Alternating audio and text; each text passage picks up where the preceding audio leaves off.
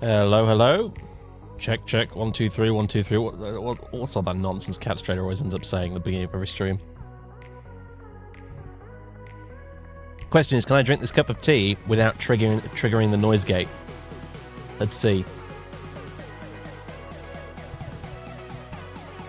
No, damn it. It went off. Fuck. I'm now not allowed to drink tea on stream anymore. Jesus, that sucks. I suppose I could just mute the mic.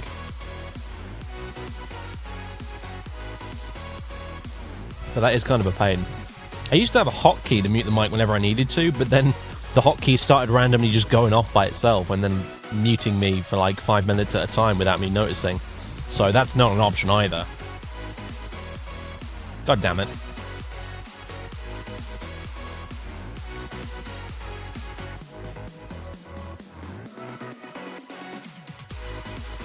Alright, well I just gulped down the rest of that tea and it's gone now, so...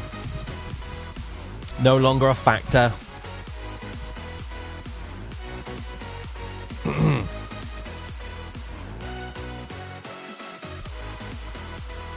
Well, you know, Miss Copilot, to be honest with you, it's all the microphone. It's all the microphone. You could stick a 6-year-old in front of one of these microphones, and he'd sound like Frank Sinatra on the other side. It's... it's quite good. Wasn't cheap, but you get what you pay for with this one, apparently. Took a lot of setting up, though, I don't mind saying. Oh, well. It's a real faff, too, because if I get, like, the position... Monkeys to fly better than that. Corey B123, thank you for the sub, dude. Welcome to the flying circus. Yeah, if I get the position of the microphone even, like, 1 fucking centimeter off, everything gets out of whack. Like, the noise gate triggers too soon, or I end up breathing into the microphone and you can hear it because the noise gate is too low. It's actually a bit of a pain in that respect. So, you know, these are the problems you have to deal with, I suppose, when you've got a headset mic instead of a boom arm sort of standing mic instead, I suppose. I haven't ruled out getting a standing mic one of these days, but it's got to be a condenser, because a condenser mic is just so much better. So much better than a shitty USB one. Holy crap. I can't believe it took me this long to finally get one, but this is what a proper mic sounds like, not the crap I've been using for the last, like, 4 years.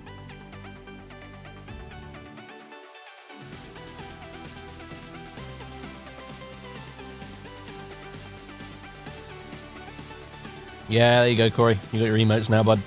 Enjoy. Speaking of emotes, yes, Miss Copilot, we only have 4. We can only have a maximum of 6 with the current subscriber count. So, the last 2 slots I'm leaving for now because we must choose wisely.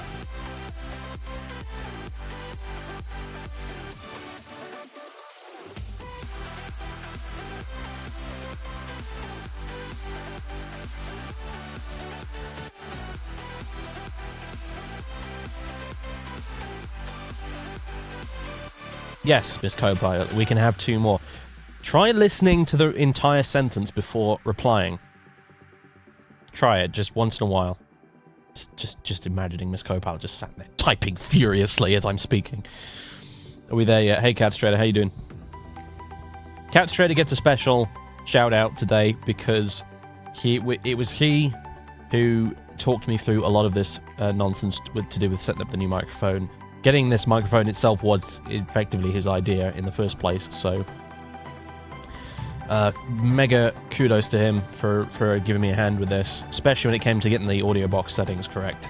Because that would have been a real pain in the arse otherwise. It would have been a day-long affair of me tweaking and messing with it, trying to get it right. So we're still not 100% there yet. We still got a few teething issues. Like I said, the position of the microphone at the moment is everything. If it's even off by a couple of centimeters or more, then it ruins the audio. So it's a bit finicky, but it works. Did the chair come? Yeah, it did. It came this morning. I got woken up by the delivery man. Came charging down the stairs, still in my pajamas, and hauled the thing back upstairs, and then put it together. But it is here now, and it's actually really nice. I'm a little bit worried because there's a few like screws and things left over, which didn't apparently need to be used in the construction of this thing. I mean, it didn't come with any instructions. The silly Germans who made this thing, apparently, they gave me the guide booklet thing with the warranty information that says on it, please read the instructions on the front, but it didn't come with any instructions. They were mysteriously missing from the box. But I managed to put it together anyway. I do have a few spare bits left over, but it seems solid enough. I've been sat on it all day. It's really comfy though. It's like I'm sitting on a big pillow. It's so much nicer than the stupid, horrible one I was using before.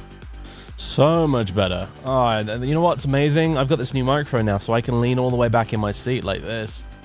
And you guys can still hear me perfectly. It's amazing. I can lean all the way back, in fact, and turn my head all the way over to the right.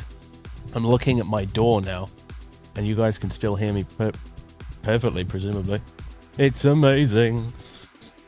No more, like, of this muffled nonsense when I go to look at one of my charts on the other screen away from the microphone. It doesn't, yeah, we got totally clear now.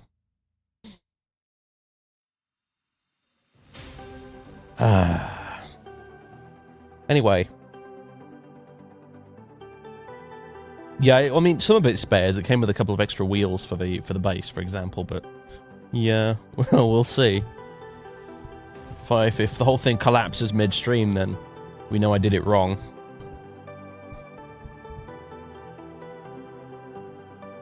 You'd think the Germans, of all people, would get it fucking right and actually remember to put the instructions in the box, but guess not. Oh, hello, Mr. MD-80 background picture. How appropriate. Guess what we're flying today, folks? Hint, hint, it's in the title, but... let's get this up and running. X-Plane 10. Let's go. If you throw me an error message today, X-Plane 10, when I try to start you up, I'm done with Flight Sim for like the next week, because P3D gave me all sorts of shit today. Oh my goodness, we were supposed to be flying Concorde today, but oh no. Oh no. It took me 2 attempts just to get the sim to start without an error message. And on the 3rd attempt, I loaded up Concorde, and it tried to load up the virtual cockpit and everything, and then immediately crashed the desktop with a fatal error. I loaded it up again, and it did the same thing again, so basically Concorde is fucked, and I will have to reinstall it yet again, probably, to get it to work again. I don't even know. Oh, man, like, I love that Concorde, but fucking hell. You leave it alone for, like, a month or more, and it just stops working by itself. It's amazing. It's truly fascinating, but it just stops working, and you have to reinstall it.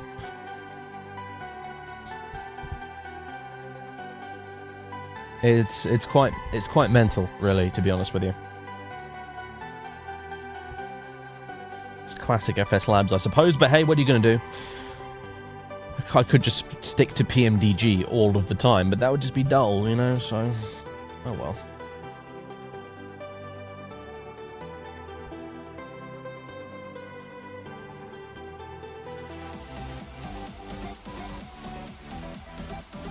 Silly Dable. Germans now to build chairs off by heart, knows to the instructions. Yeah, but they know how, but I am a silly island monkey. The British Schweinhund. I do require instructions.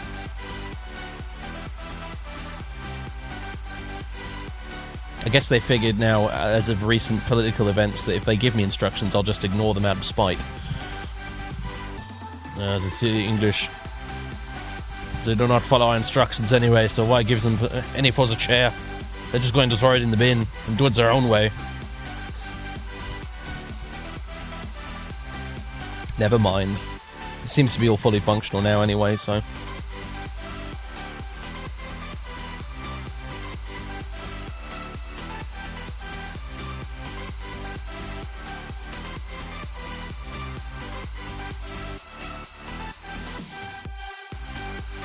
Okay. Let's not load the X-Plane 11 aircraft file. That would be a very bad idea. Goodness gracious me.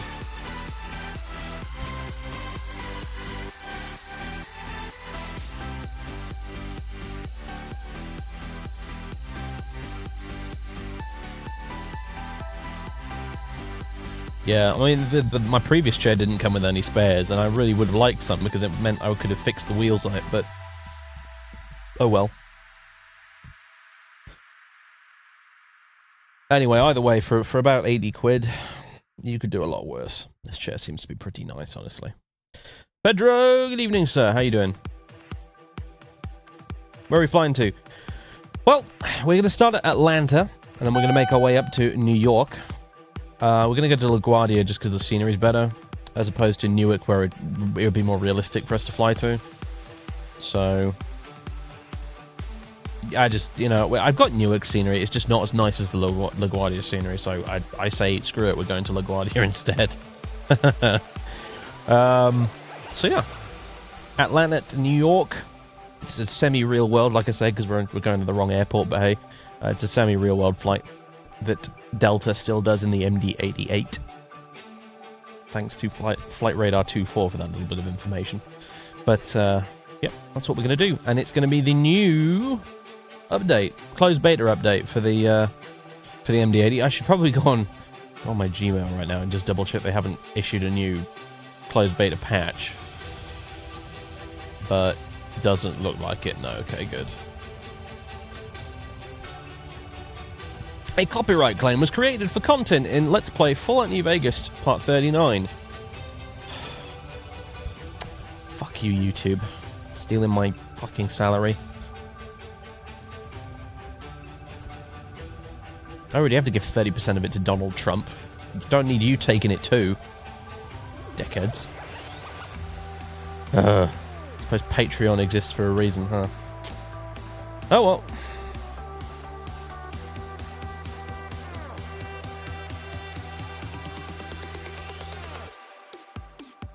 How would one learn all of the aviation vocab? I don't know all of the aviation vocab, so I can't answer that question.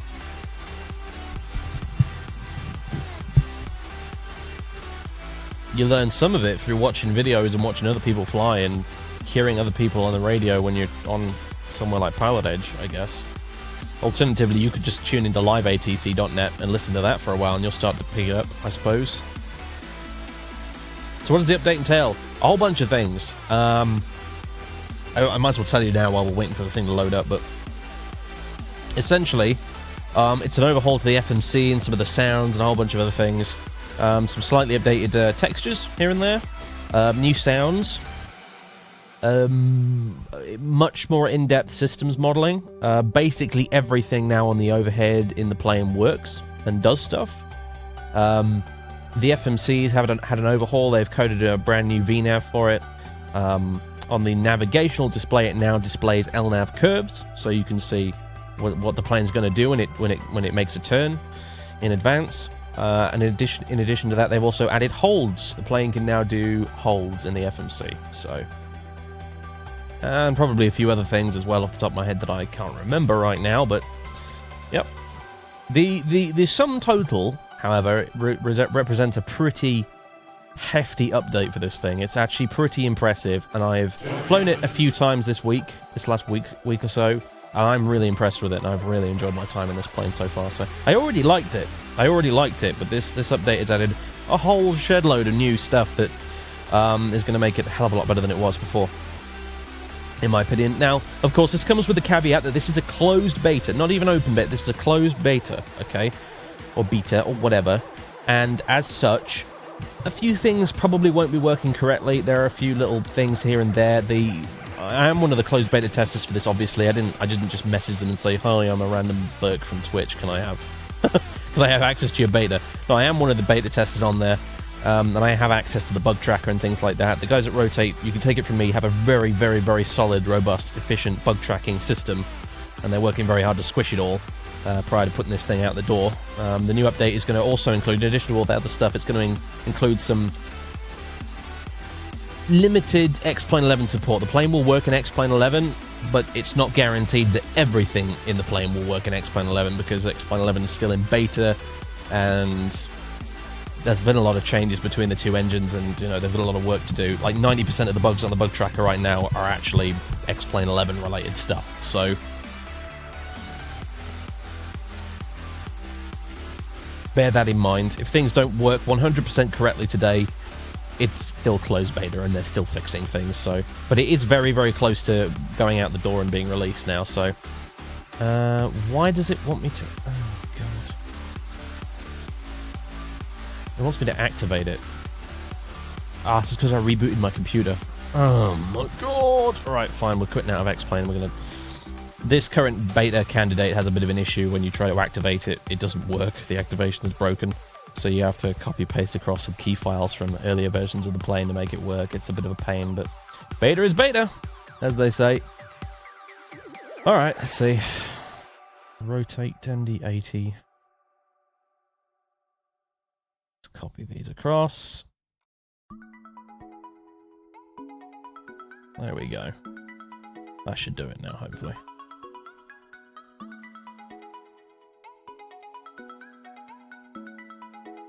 Hello, Mbaldi. How you doing? Does it have a booze button? It has a flight attendant button, which, should you wish, you could retexture as a booze button. I may yet do that.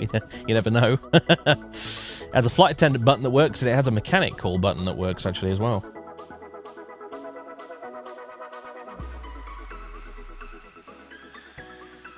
It'll load up much quicker now that we've done it once, so you'll only be waiting a little bit longer, folks. You may pull the trigger on your first MD if this version cuts the mustard. Don't see many people streaming the first version. Yeah, when it originally came out, it had some issues, but they have quietly, over the previous months, fixed and released new patches and new features. They've done a really nice job. They really have, honestly. It's turned over time into a very, very, very nice plane. Honestly, it's one of my favourite in-flight sim at the moment. You can teach monkeys to fly better than that. Pepperjack, thank you for the sub, dude. Welcome to the flying circus. Welcome aboard, sir. Yeah, so the MD-80 is a plane dear to my heart as an aircraft. I think it's a wonderful plane. It's quirky, it's strange, it's a bit weird, and I love planes that are all of those things. So it's a definite favourite of mine. I like the whole DC-9 family, but particularly compared to the DC-9 itself and the, let's say, the Boeing 717, the MD-80 is definitely my favourite. It's the awkward middle child of the two, and it's just a glorious plane. I absolutely love it to bits. And Rotate have done a remarkably good job with it so far.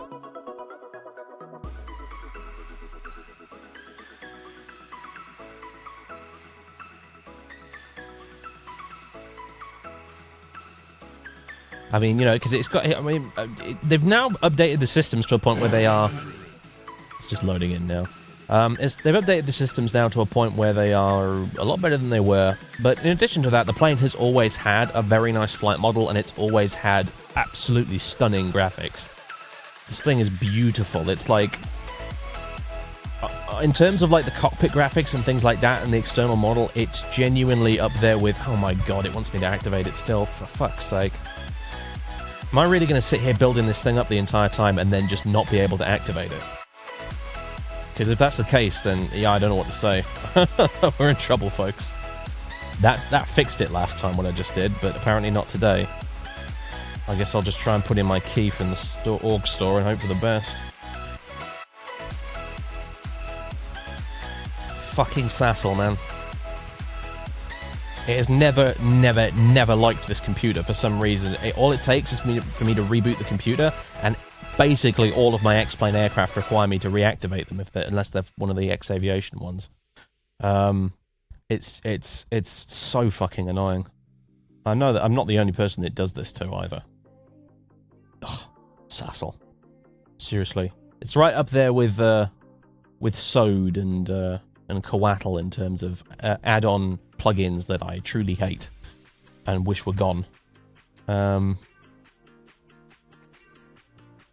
see if I can find the key for this. Because if we can't find the key, then yeah, I guess we're not streaming it tonight.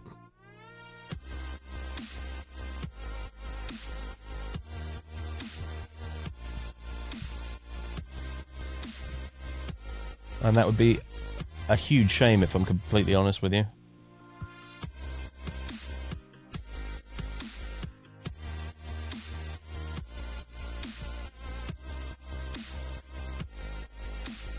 Error activating aircraft, yeah, there you go.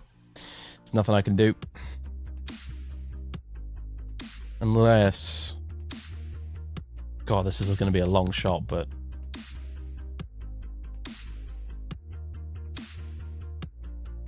If I open the public version of the plane...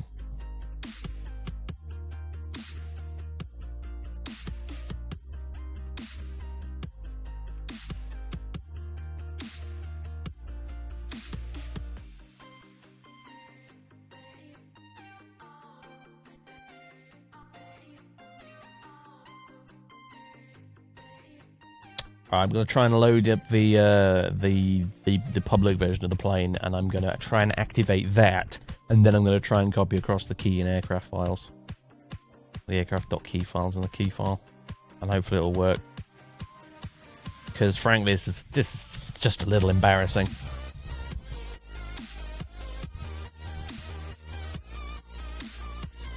Somebody reported this as well on the bug tracker as well. I don't know if anything was done about it. Let's have a look.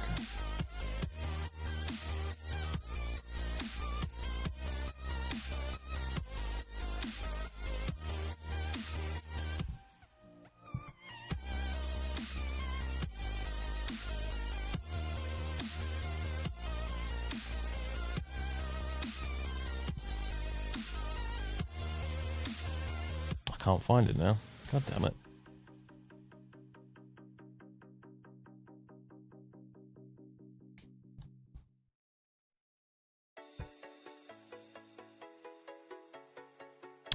Whatever. Let's hope it was fixed. Oh god, it's doing it for all of them now. Yeah, I can't activate any of my MD-80 installations here now. Thanks, Sassel, you piece of shit.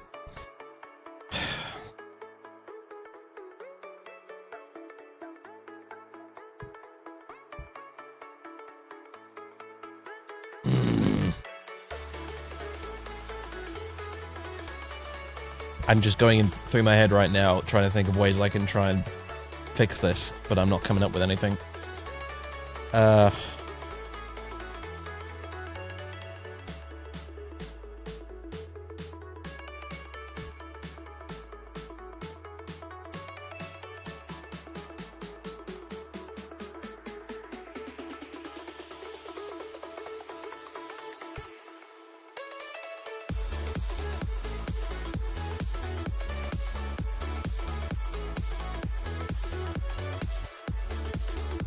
It's worked last time. This worked, just copying this stuff across. It actually genuinely worked.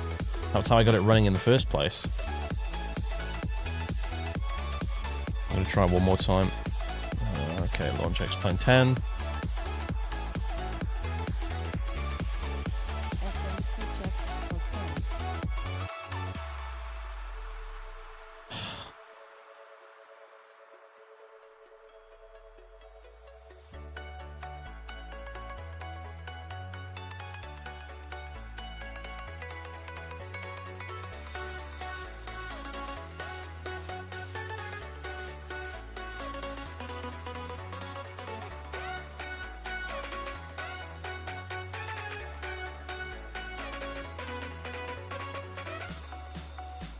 Oh, were it that easy to get banned from Twitch, Speedbird? No, if people can stream Conan Exiles with all the nudity turned on, I can get away with a bit of B-17 nose art, mate. It's YouTube that gets all funny about nudity.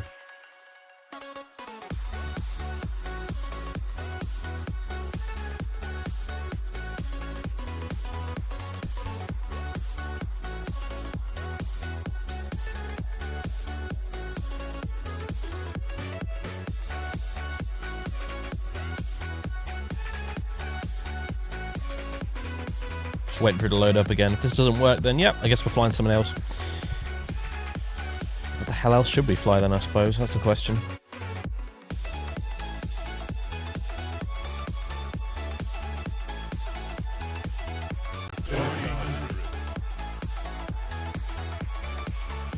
Moment of truth, here it comes. Have you contacted dev to reactivate the key? I could email what's his face right now, but he wouldn't get back to me for like half a day. He normally never does, so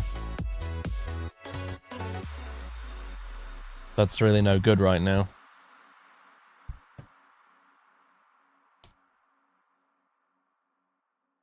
Yeah, there you go. Choose activation type. We're fucked, folks. We can't do it.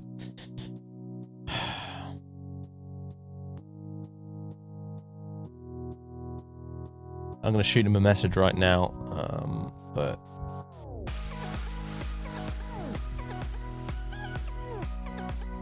all right, Ivan, I need you to help me out right now.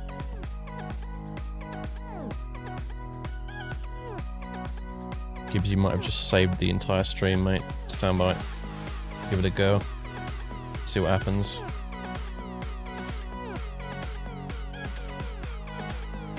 Fucking beautiful. Josh J. Gibbs, you are actually a superhero. Folks, we have it working. Although, wait a minute, what the heck? Right, no, stand by. Just need to do one more thing.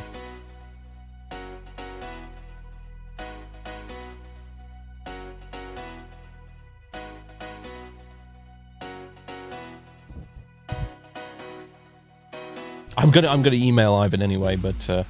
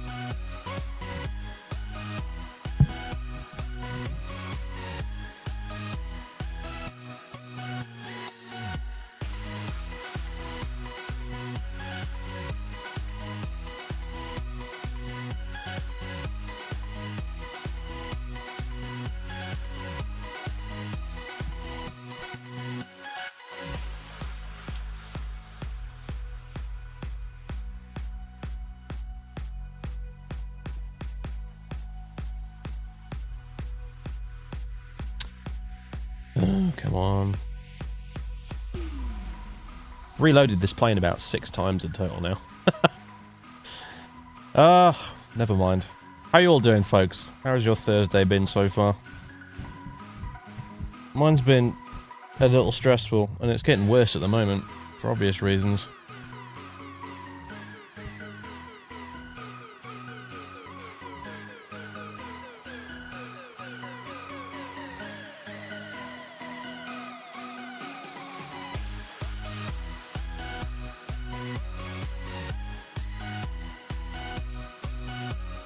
Spent the last 6 hours working on a game with a friend. You have my condolences. I did that for 2 years at university. Never ever want to do it again. If you're making a game, I don't want to be involved. Down that road too many times. Is it just me, or are you flying X-Plane a lot more than a few months ago? I've always flown X-Plane most. A couple of months ago, it was a bit of a weird exception because the FS Labs A320 and the PMDG 747 both came out for P3D in relatively quick succession, so I ended up flying both of those quite often. But prior to that, and right now, X-Plane is and probably will always be my go-to main sim. Because it doesn't throw me stupid error messages when I try and run up the sim and force me to reinstall my planes every like month or so just because they randomly stop working for no reason whatsoever. I mean, that's kind of ironic saying that now with Sassel just trolling me again as usual, but oh well.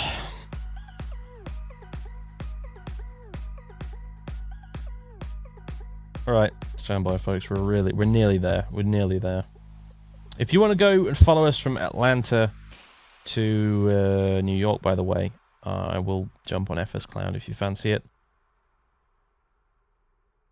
We can do that.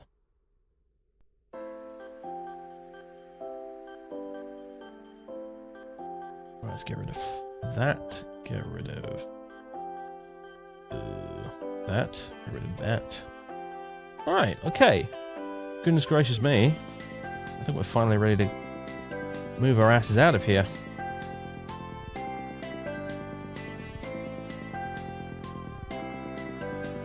That took a while to set up. Oh well.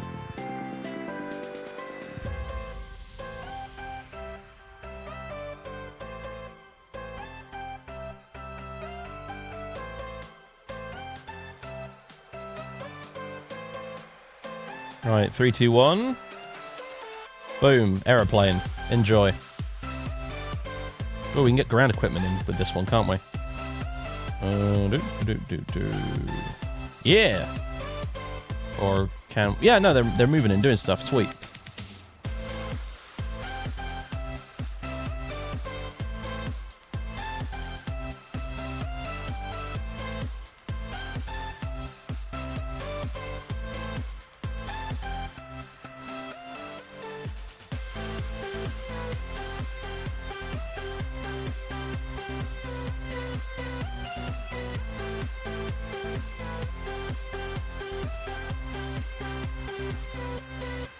So there it is, the Mad Dog itself, the MD-80, which is the big stretch, super long version.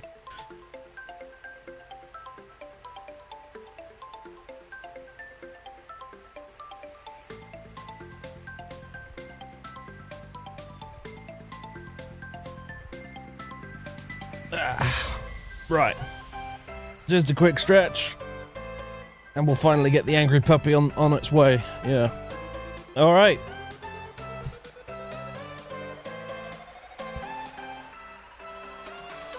You'd come but well Bav and over halfway across the Atlantic. See, that's why I don't fly across the Atlantic with Bav, because it means I don't get to do anything else for the rest of the day.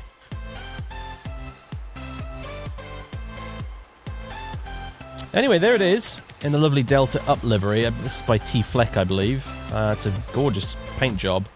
If I recall... Oh yeah, he redid the interior for it as well in the Delta colours too, so... Very nice. Very nice indeed.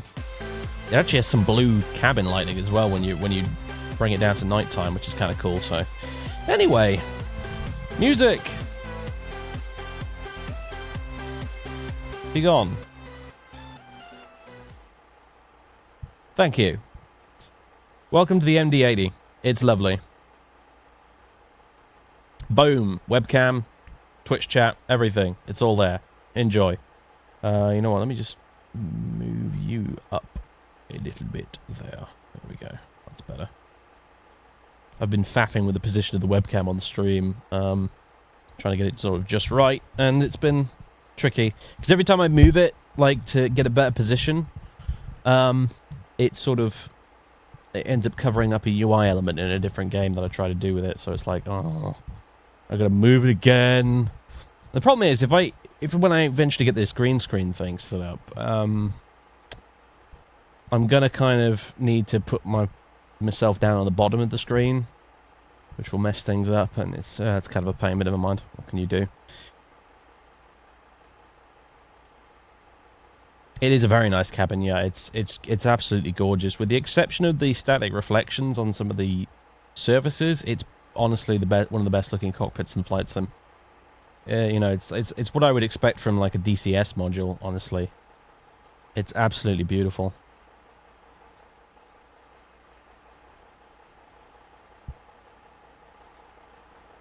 It's all wonderful. So yeah, okay, well, lovely yokes that get in the way of the screens, just like in the real plane.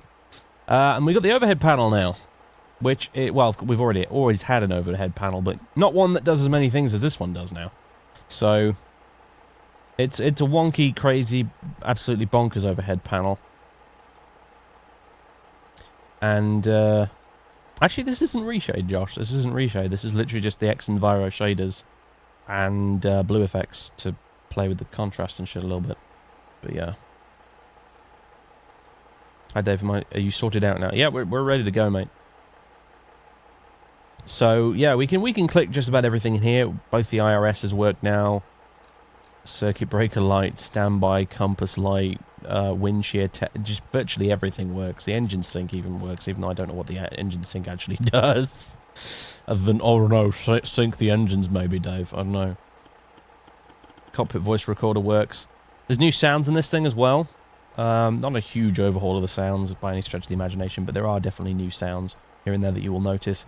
And also, scroll wheel support for most of the switches in the plane as well. So, for you scroll wheel fanatics, you have now been catered for, but they've still got the old click and drag in there if that is what you prefer as well. So, there you go. Alright, let's switch the thing on. Let's go plugins, rotate MD-80 aircraft management GPU. While we're there... Whoops. Well, that wasn't what I meant to do.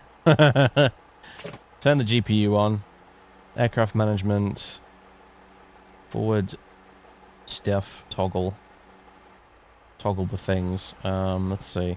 I can actually just go here and open the door and do it this way. If I remember which. There we go. Lovely. We can open the door there. We can open the back door and the tail, which is pretty cool, by the way. I love these T-tail planes with the stairways going down the arse of the plane. Very good. We can also open the cargo doors if we want to. There you go, cargo doors are now open. Very nice. Okay, so just get rid of the yoke for now. We can turn up the brightness on the screens. Bring them online, and the CDUs as well. Very good. And we can play with the lights. We've got panel lights, which are very nice. Digital lights. And the floodlights, we'll turn them on just a little bit.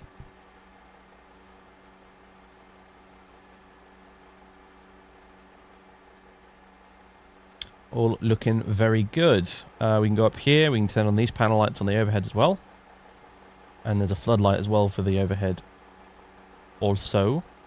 And we can align the IRSs. So let's go down here. Which button is it? There we go.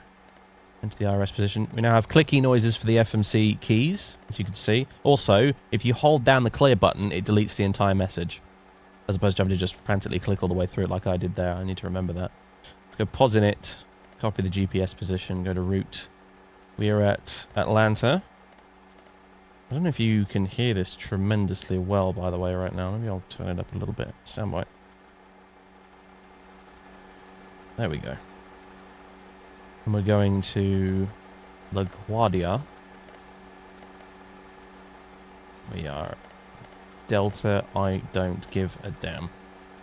There we are. Activate. Very nice. The IRSs do definitely seem to align very quickly in this plane.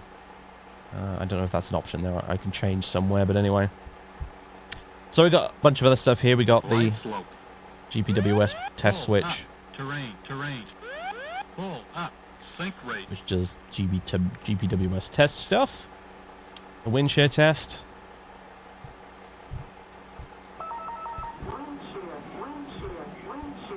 There you go. A bunch of other stuff too. That's still there. There's that. What does that do? I'm not really sure. Anti-skid arm, the yaw damper on.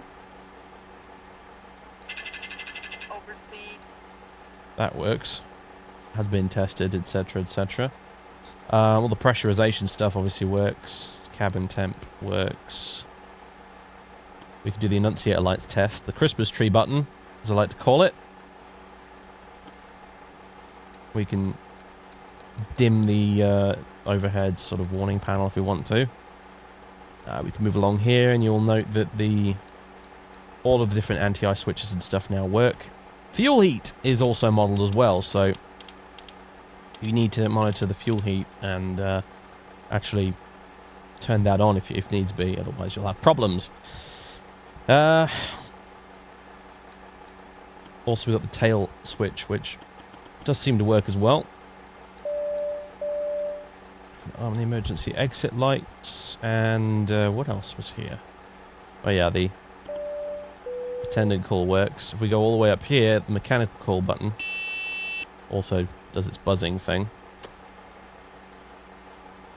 And yeah, we turn the APU gens on. The main gens are already in the on position. And let's see. I think that's about it for now. Everything up here seems to be okay.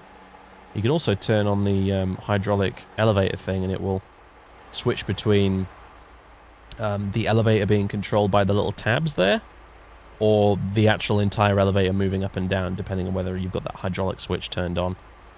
So that's Model 2. Obviously, mouse scroll wheel now works for this, which is nice. You put it in map mode there. You change the range, all that good shit. All data, waypoints, airports, all that kind of crap, should you wish to. Even the floor lights work now. There you go. They're a bit dim during the day, but if you drop your pen, I guess you turn that on and go find it. You can also switch this between magnetic and true, which I guess is useful if you're doing any polar ops or something. Yeah. It's a lot of new stuff.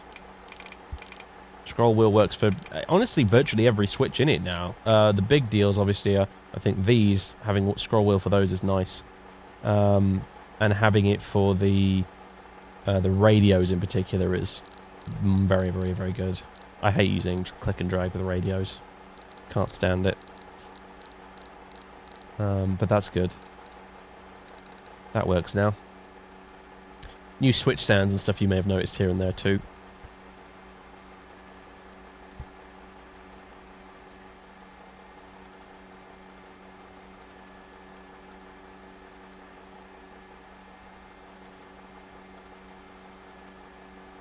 Right, so back down in the FMC. Let's go. No, not perfect. What am I talking about? What am I talking about? Let's go route. And let's see. Let's get a route. Let's go Sky Vector. Atlanta, LaGuardia. Flight level, I don't know, 360 or something. 370. And find me a route. We've got one, okay. It goes as follows. EA1. EA1. I don't know if this is a fix or a procedure. Looks like it's a fix. And then direct to AHN. And then the J208. To HPW. And then PXT.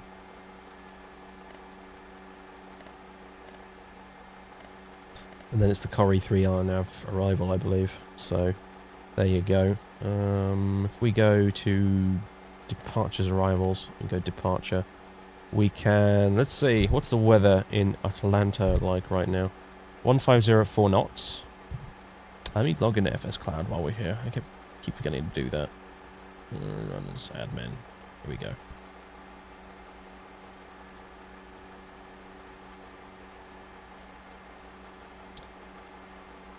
There we go, very good. Mute that, get rid of it. Love the old style FMC, saw a video the other day with an SAS. Yeah, Scandinavian 738, and it had one modern FMC and one classic style. Really? Nice. Hello Moritz, Clan Sweeney, Iron Joey, welcome aboard guys. Alright, so let's go, which runway do we fancy? Whatever, I don't really care that much, honestly. What are we closest to right now? What has the shortest taxi? Looks like 9 left would be good for us, so let's take 9 left. 09 left, Atlanta 9, execute. Yeah, there we go. We take off, we get vectors, and then we'll go straight to EA1 after that.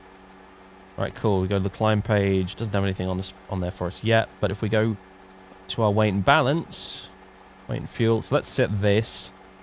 The route apparently will take us... What? Oh. Skyvector says the route will take 5 hours 18 minutes, but that's because I didn't put a speed in, so... let's put an actual speed in, how about that? There we go, about an hour and a half, there we are. So let's put in enough fuel for 2 hours. And a bit of extra junk in the trunk, so to speak. And there we go. And we can paste all this stuff in here. Reserves, we'll go with like maybe 2 tons. Cost index. You can change this from metric to imperial and vice versa, by the way. I've got it in metric because I'm a filthy European and my brain just thinks that way. But you can put it into imperial as well, in case you're worried about that. Cost index, we'll put 250. And cruise out, we'll go with 370. It's not much of a climb at this aeroplane. Oh, I just want to do Monkeys that. to fly better than that. We'll do 330 instead then. There you go. Oh, invalid entry. Oh, what? McTrying, thank you for the sub, dude. Welcome to the flying circus. There we go. Flight level 330. You can put in the cruise wind, ISO deviation, top of climb, outside air temperature if you like. It does help things if you put that in, but I don't have that data to hand right now because I didn't do a proper sim brief plan. I've kind of just very quickly blown through this. Put the outside air temperature there. We can put in a flex temperature by doing this. Go to takeoff flex there, and then scrolling this around a bit. Let's do like a 40-degree D rate. I think that would work for us. And I'm not going to put in the V speeds yet because this plane still has this slightly odd thing where it only gives you correct V speeds for whatever the current flap setting is. So at the minute, if I put in the V speeds, it would just give us V speeds for 0 flap, which is useless. So once we put the flaps down and we're on the taxi to the runway, we will then put the performance data in, which is, to be honest with you, I think that's what they actually do in real life. So I don't think you do that at the stand, at least. I'm not sure, but anyway, yeah, that's the way we're going to do it. Get rid of that master caution light. Alright, so let's go plan. You can see here, it's got us taking off and flying in this straight line, vectors there. And then we'll go probably straight to EA1 right after we take off, and then the rest is all gravy. I can put data on as well, which will give us time till arrival at the waypoint, and also any altitude restrictions and stuff we have to meet while we're there as well, which is useful information to have, obviously. We can set our altimeter, so whatever the current is here in Atlanta, it's 3014. Again, scroll wheel support for this, which is nice. 3014 is set. We can whack the toga switch on there, which will give us our flight director information along with our D-rated takeoff and all that good stuff. The pink bars are now on the screen. And as far as this is concerned, we can just set 250 knots here, because on this departure they want you to accelerate at 250 as quick as possible. Again, you can click and drag this, or you can mouse scroll wheel it. I think it's slightly faster if I use the scroll wheel, so we'll do that.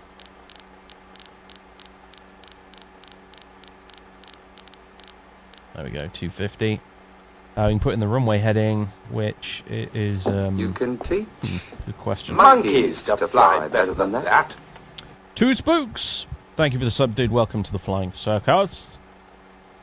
How was it? They always used to say on Monty Python? Circus. Yeah.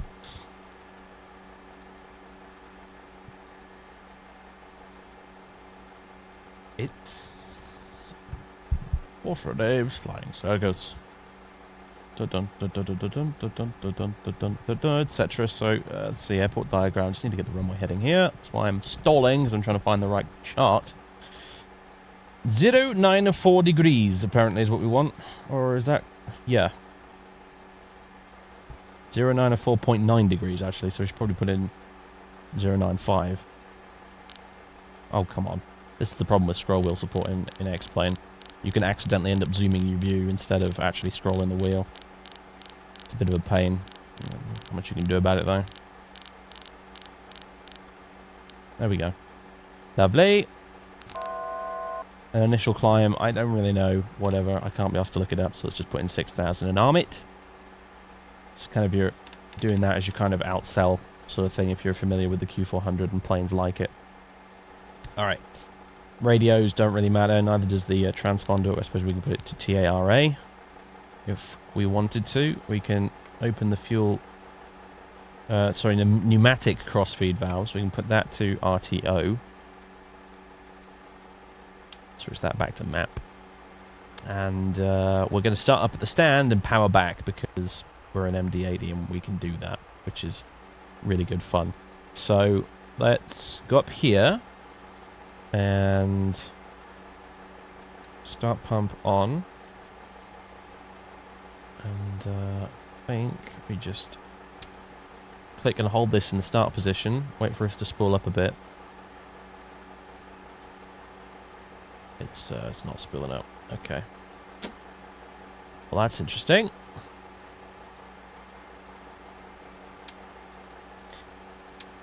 You know, I've had a few issues with this plane in the beta testing where sometimes the APU just decides it doesn't work. And just my luck, it seems, the APU doesn't want to work today. Oh my goodness. Maybe... Alright, you know what? I'll put the fuel pumps on, see if that helps.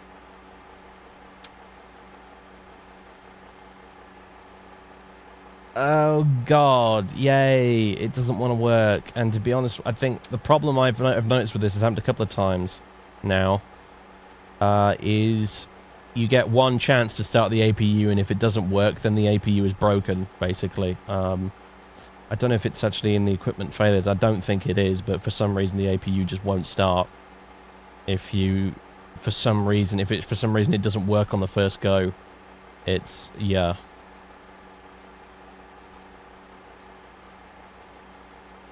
Unless I'm missing something here, it's just, I think it's fucked. Which means I need to reload the entire plane again. Oh my god. It's going to be one of those evenings, folks. Maybe if I do that. Nothing. Like I said, it's a beta. It's a closed beta at that. It clearly has issues that are going to be fixed. This is one of them. Every single problem this plane can have in its current beta form, it has given me tonight so far. I think that's Sod's Law in action, isn't it, really? It should be a new law, really. It's not really Sod's Law. It's more of a case of, if you are going to stream it, it will break. If it can break, it will break when you stream it.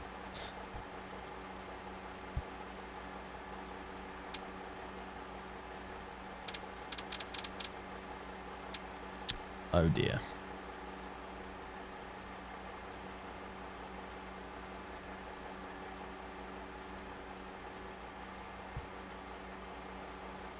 I'm just looking around here to see if I've actually missed anything. This overhead's such a mess, sometimes it can be difficult to tell. I don't see why it would have an effect, but I could obviously try powering up the hydraulics a bit. I tell you what, let's close the doors as well. Maybe that's for some reason a trigger for it. It shouldn't be, but maybe it is, because coding.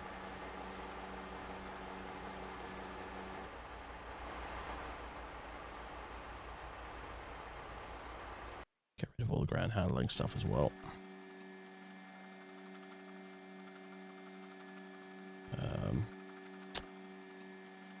Close that while we're at it too. You'll notice there's now a ABS light thing that comes up here whenever the order brake is armed as well. That's new. But turn it off. Obviously it goes off, as you can see.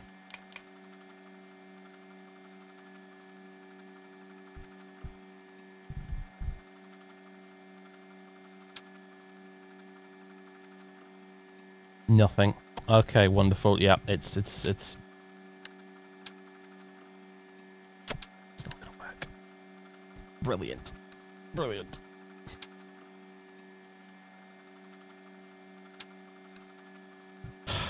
The joys of beta testing, folks. Alright, fine. We're reloading the damn plane all over again, right from the start.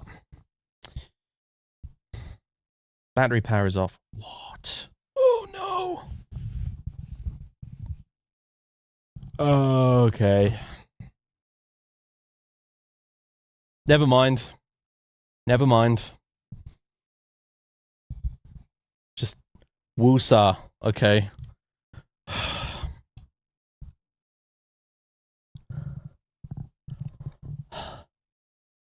Why do I bother with Flight Sim? Why do I bother with Flight Sim? I should just go back to playing filthy casual games for a living. My blood pressure right now, I don't even want to know.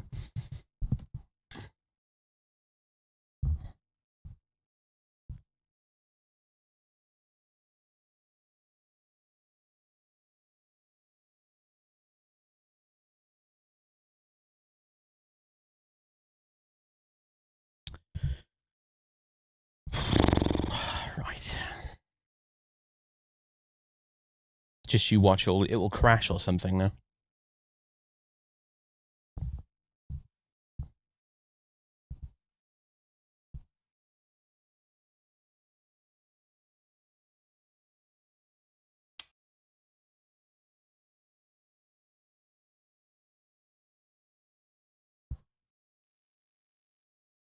Alright.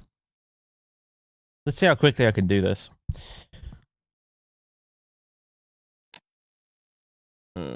Plugins, aircraft management, GPU.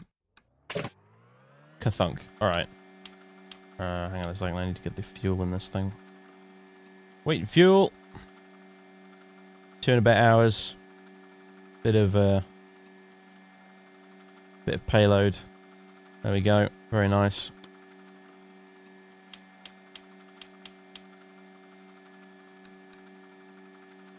Doodly doo doo doo doo doo doo doo doo.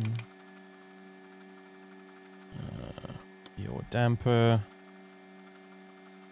I'm positively sure all the test switches still do the test switch things, so let's leave them the fuck alone for now. In the meantime,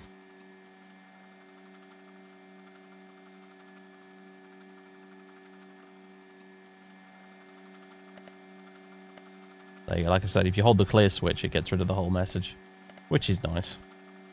Right. Be nice to have a company route right about now, but okay.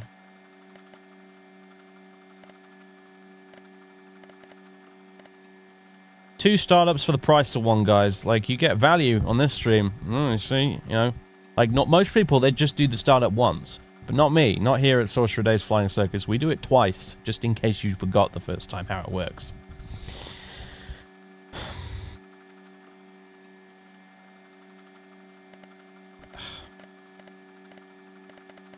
I don't know if you can toggle keyboard input in this thing somehow. I'm not sure. There's this blank button here which doesn't seem to do anything.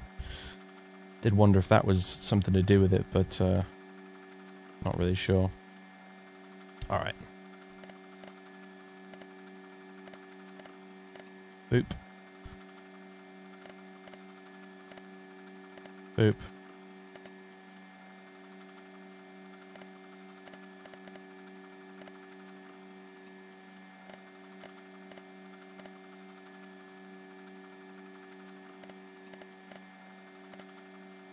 I wasn't making the bug up though, by the way. This it's the last time this happened to me, I actually did have the battery switched on, and it I can't remember what it was exactly, but there was something on here that wasn't. No, what happened was I pulled the start switch, and I didn't leave it pulled down long enough, and then it sort of spooled up to about 7%, and then it went back down again. And every time I tried to restart it after having done that, it didn't work. So that's still an issue that needs to be fixed. But it's help if you turn on the battery switch first. But yeah, if you don't hold down the start switch for long enough with this current beta version, and you let it go, you cannot actually start it again. It's a bit weird. But anyway. Okay. TXT. Execute.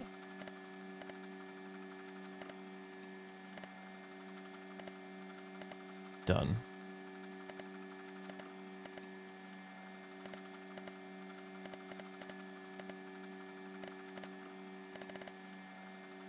Level 330. Execute. Right, we're back where we were. Okay. APU. Dude. Let's try this again. Here we go. Right. Now, don't let go until, like, it's at least 20% or so. Just to be on the safe side.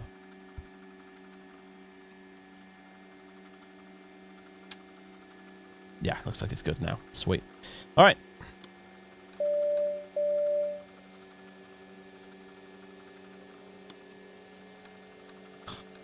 Big spots.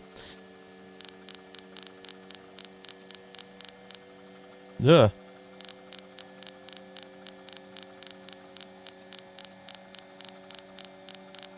Come on. 250 knots. Let's do this. There we go.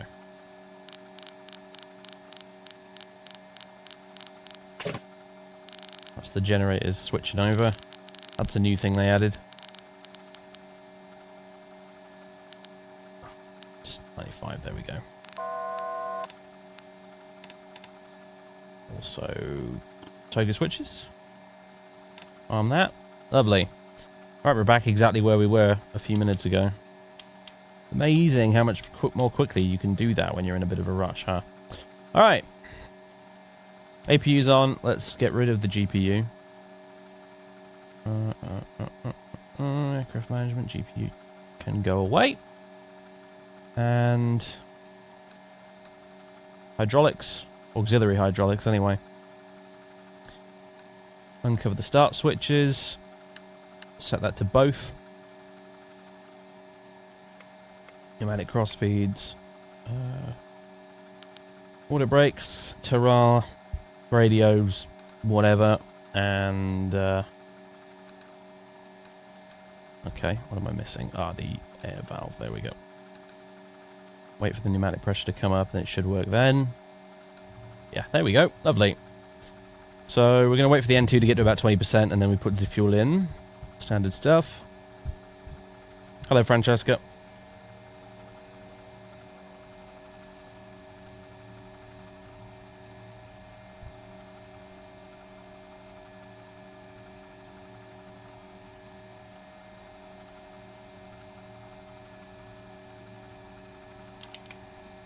There we go.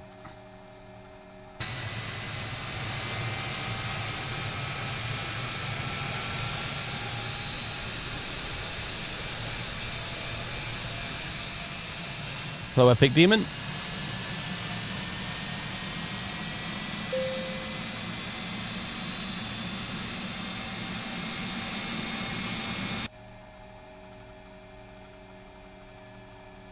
Alright, that's number 2 stable, so let's start number 1.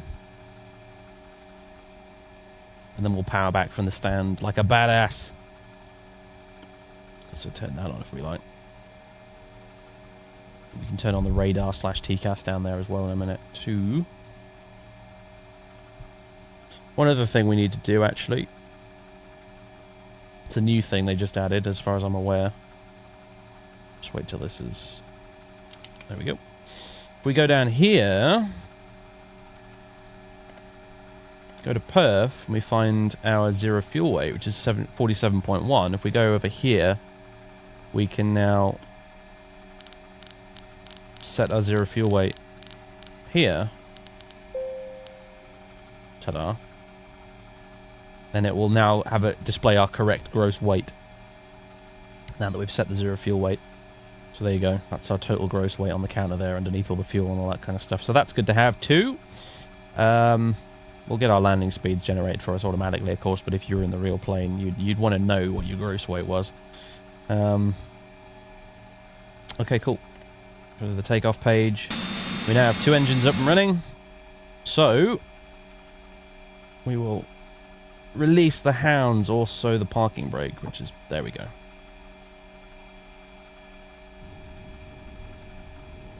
Just set that as well. There we go. We'll start powering this thing back. There we go.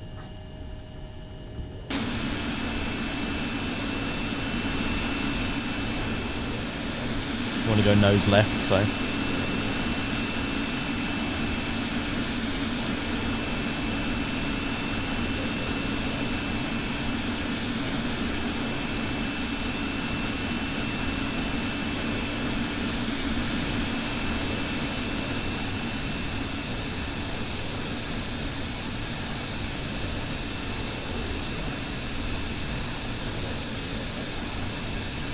So many deltas everywhere.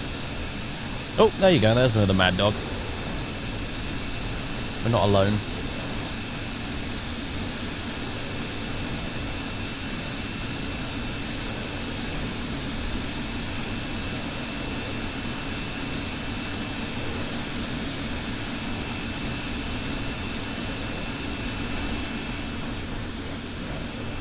Alright, now the tricky bit. Once in a blue moon, I actually managed to line this up on the line correctly, but it rarely happens.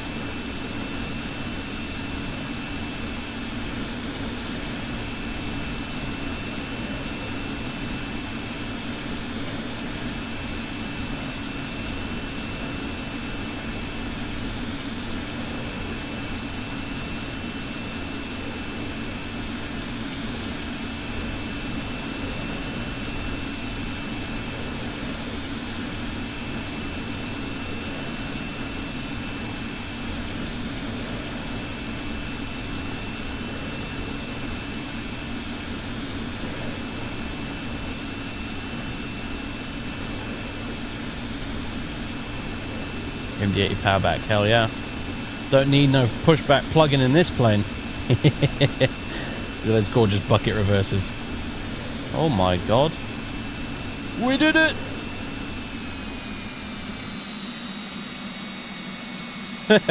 Get in. Alright, that makes up for the startup bullshit. Alright, so let's bring on the hydraulic pumps down there. I think you do need the auxiliary system on as well. We can...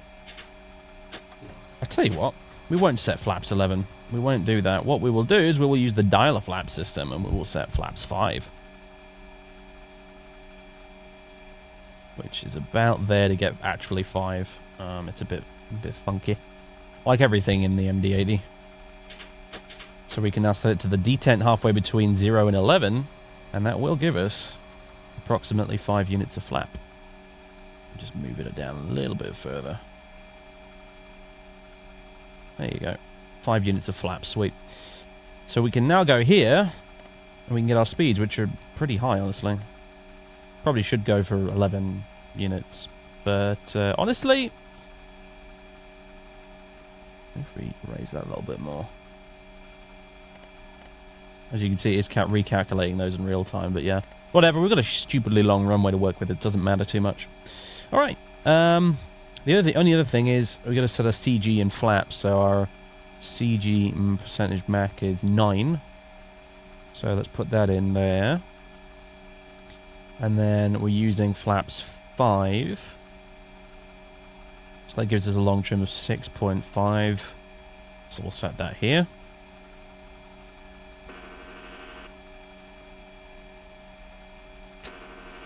There you go. Beautiful. Alright. Nose lights can go to dim. Pitot stall heat can go on. Left start valve is still open. Rip. That can stay on. Galley power can go on. APU can go off.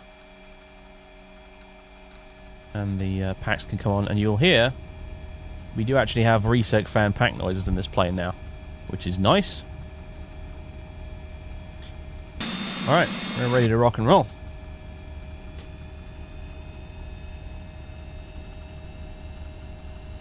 Yeah, the cockpit in this thing is gorgeous, Johnfly. It's what I'd expect from someone like Leatherneck over at DCS to come up with. It just looks beautiful.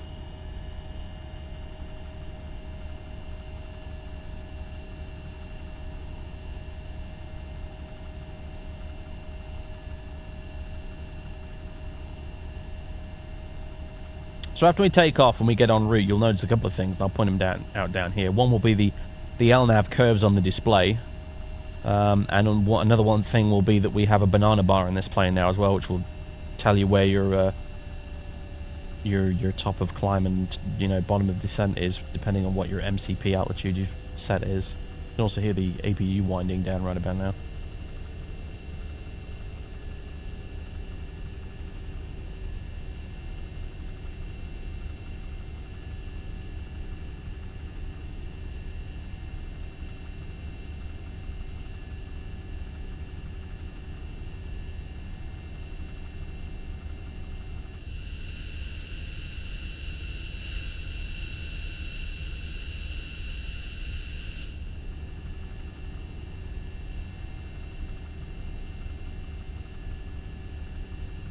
So we can confirm that our auto brakes are set, as I said, because we've got this light here, a little ABS light, and we've also got our flaps set, and the blue takeoff light is on down there, you may have noticed.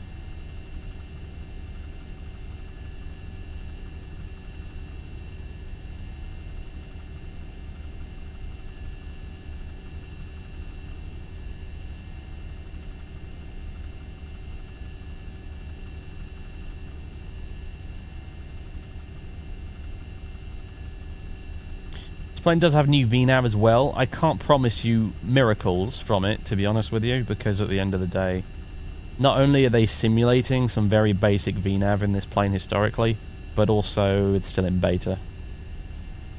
But it has managed to do some pretty good step descents for me in the past, so a lot better than the current public version of the plane does.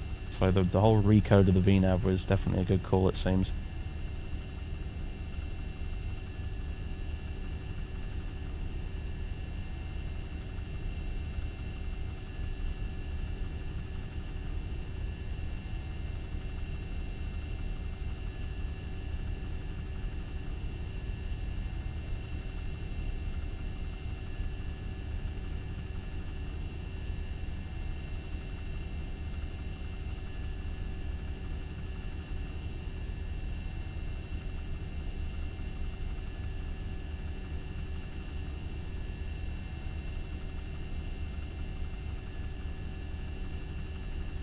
Alright, at the threshold, we can carry on across. I'm not going to bother putting the wing lights out because they create drag that you don't want on takeoff.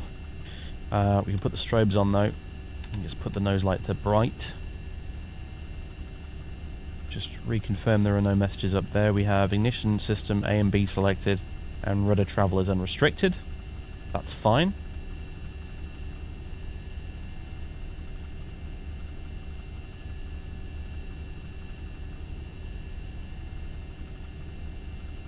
Oh, you'll never see me flying an airliner in real life, Django. That's not going to happen, mate. I don't even want to fly airliners in real life. I enjoy the taste of it I get through flight sim, but I wouldn't want to actually do it 24/7. For real. No way. I love my current job far too much. Alright, we're ready to go. So, in MD fashion, we will throttle up, confirm it's stable, and then reach over, and the FO flicks the auto throttle switch on the MCP.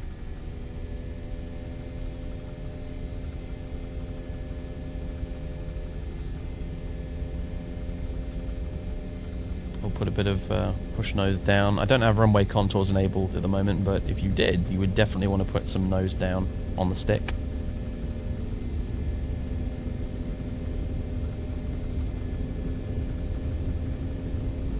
and we'll start rotating just after we hit rotate speed effectively. This plane does like to leave the ground a bit late, especially if you've got it loaded up. There it is.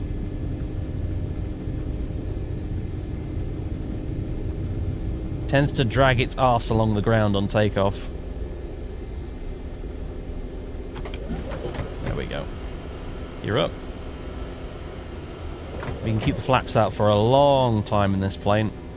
Flaps 11's limit is like 280 knots or something crazy like that. It's quite ridiculous. Alright.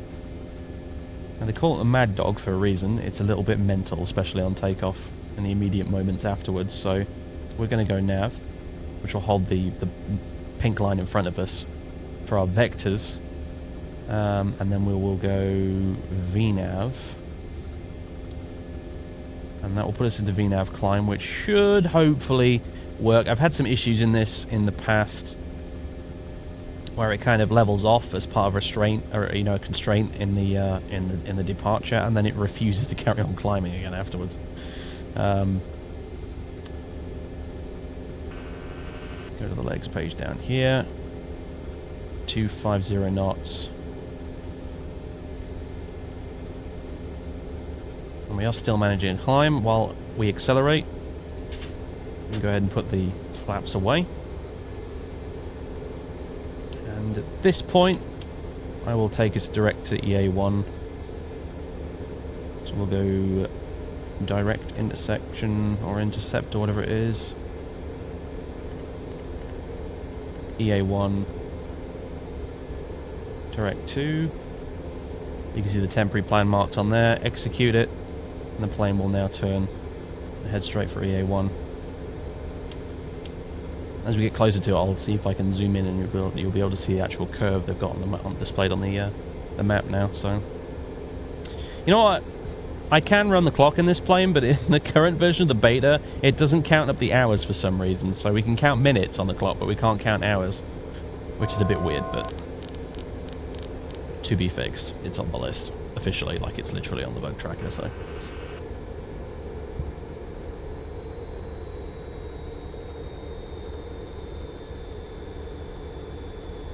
That's just leveling off at 6,000. Let's go ahead and put in 250.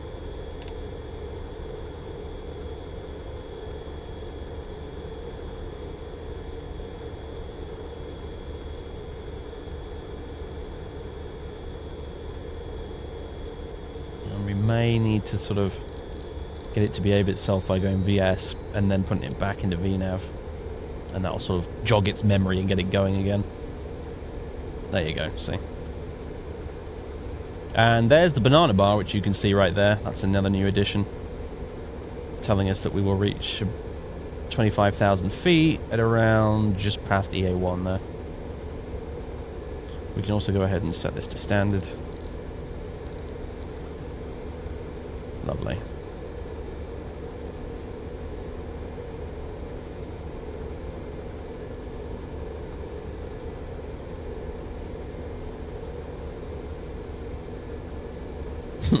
Yes, the clock rage is real.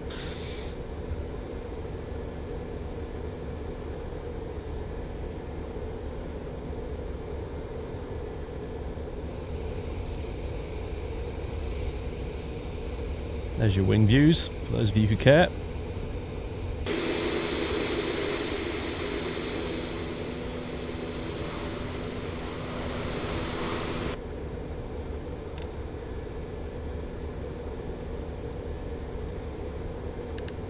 Turn off the ignition system as well. That's us pretty much sorted. Flaps up, gear is up, ignition's off. Auto brakes disarmed. Actually, we can close the crossfeed valves as well. Your after takeoff checklist, such as it is more or less complete.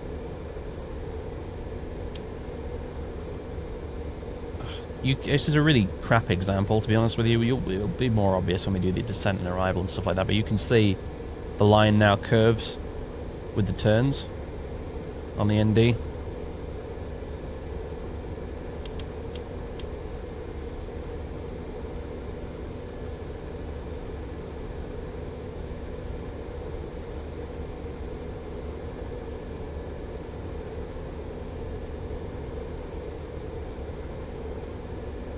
Right, it's now going to accelerate, and it will probably level off in order to do this in a really messy way, which ends up with it descending slightly and then getting its shit together. The plane just sort of just goes, wee, no, just going down now, and then it overcompensates too much and has to come back up. But yeah, as you can see now, we're accelerating and climbing. It's just, you know,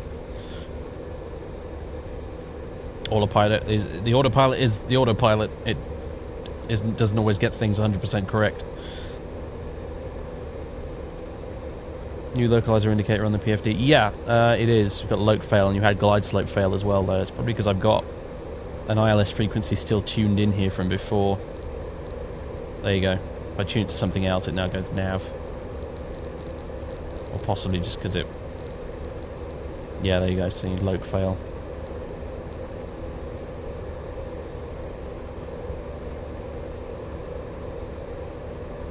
Have they fixed static wick gate? Oh, we've got static wicks. I didn't know we didn't have enough of them or something. Or did we have too many? Was that the problem? I'm not sure.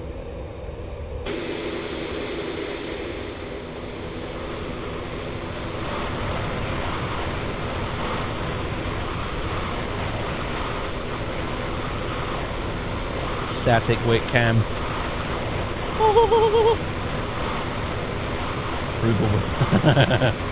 No comment.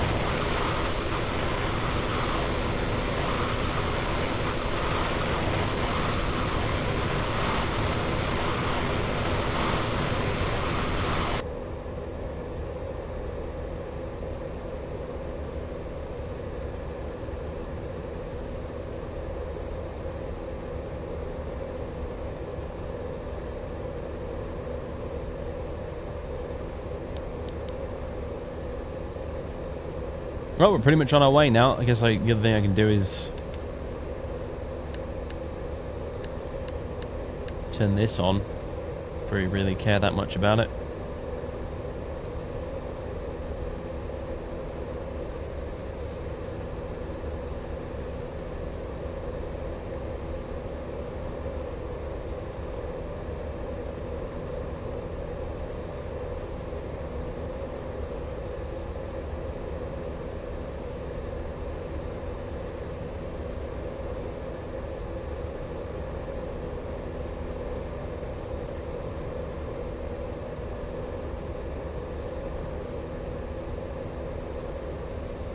TCAS doesn't work with FS Cloud. Yeah, I didn't think it did. It's a bit of a shame. Should work with Pilot Edge though, and VATSIM and all that other stuff.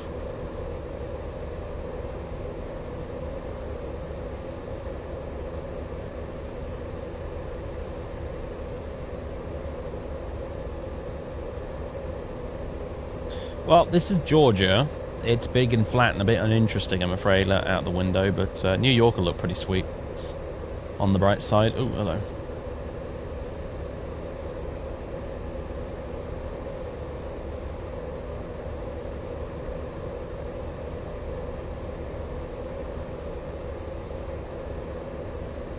Apparently those eyebrow windows are a pain in the arse in real life because the sun just beats on down through them.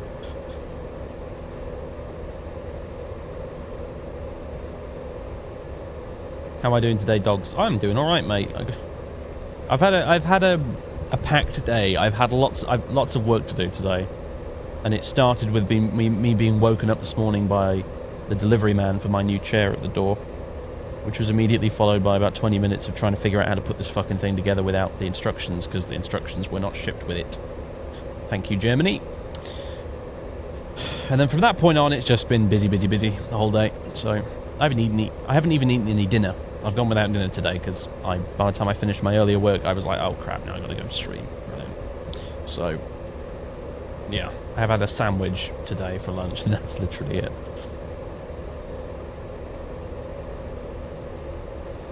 Fancy taking this on PE after this? You know what? I don't think so. I can't be asked for PE tonight. I just want to relax and have a bit of fun. I go on Pilot Edge reasonably regularly. But generally speaking, when I log on to PE, it's because I feel like challenging myself. I sort of decide sometimes that, you know what, I want to become a better pretend pilot.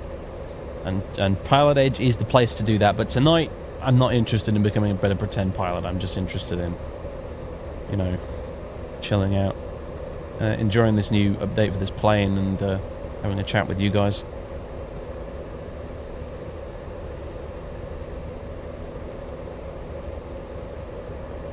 Fun. Yeah, I know. Fun? What are you talking about? Fun.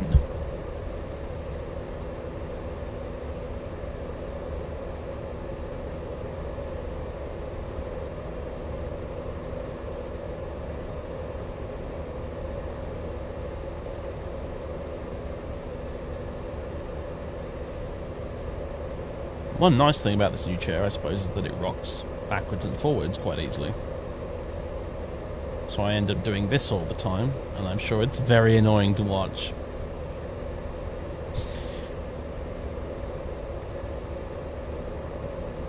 Especially after basically just P3D/Concorde shitting the bed again this afternoon while I was trying to get things prepared and ready for the stream later today.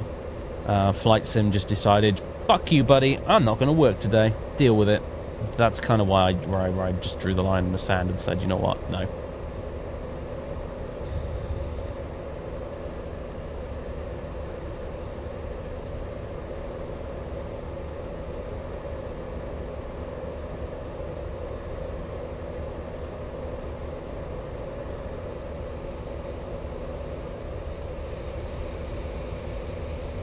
What does the climb page in the FMC have to say right now?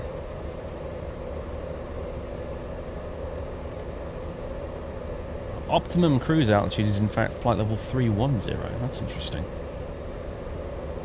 Doesn't want to cruise very high, the old mad dog, apparently. Let's dial that back a bit then, why not? Hell, we could actually... we still haven't reached 250, that's incredible. Let's go up to 310. There you go. And as you can see, the banana bar is basically calculated us to be at top of climb right about there. Let's just put 310 in there.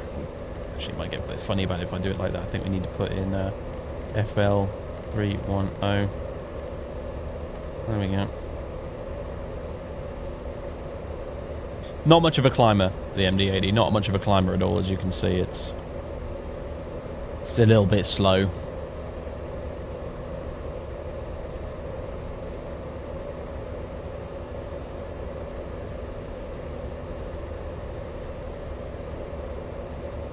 Is there a log of all the changes for this update somewhere?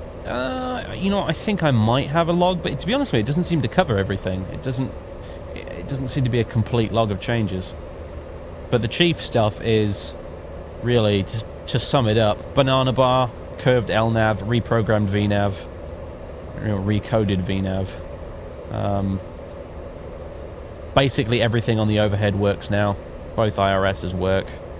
New sounds. Scroll wheel support, new textures in some places. I think some of the cockpit has been slightly retextured. New, just little bits here and there, like the ABS light works up here now. Data will display, I can't remember if it did this or not before, but it will display, in addition to time of arrival at a waypoint, it will also display any out restrictions and things like that.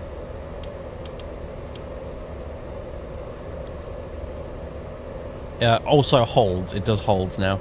There is a hold page. We can add a hold at any of these waypoints and specify speed and distance and time and things like that as well. That's the other big thing too. No fixed page yet. That's still on the to-do list.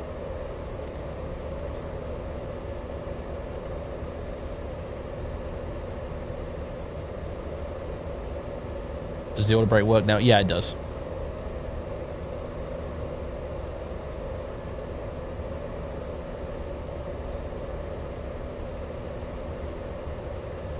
Oh yeah, like this plane doesn't fuck around with the speed. You can put the gear down at 300. You can do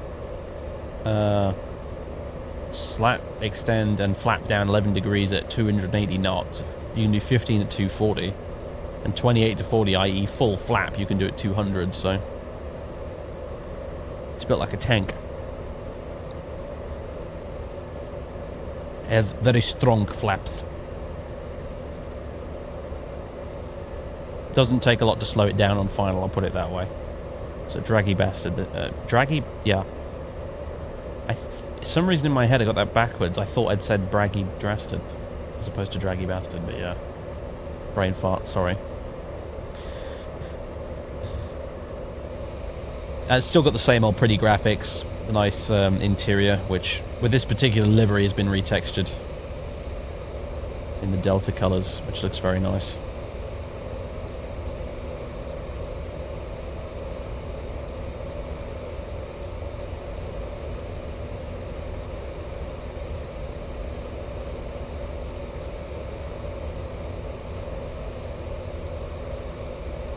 And unlike, for example, the JAR A320, if all else fails, you can revert to standard backup VOR navigation. You can just go, boop, and then dial something in on here, and just hit VOR loc, and you can fly it like it's a 727. It's beautiful. There are some departures where you will have to do that because the LNAV, for example, this plane can't do things like, you know, waypoints, for example, where you have to turn after reaching a certain altitude. So at 500 feet you turn left on the departure, for example. It won't do those. So you have to actually be a pilot and pay attention to the instruments and do it yourself in instances like that. So you can't, it's not a plane that you can just plug in the departure and expect the magenta line to just figure everything out for you. You have to actually pay attention. But fuck, you know, that's why they call it the Mad Dog, right?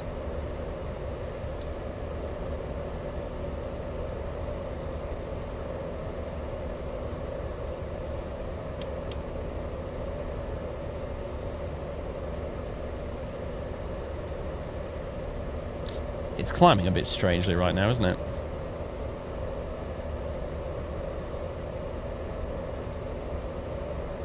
Keeps trying to sort of level off and then sort out its climb rate. It's getting there, though.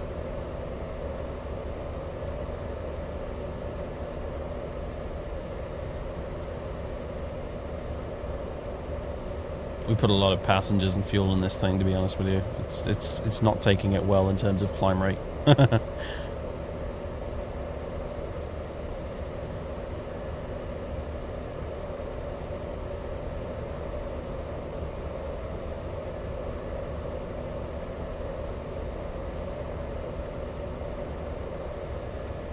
But beta is beta, as I made really super... I went out of my way to make very clear at the start of the stream. Alright, Moritz, we get the fucking point, dude. You really need to spam the entire chat. But yeah, as I said at the start of the stream, it is closed beta. This is not even open beta, this is closed beta for a good fucking reason. There is still shit that needs to be fixed, and as I said before, I have access to the bug tracker and everything. They're being very organised and efficient about it, and they've already fixed things that I've submitted, like, literally last week. But I believe their current plan is for this current beta candidate is going to be the last one before it gets fully released to the wider public.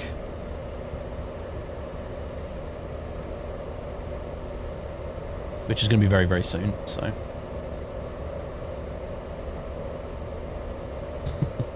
In a dance as old as time.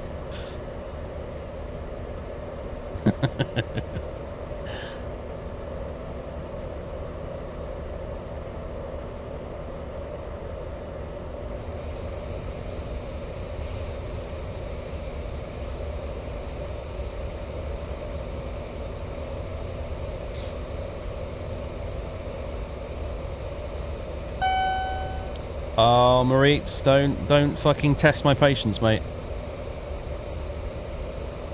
Don't do it. You'll regret it. Hell, don't test Angus's patience for that matter. Oh, Queens. Oh, boy. All the mods coming out now. They get paid a bonus if they ban someone, so, you know, they look for every opportunity. It's like, you know, football players who get a bonus when they sack the quarterback. It's the same kind of arrangement we've got here, you see.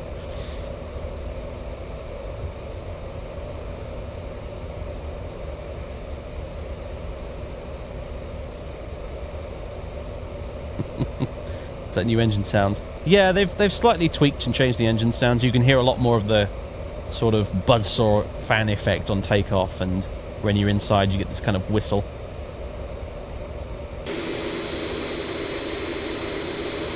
It's not a massive dramatic overhaul by any stretch of the imagination, but they have tweaked it a bit.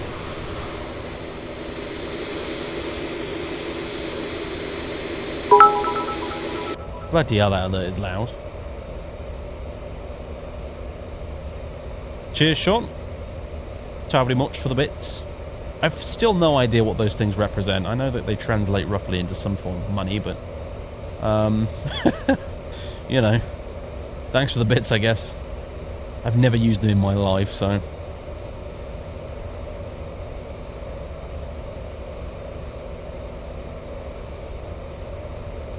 I remember Twitch sending out an email a while ago when they introduced the bits, and I couldn't be bothered to read it, so I've only myself to blame, but...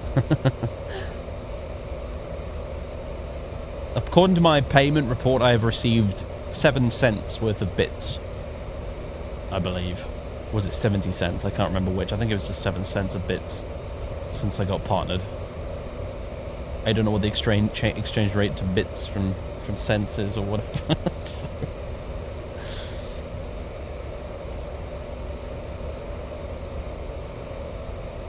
There's all sorts of weird stuff in the terms of service and the contract you have to sign when you become a partner about bits. I just sort of gave it a vague read through and said, yeah, whatever, I guess.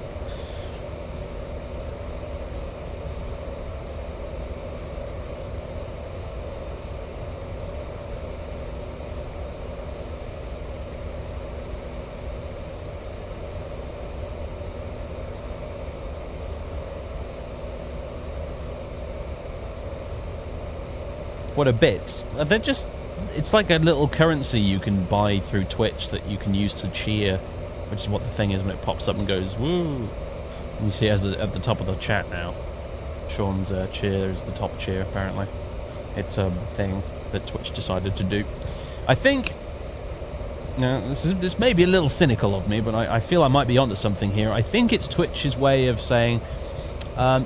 we'd like to get a cut of all these donations you're making to streamers. So, we're going to create a little currency, and you're going to get a little pop-up and a flashy thing to attract the streamer's attention whenever it goes off, and yeah, we'll take our, 50% of it while you're at it. So, but that would be awfully cynical of me. So.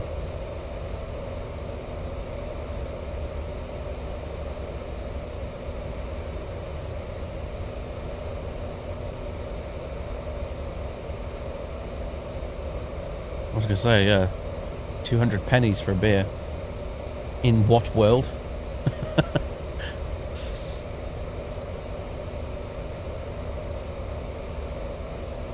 Maybe some Adam's ale.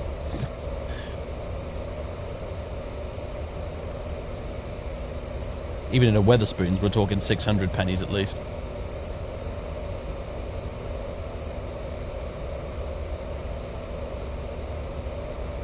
I could get a half pint for that maybe, but then you'd be the one guy in the pub who's got a half pint and everyone just sort of snickers into their sleeves about when you're not looking. So, you know what? I think the guy who made this livery has done something weird with the wings. You've seen that? Like it's a different colour. That's annoying. I don't like that. It's a shame because the rest of the paint job is gorgeous. But I guess you don't notice it that much, I suppose. But yeah, it's a little bit irritating.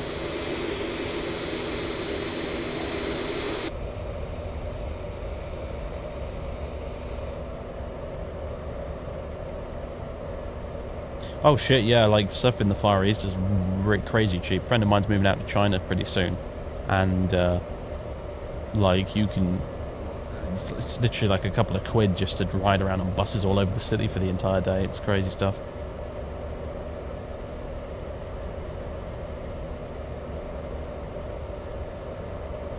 Still desperately trying to get to that top of climb. Oh my god. Mind you, we're not actually at our like maximum climb right now, so I wonder if I were to go in here and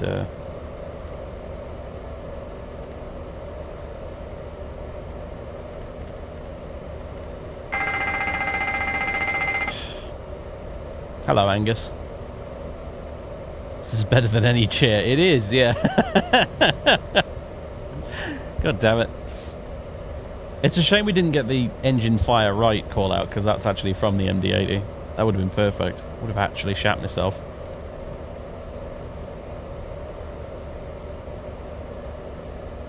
There you go. Change the cost index. Let's see what it does.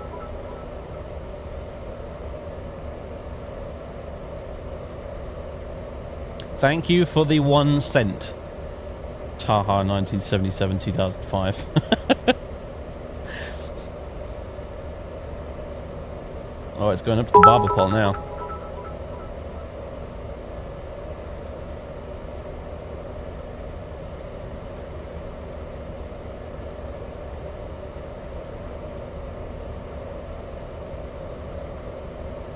We have a need for speed, apparently.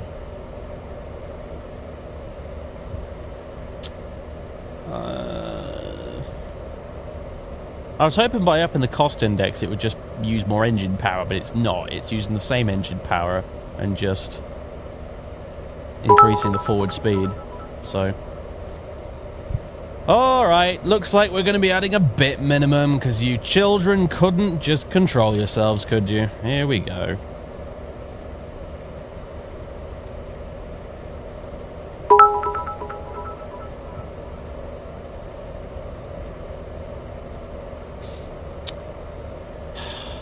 It's like dealing with a crash sometimes, I swear.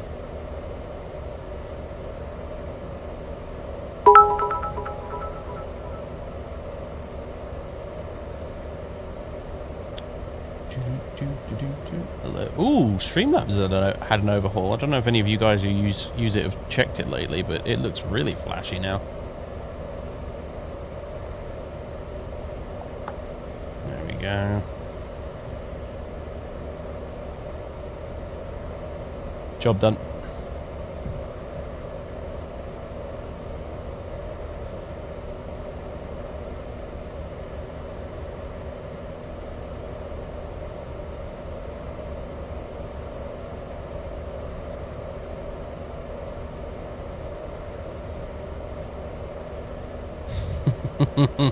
Nice try, Corey. Doesn't work now. I fixed it.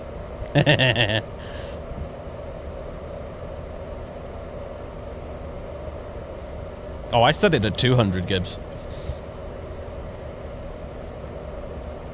You want to repeatedly troll me with bits, then you're going to have to pay $2 fucking to do it.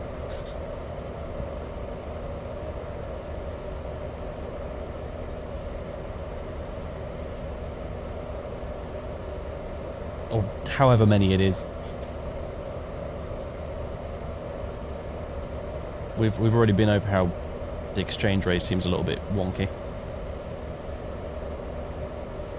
Engines, can we have some more power, please? My god, like, we're not even climbing right now, it's just leveled off. Stupid thing. When in doubt.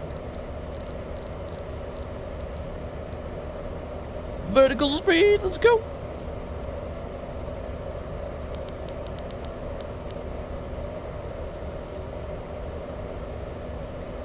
That's more like it.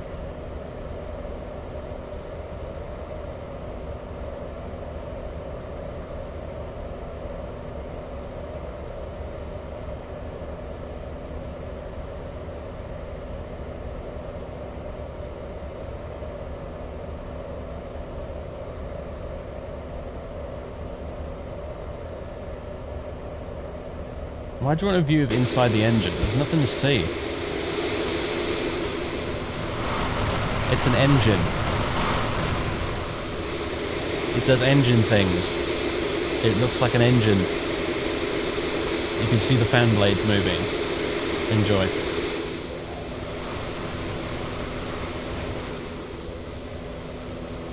Finally, we get some weather.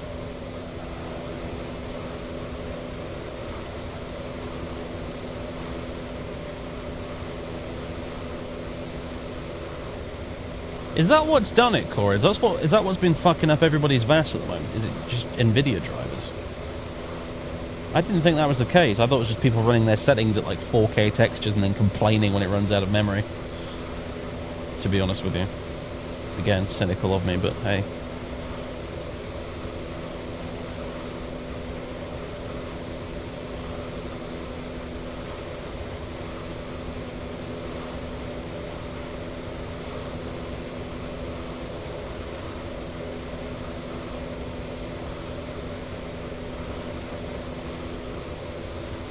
Because the thing is, I'm sort of getting tempted to upgrade to 3.4 or whatever it is, or 3.3, because apparently the 707 works in 3.3 or 3.4 or whichever, and I really want that plane. So...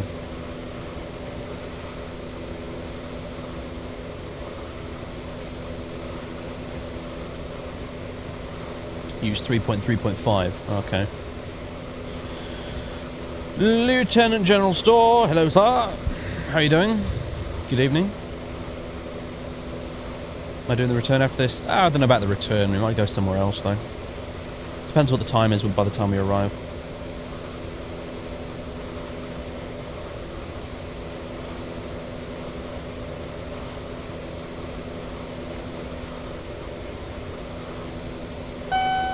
You love this plane. It's great, isn't it? I'm a big fan. M4D Surgeon something.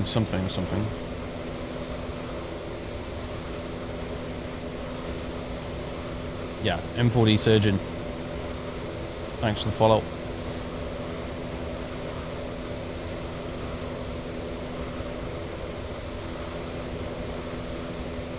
Yeah, stressful week. Same here, mate, to be honest with you. Rewarding, but also stressful. You want to see it inside the engine from the cabin? Oh, I see. Well, there you go.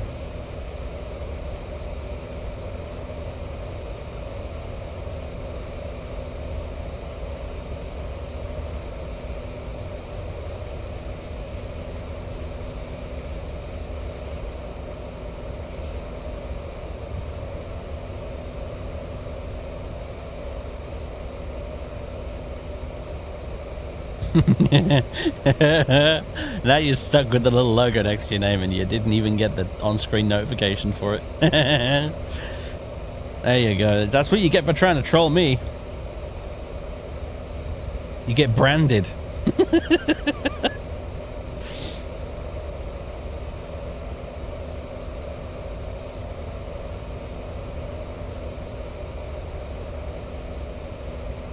New microphone behaving itself, by the way, folks. It's not too weird, or, you know, I'm not having any issues where you can hear my breathing constantly or stuff like that. I had a bit of an issue with that today when I was recording a video, so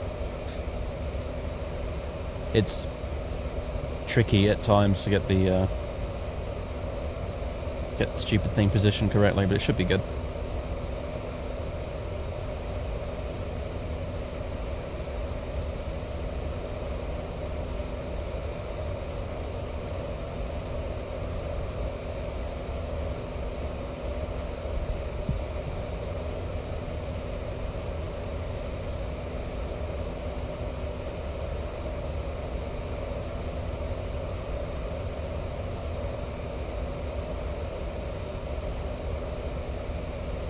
Ooh, I can depart 11 routes on Airline Manager.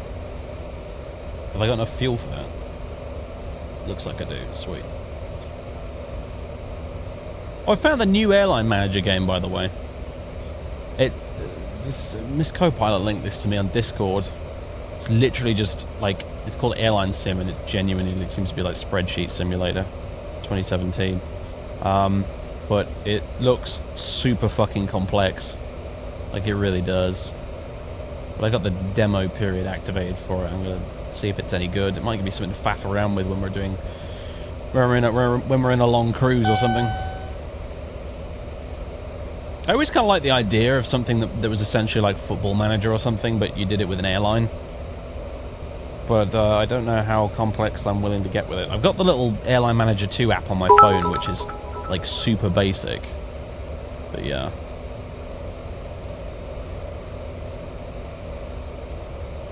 Raindog757, thank you for the 1,000 bits. See, that's how you do it, guys. Maybe this will cheer you up a little. Yeah, cheers, dude.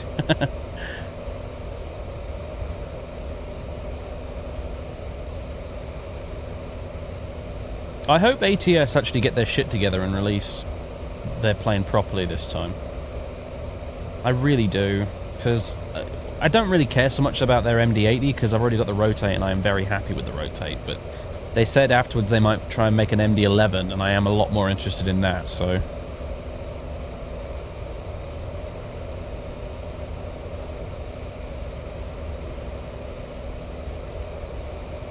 It'd be cool to see Rotate do a DC-10, actually. I would pay a fair few bits of money for that.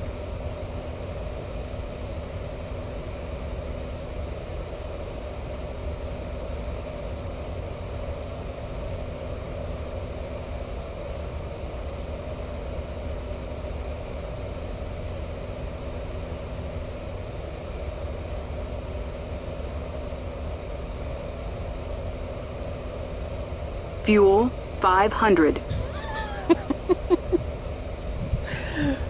I had to think there for a second. I was like, wait, what? We're not in Air 15, are we?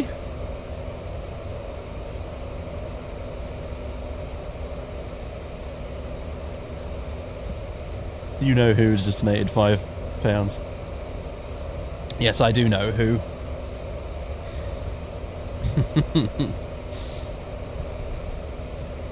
When was this big update? It's not happened yet. It's on its way. This is the closed beta. We're doing some beta testing. Hello, Mungo. How are you doing?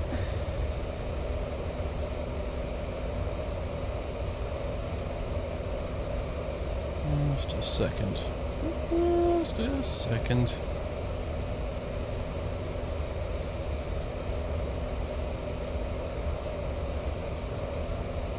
Yeah, I did miss Keith. There we go. Give it the heads up. Yeah, the Reddit post of the gear collapse, yeah. I did see that. That was some good shit. That is how you troll. That's the best way to do it.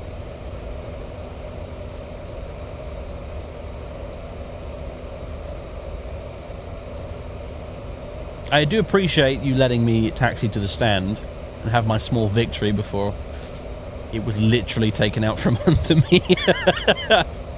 But yeah, it was good fun.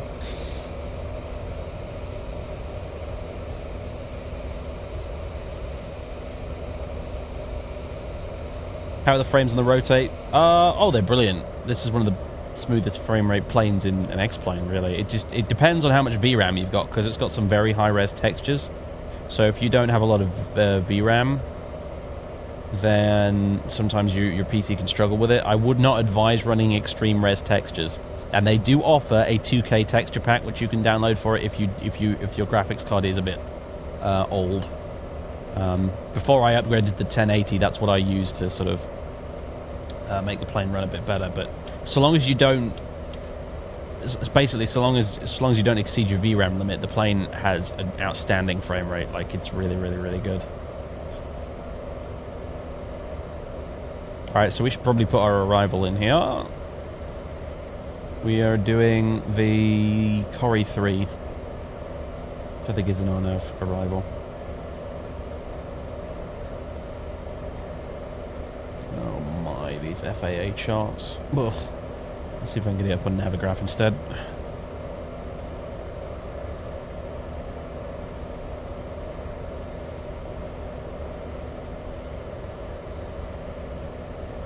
Oh, that's much better. Thank you, Lufthansa Systems. I much prefer your charts. Okay, so we're doing the Corrie 3, and it will be the PXT transition.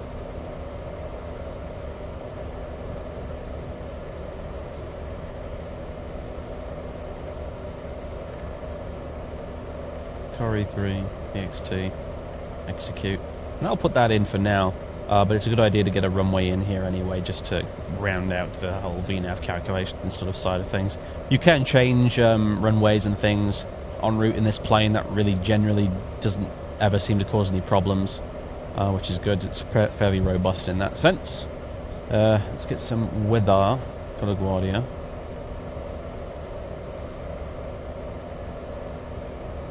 Wind is 320 at 10 knots, so probably going to want the ILS 04, I would guess.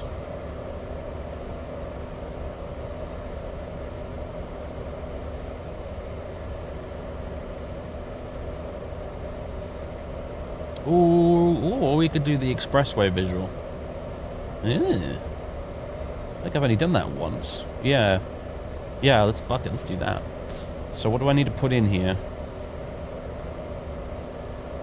Approach to runway 31 while on the... let's get this up on the screen here for you guys.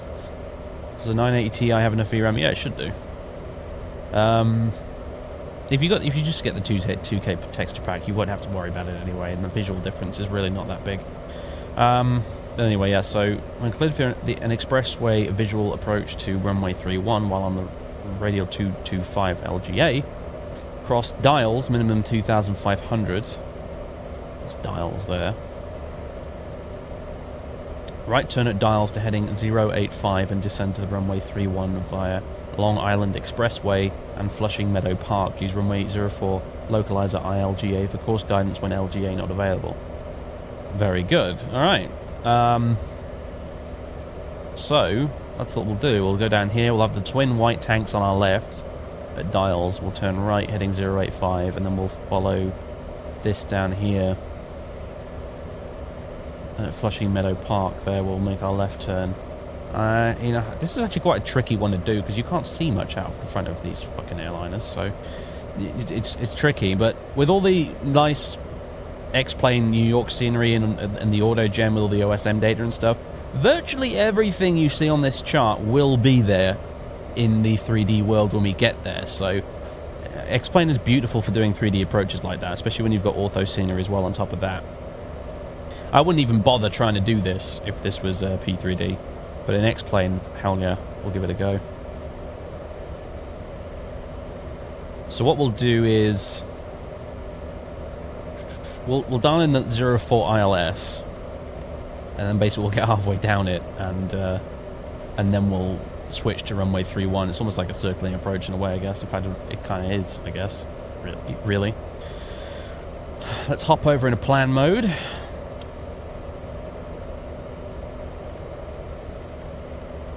Step through this.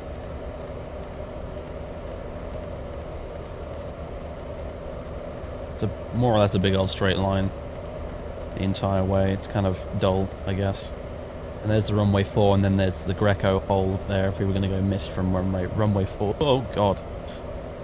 Oh, X-Enviro, white. Help. There we go. Weather updates. Ugh. Yeah, so...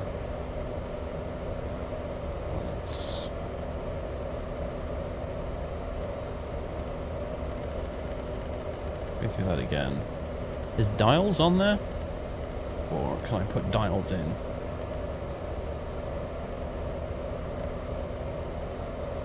There's Dennis, but we want dials.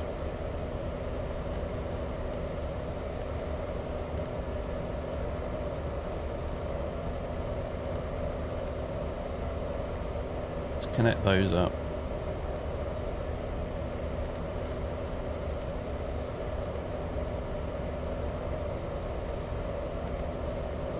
There we go.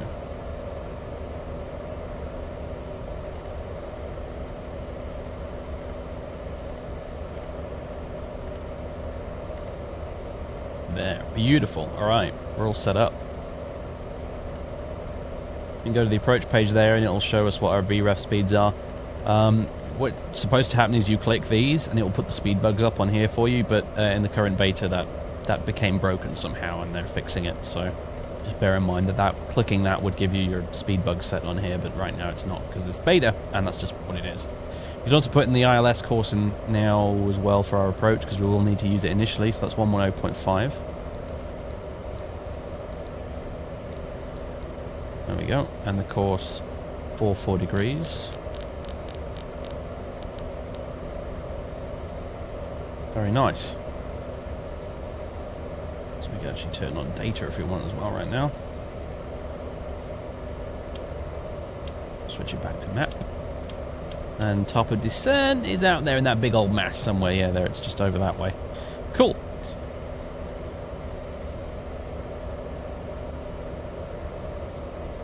Looks like we're going to get there just around sunset or so. That's going to be beautiful.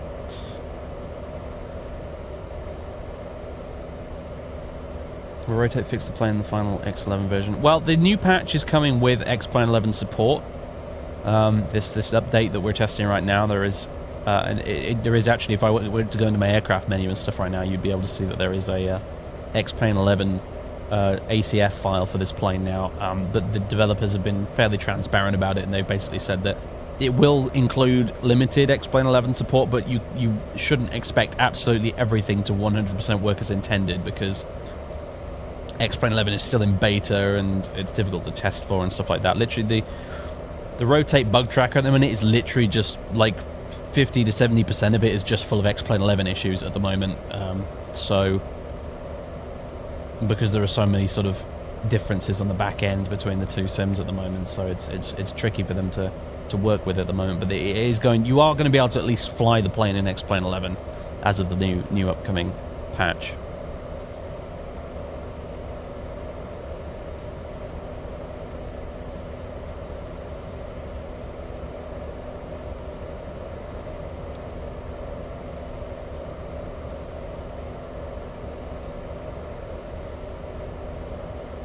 Let's go down here and check our altitude constraints and things. This is the bit where it sometimes hiccups. They've redone the VNAV and it's a lot better than it was before, but it's still not perfect, so... let's see.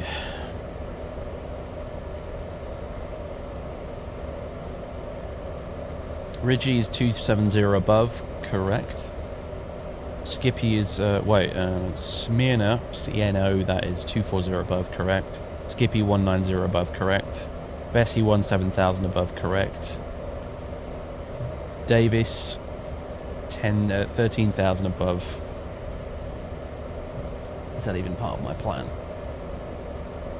Yeah, it is, there we go, 30,000 above. Brand is 11,000 above. Corrie is 10,000. Robbinsville doesn't have any restrictions on it, and there aren't any more until you get down to the ILS itself.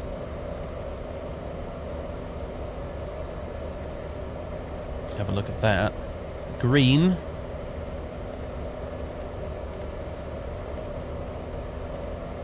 is 2,700 above, correct. And then it's the approach. And 2,700 incidentally is our platform altitude, so... Yep, okay, cool. All is in Ordnung, as the Germans would say.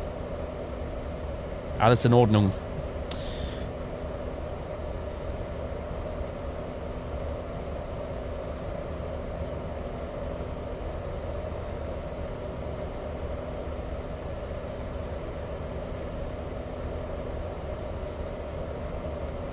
And yeah, like I said, the plane will do holds now as well. That's another big feature they've added, which is nice. It doesn't. The LNAV behavior has been changed as well. It doesn't automatically skip past waypoints when you get within a certain proximity to them either. So a lot of UK approaches, for example, like one of the ones into Stansted, it can now fly those reasonably correctly, whereas before it just couldn't do it because it would just skip past a bunch of waypoints after getting too close to them on the MD there. I flew this thing into Stansted earlier this week actually, and it did it just fine. I had to manually insert a hold into the arrival where there was one on the chart myself. At least where there was kind of supposed to be one on the chart. I think they updated the procedure fairly recently. So there's not an actual published hold on there that was mandatory anymore in the same way there used to be. But just for shits and giggles, I put the hold in anyway where it used to be, and it was fine, so... Better than IXCG then, as it can fly holdings, yeah. And it has TCAS, don't forget. No TCAS, no buy.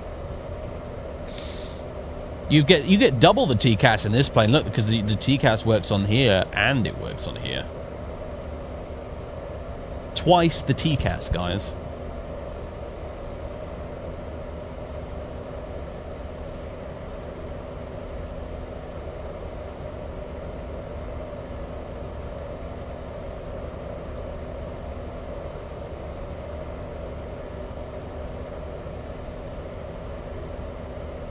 Remember, controller on VATSIM shouted at you for going into a hold even though you held where he told you to. Apparently you were going the wrong way.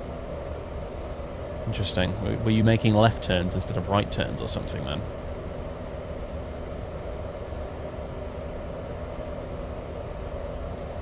Had some wing flex and its Flight Simmer's Dream Supreme, yeah.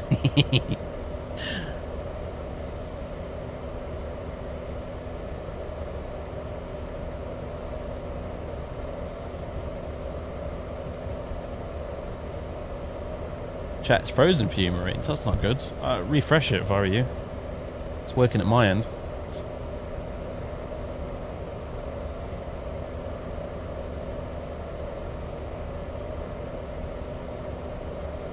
That's true. Yep, the door's open, and we also have a cabin that actually is textured correctly. The list is mounting.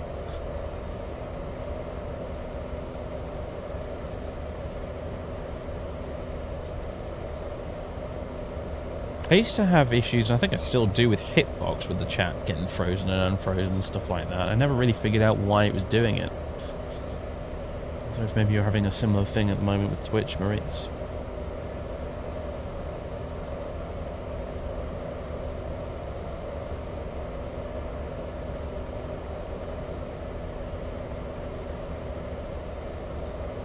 He also got banned for swearing, calling the pilots idiot fucking pilots. It wasn't Lewis, was it? I seem to remember him. Yeah, he did do that, didn't he?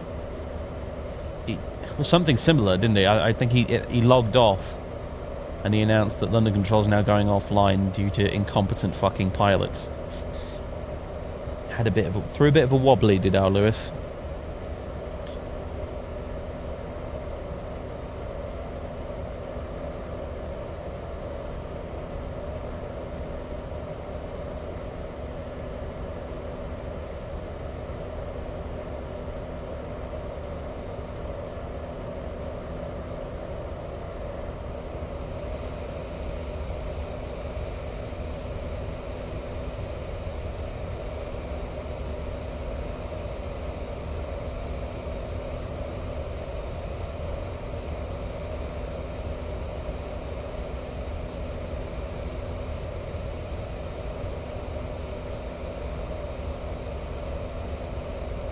Hello, Shenwick Radio, and you shut the fuck up.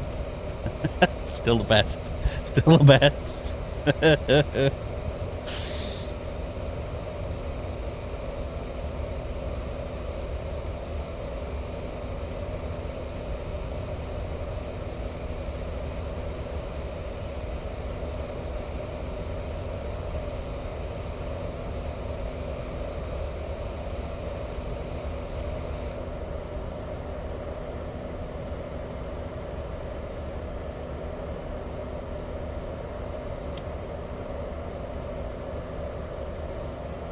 How am I tonight? Oh, tired, dude. Tired.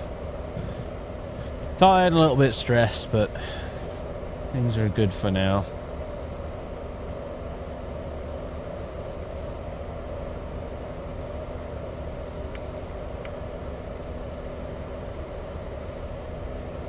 Did they add support for listening into COM 2 at the same time as being on COM 1 in this plane yet? I can't remember. Let me go have a look at the bug tracker.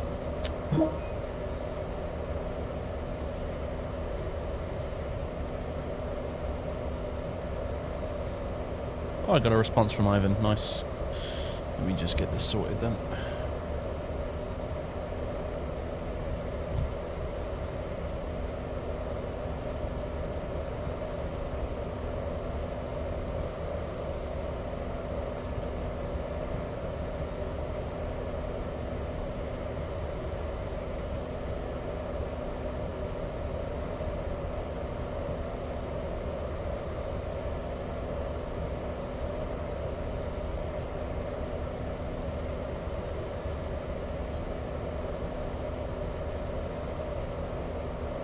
Is it resolved?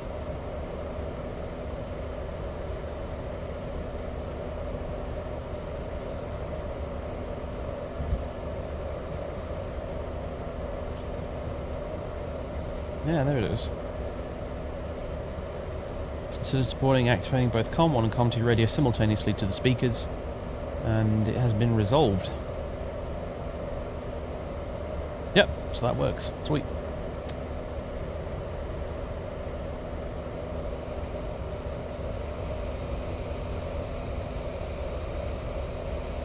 bought the Rotate. Well, bear in mind that this patch won't be out yet for a little. I don't know. I don't know exactly how long. I'm not the developers, so I couldn't tell you. But it's coming very soon. But obviously the public version of it now is perfectly flyable, but it will be missing a few of the features you can see on the stream at the moment. So.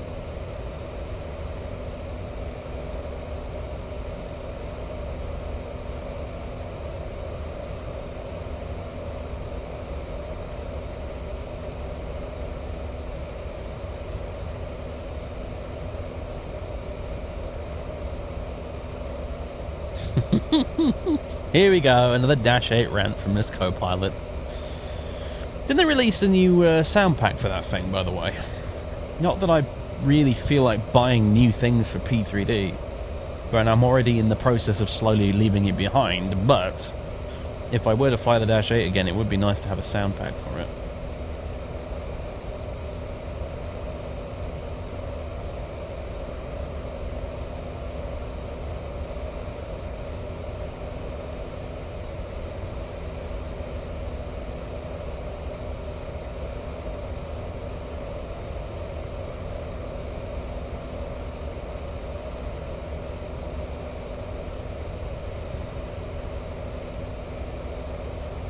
Yeah, it's immersive audio or whatever it is, isn't it? The guys did the 737 one, which is pretty nice actually, so... I am using photoreal scenery 1080p TV, yep. That's what you're looking at right now. Oh, there's a little airfield down there.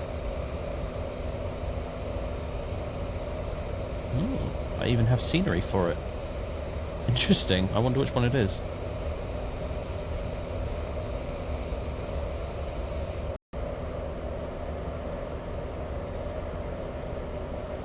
What you went on over 10 years ago.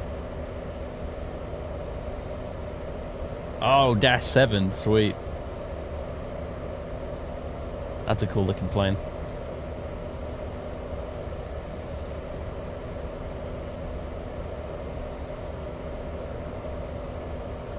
Double the engines, double the fun.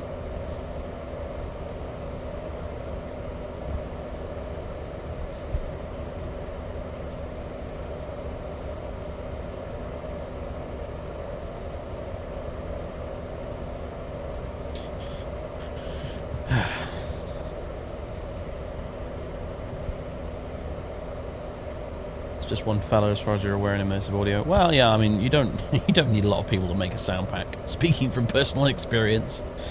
But yeah, he does good shit. He does good shit. I wonder if David's going to be still streaming or not by the time I'm finished here, because apparently he's going to be streaming the 757 with new sounds I made for it. So I want to see what he thinks.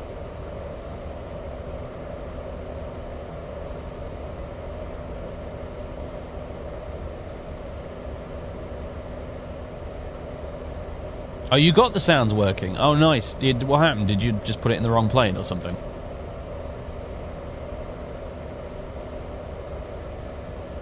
Use error uninstall. Fair enough. What do you think? Speaking of GSA livers and things, I got my GSA hoodie on the way now, along with my Brew Crew t-shirt from Durka and my Don't Drink and Fly t-shirt from Cat. I still need to figure out how to get my own t-shirts up and running. I don't know how to do that yet. The old Teespring thing. I can't find the option for it in my partner settings.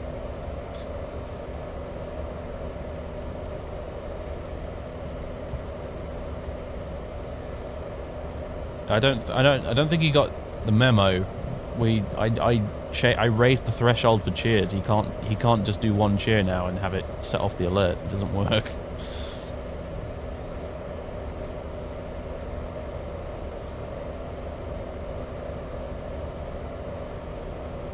Teespring option comes about 4 to 5 weeks after part. Okay, gotcha. Right.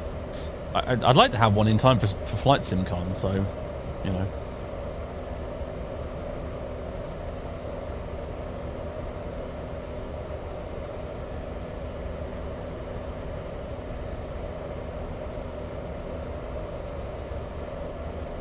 Holy crap. I could scarcely believe this, but the Euro Truck Simulator 2 video I uploaded yesterday actually has more views than Fallout New Vegas does. I never saw that come. It might just be a sort of one-off. First video goes up, lots of people check it out and see if they're interested or not, and then bugger off. We'll see if the numbers keep up. But that's impressive. I didn't think there'd be that many people interested in trucks, but I guess I was wrong.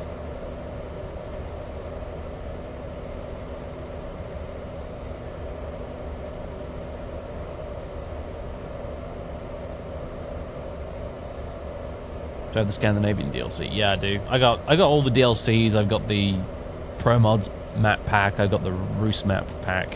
I've got the whole thing.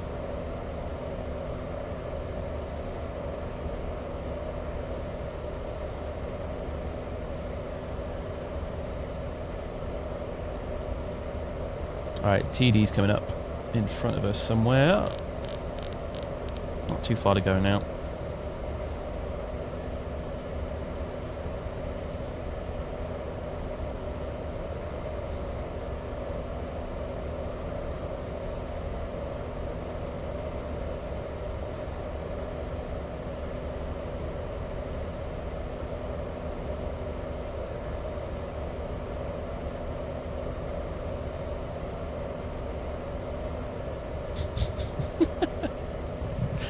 Savage. Savage, Momos. Savage.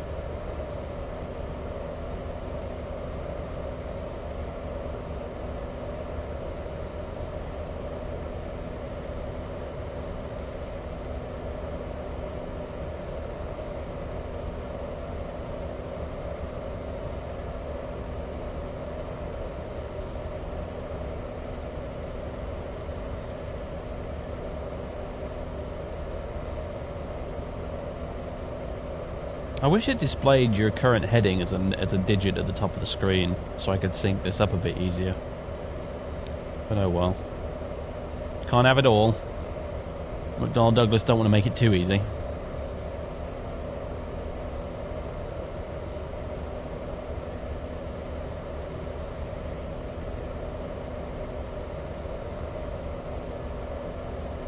How is this different from regular multiplayer, Corey?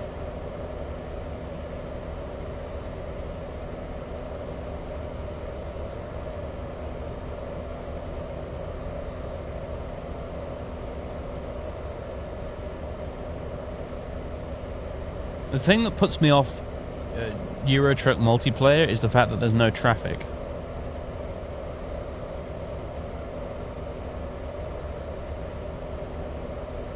I really don't like that.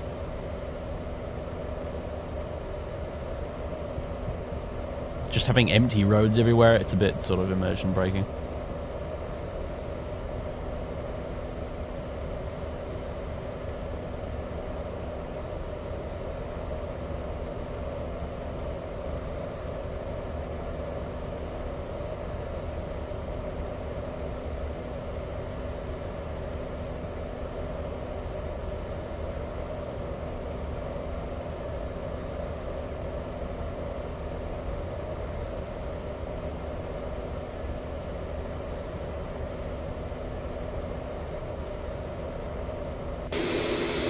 Oh, we got the blue lighting on in the back, sweet. This comes with this particular livery, by the way. The guy who made it, obviously he did the Delta upholstery in here as well, but he also made it so you get blue lights at night in the cabin. I'm not sure how I feel about it personally, but it is what it is.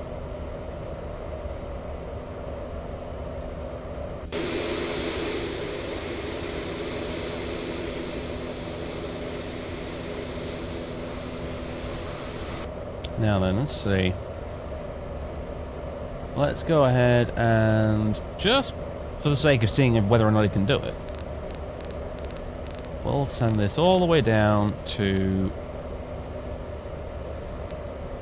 2,700.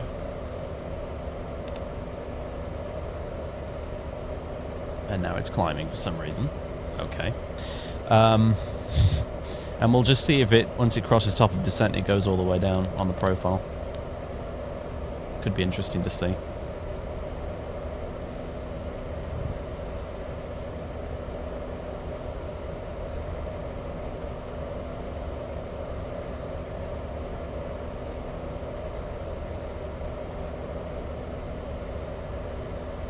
Thanks to the visuals I did with PSX the other day, set up a situation on the downwind at Santa Barbara for 2.5 with the old X-Plane 9744 3D cockpit. Works perfectly to hand fly it. Oh, nice.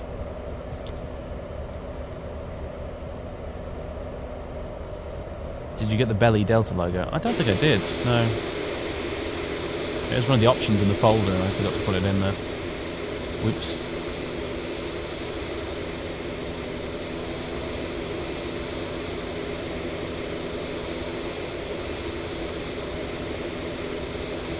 I think his name's T Fleck. He does some really. He only does Delta deliveries for some reason. He's done a couple of sceneries as well, airport sceneries, which are pretty nice. But aside from that, he only does Delta deliveries. But he's done them for most of the airlines in X-Plane, and they all look really good. And he always does like the cabin interior and stuff to go with them as well. It's really nice. He did I think he did one for the FlyJSim 732, where he even changed the tint of the eyebrow windows.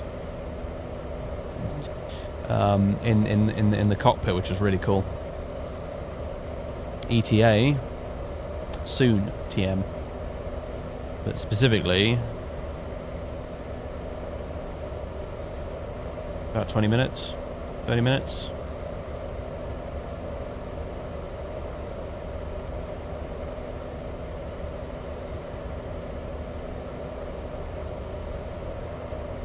Who does the Delta deliveries? It's T_Fleck, F-L-E-C-K.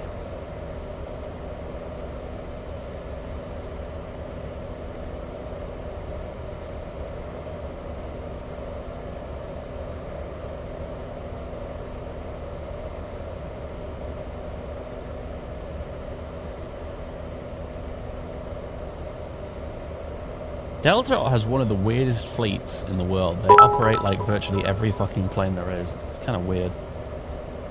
Alright, Sean, cheers, dude. Tata. Thank you for the bits.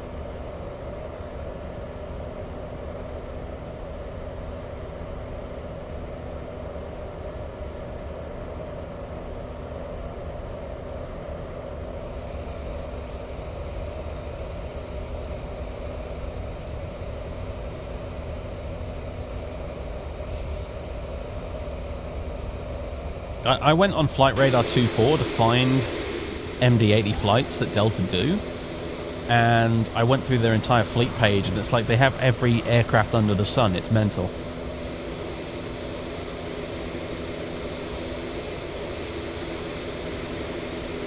Every jet, anyway. 757, 767, 737, 777, 747. MD-80, MD-90, MD-95, 717. A fuckload of CRJs. They've got everything. E-jets as well.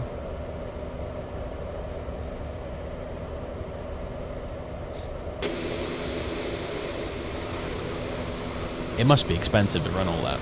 Like, seriously expensive.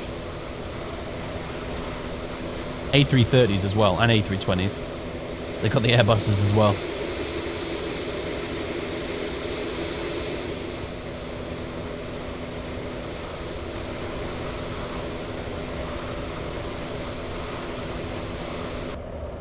Mergers. Oh, right, yeah, that's true.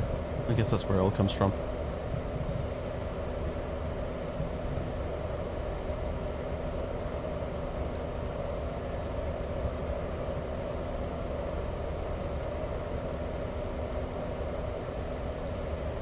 Do they have a really weird variant of the 767 as well? I think they have the 767-400, which is like a really big stretched out sausage dog 767.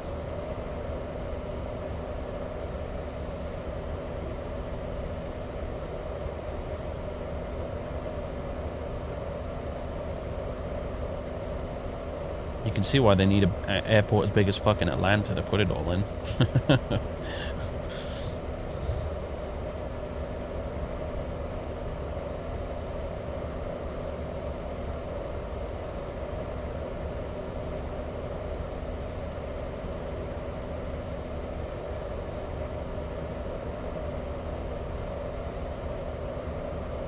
Alright, TD's incoming. Let's see what it does. I can't remember if it's one of those planes where you have to initiate the descent yourself, or whether you can just set the MCP altitude and let it figure it out. We'll find out in a second. Gorgeous view, though.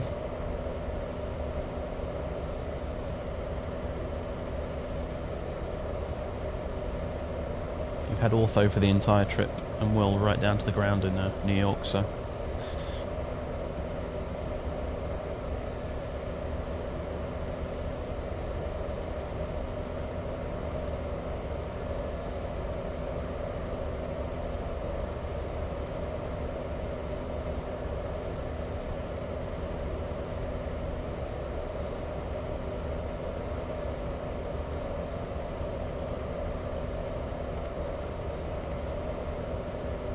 Let's set this up on both sides.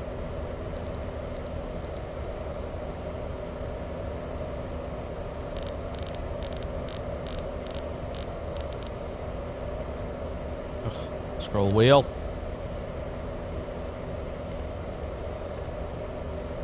There we go.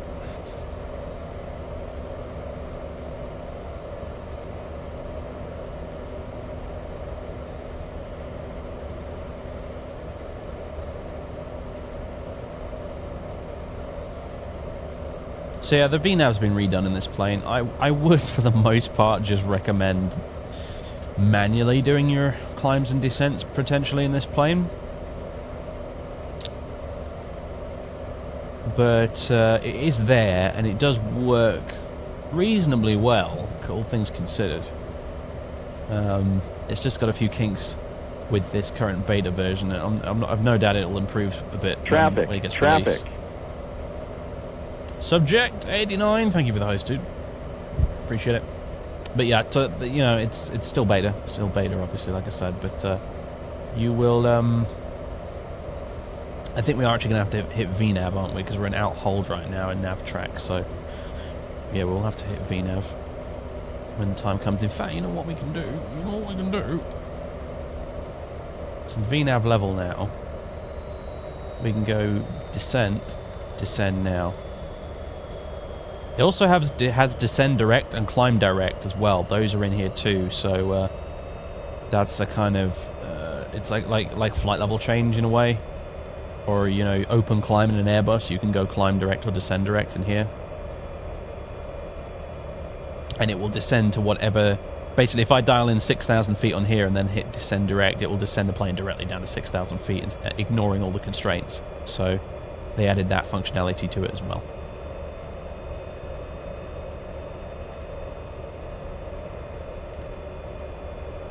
Switch between speed and path descent as well.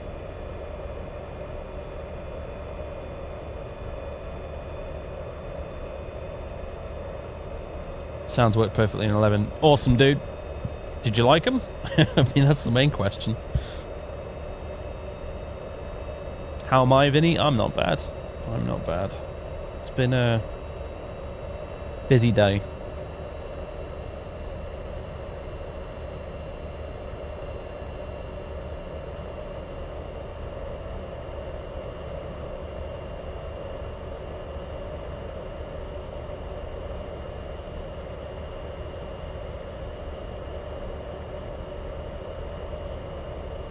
Anyway, we've got the VNAV path indicator and we're bang on it right now, so that's nice.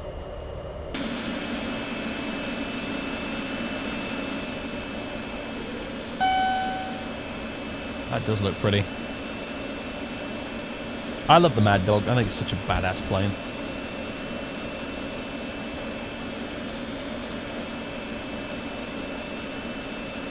Sam Wheeler, thanks for the follow.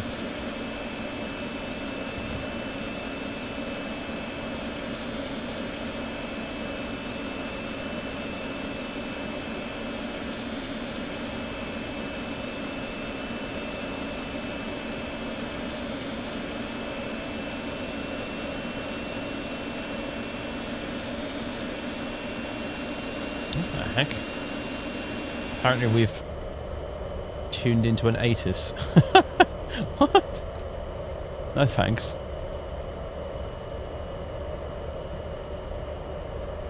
Oh, is it nav? 2 I'm hearing or something. Yeah, I think it was nav 2.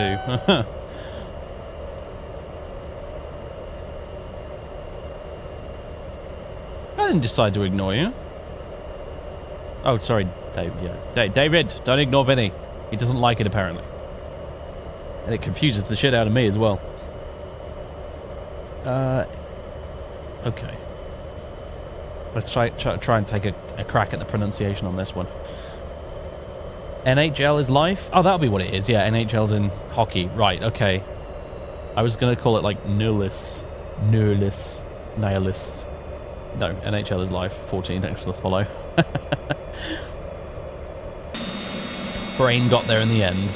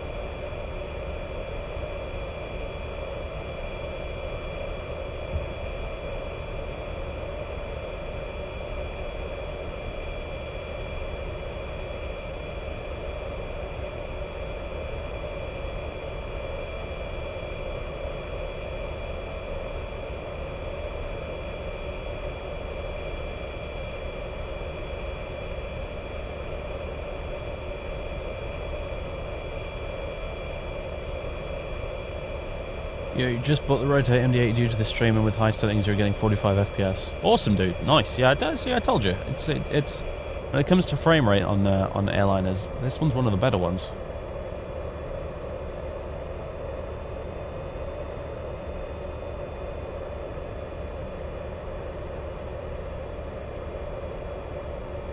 Alright, let's turn on data so we can see our constraints in front of us here.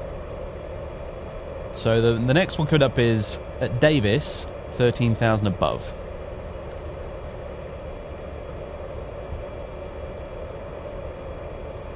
What was our prior constraint before Davis? It was Bessie at 17,000 above, and yeah, we're still 17,000 above, so it looks like it managed that, no problem. The next hard constraint is Corrie at 10,000, so that's the chief one. If we can make that, then we're good. And if not, then I don't know. Maybe we'll go into a hold and descend that way. That could be a good opportunity to test the hold.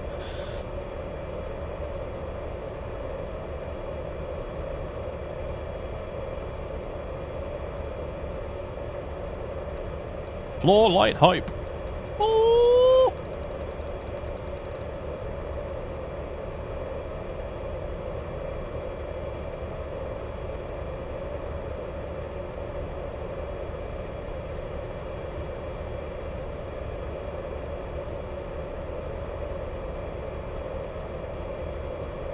I think this is the first flight I did in this plane when it originally came out, actually. I landed to New York. It's come a long way since then, I've got to say.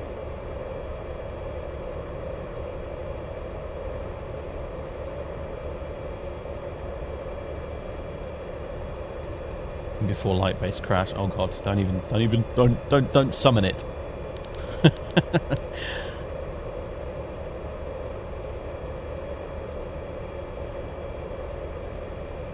Look at us descend. We're going like the clappers right now. This is awesome. Gotta love the big old mad brick. The angry breeze block. Let's see.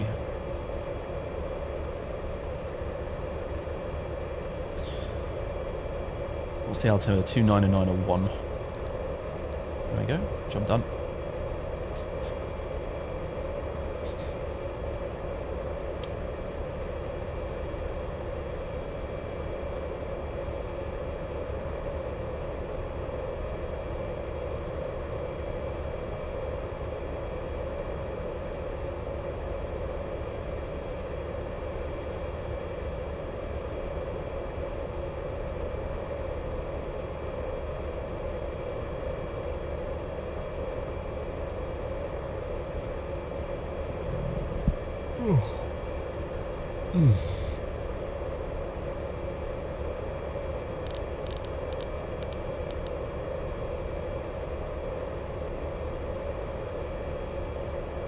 Alright, Corrie 10,000, let's do this. Looks like it's going to make it. Just in time for us to level off and decel a bit. Although it looks like it might be doing it now. The orange bug's gone back to 240, so... If we go to descend, should be able to do 250. I might break this now trying to be clever, but... Oh no, it won't let me change that. Fair enough, whatever then.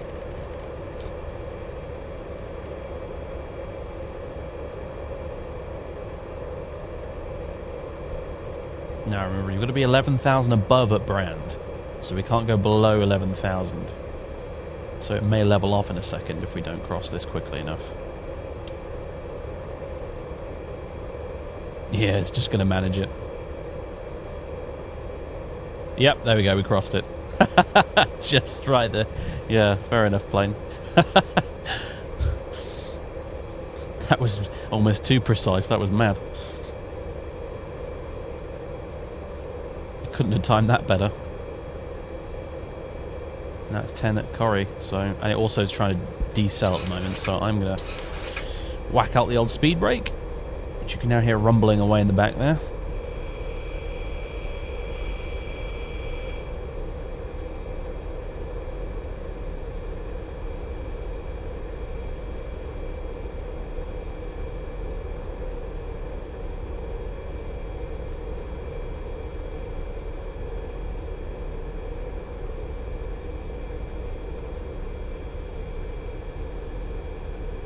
Is there a way to load passengers and fuel on the rotate like the flight fighter plane? You literally just go... I hope this doesn't crash the sim, but you just go to the default weight and fuel, and then you do it that way. You put in payload, you put in fuel, it tells you how many hours of fuel you've got. It's simple as that. And then in the FMC, when you are on the takeoff page, it will give you your CG percentage Mac, and then you put that in here, into the takeoff calculator thing, to get your trim along with your flap setting. So, speaking of flaps, we need to reset the dialer flap actually before it causes us any problems. So there we go, stow the dialer flap.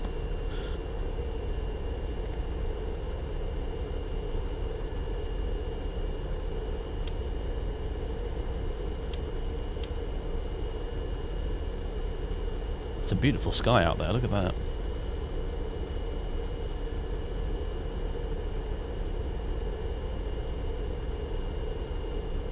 Do I actually care if people talk in foreign languages? Well, I mean, yeah, I guess. I mean, there's no point in talking in a foreign language. It's an English language stream, so, you know.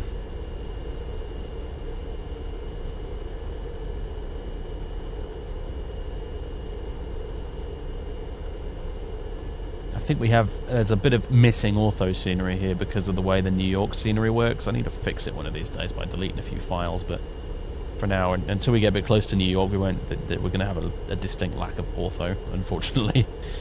It'll pop back in though. It's because of the way like the New York scenery comes with its own ortho, but it's sort of clipped to be around the city area instead of full-on tiles, and it overwrites the tiles I have put in for this region. So yeah, it gets a bit odd. I got new night lighting in as well. I got that sort of, I can't remember what it was called, but the sort of more realistic night lighting. You get more different colors and things like that. So you get those kind of white halogen, whatever, highway lamps and stuff now. It looks really nice. Especially on the west coast with all the crazy auto-gen.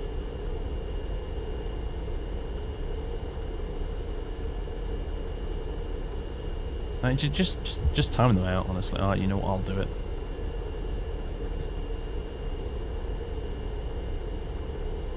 Yeah, I think it's the white lights mod, yeah.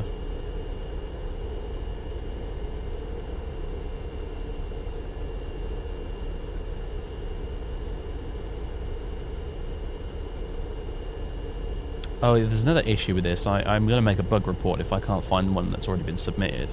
The MCP panel lights don't come on unless you go up here and hit the thunderstorm light. Only then do they come on.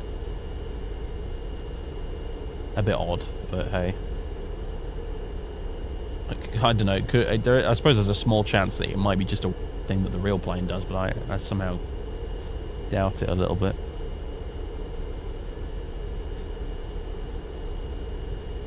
If it hasn't already been submitted and fixed, I'll put a note on the tracker about it. There's Manhattan.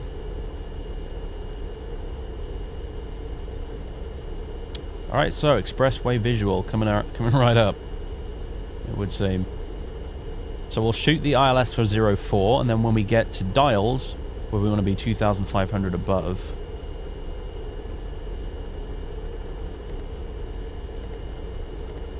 So I need to rejig this.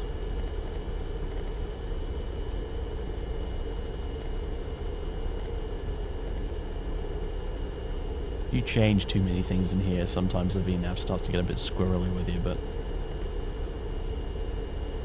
basically we want to be 2,500 above at dials, and then we'll make our right turn 085 degrees, and then we'll try and fly the Expressway visual as best we can, considering it's getting a little dark, and I can't see much out of the front of this plane. Oh yeah, the night light's starting to come in now. Very nice.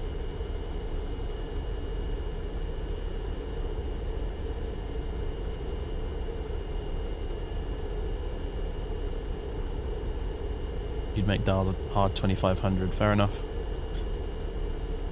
Probably a good call.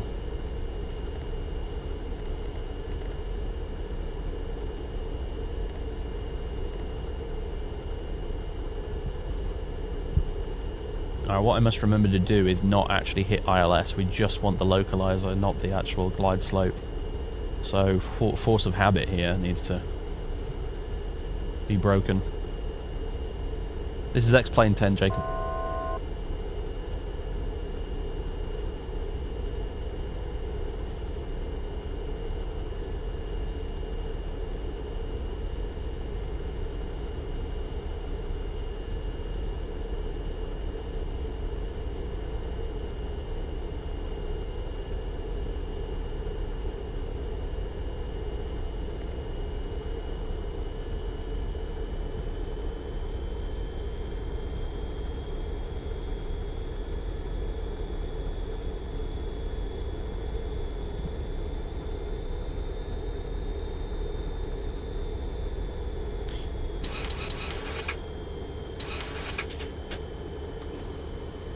Some flap.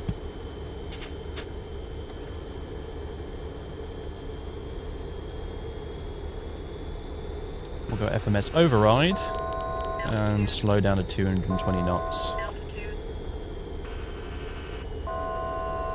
Yeah, come on, plane. Get back down to 2,700, please. Oh god damn it! Stop it! Shut up.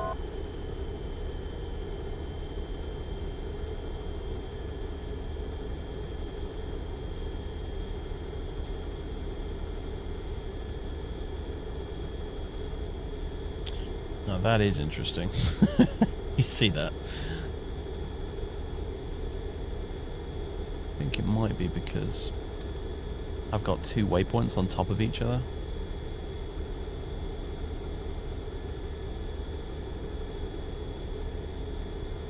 Yeah, I have.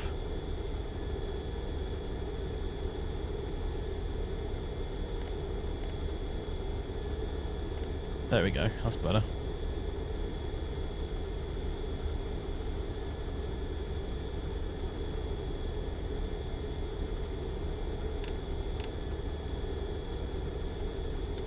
Oopsie daisy.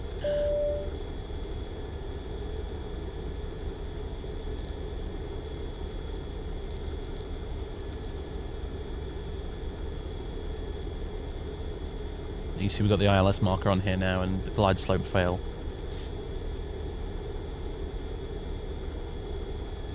Okay.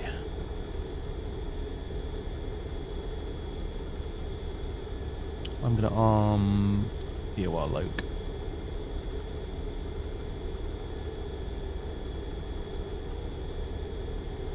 It's now gonna turn onto that sweep.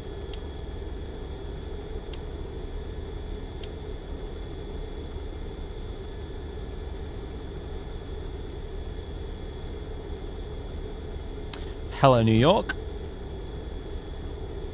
You slightly jittery, laggy bastard.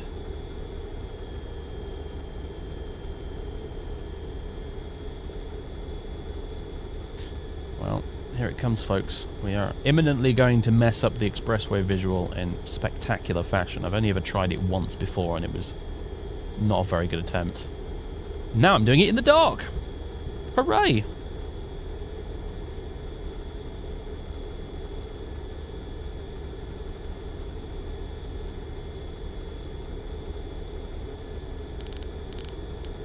Alright, so we've got Loke track, speed 220. Let's dial that back again.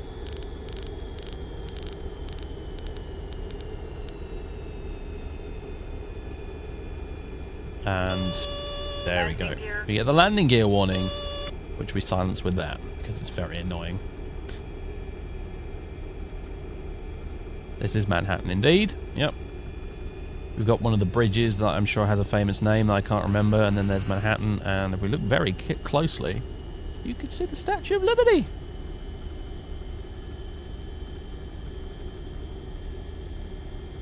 And a certain golden tower. Belonging to a certain somebody.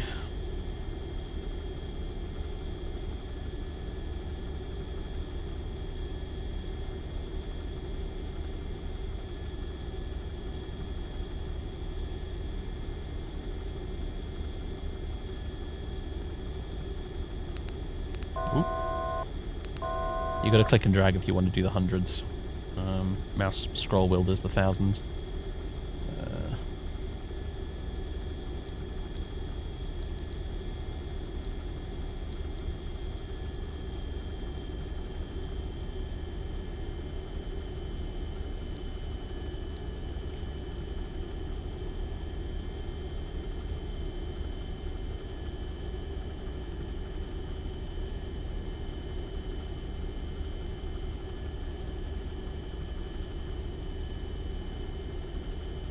I have done it once before. This co-pilot. I just, it wasn't a very good attempt. I got the expressways mixed up.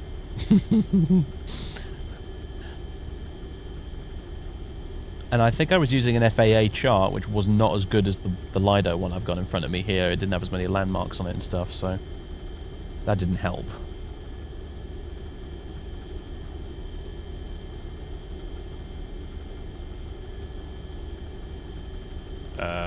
Oh shit. This is what happens when you forget to hit outsell. Whoops!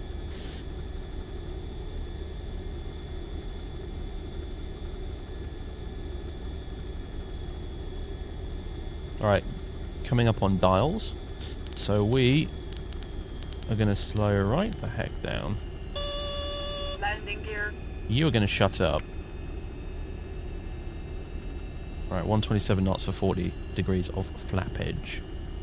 So let's slow you down to about 142 or so. Maybe a little more than that, 145. We'll get some more flap. We'll just get the lot, actually. Landing gear. We'll get the landing gear out to stop her complaining.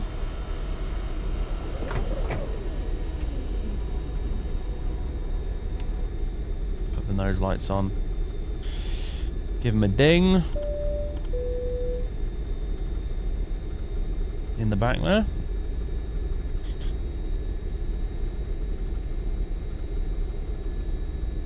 And there's LG8. So what we're going to do is we're going to get to dials, and then we're going to make a right turn heading 085, which I'm going to dial in now.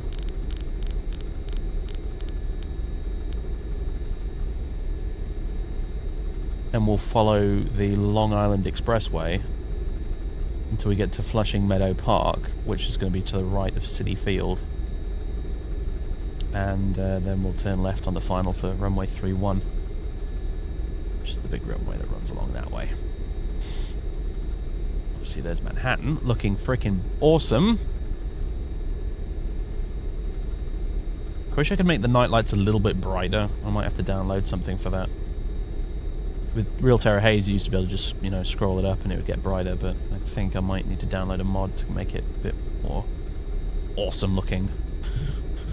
But for now, it looks pretty good anyway.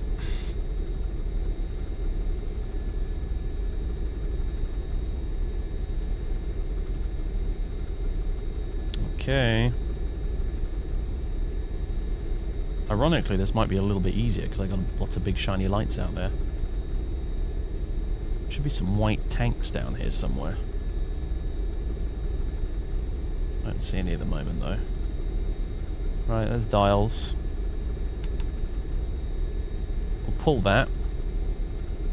And I will take control actually, right about now. I'll go manual throttles as well, so we'll get rid of that. Autopilot. Wish me luck!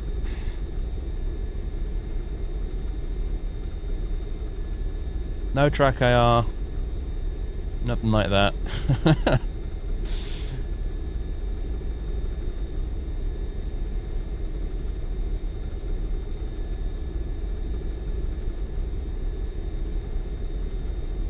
Just my old hat switch.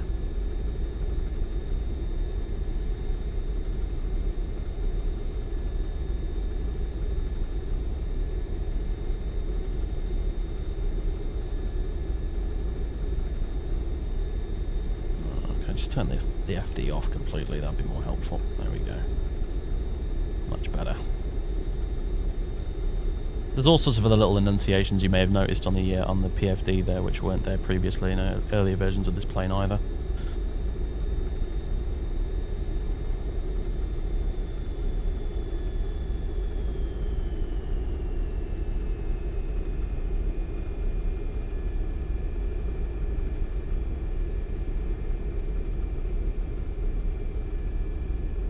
Yeah, I can't actually see the city field, unfortunately. It's presumably there somewhere. Yay, night time.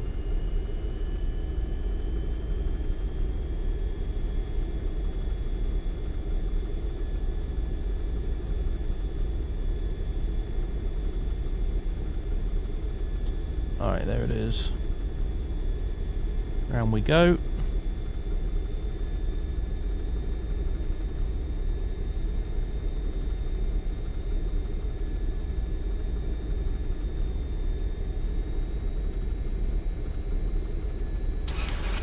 Speed brakes armed as well. I don't have any auto brakes armed, unfortunately. Too late for that though. We'll just manual brake the shit out of it.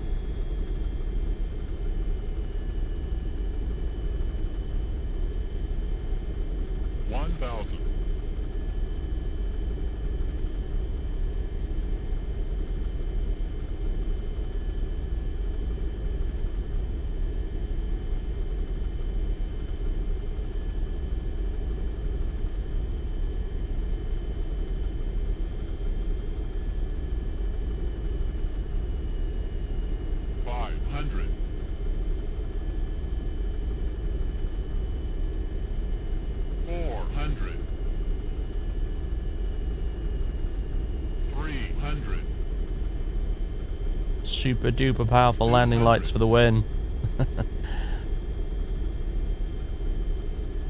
100, 50, 40, 30, 20, 10.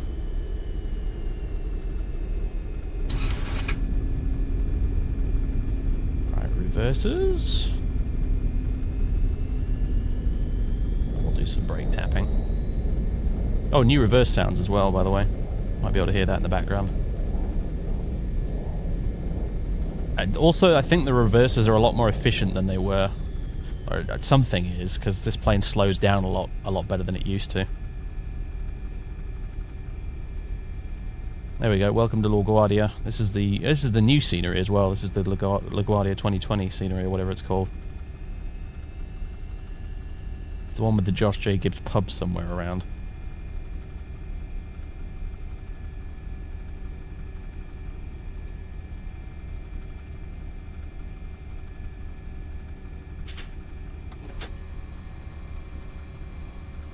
Flaps up, please.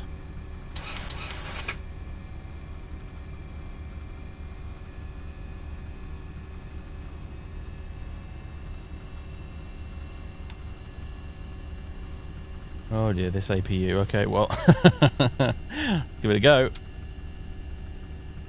Okay, it's doing it. Note to self, only start the APU when you're standing still in future. You have to hold it down for quite a while, so that should hopefully be good enough. There we go, yeah. Alright. Just park wherever. I don't have a real preference.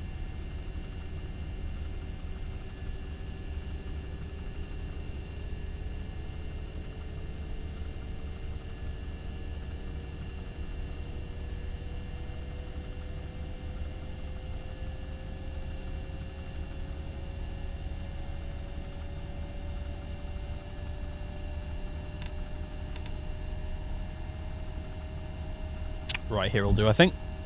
Is that auto gate as well? Sweet.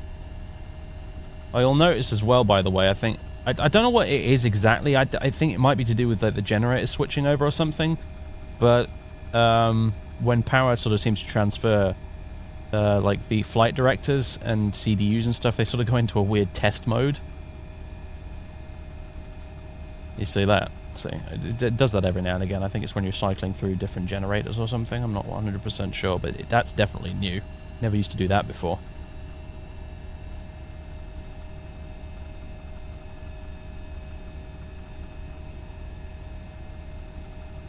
Oh, the marshals aren't babies. They don't get blinded by the frickin' taxi light. The ramp's pretty well lit, so...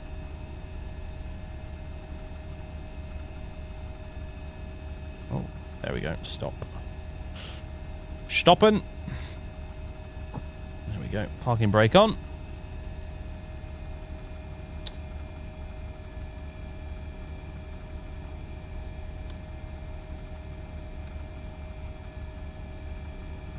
Get some floods on so we can see what we're doing. Alright, Jen's on the buses, so we can just go ahead and kill these. Thunk.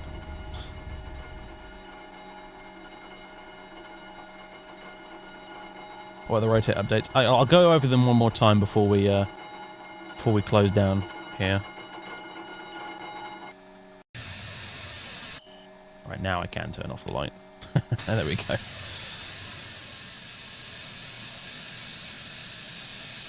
Mind you, having said that, like those rotate landing lights and stuff it's ludicrously bright, to be fair.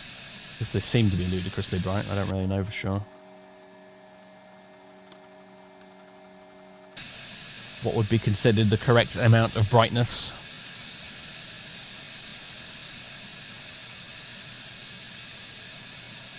I'm pretty sure they got new sounds for the APU as well. I don't recall it ever sounded like that before.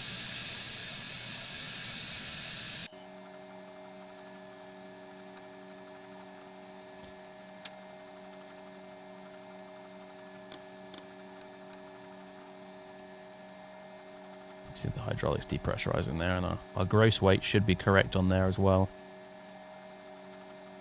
52.8, 52.8. Yeah, and there we go. So, yeah, that's a new thing. You set this before you get going. Get your correct gross weight displayed on there. You basically you hit this knob here, and then you scroll in the your current zero fuel weight, and then it adds the fuel weight, total fuel, to that to give you a gross weight in that box. So.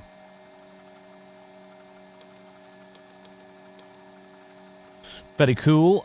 Alright.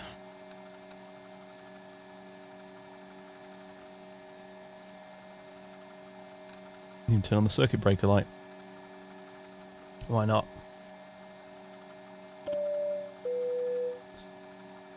Okay. Plugins. Aircraft management GPU toggle is on. Turn off that APU. Take a little while to spool down. Cool beans.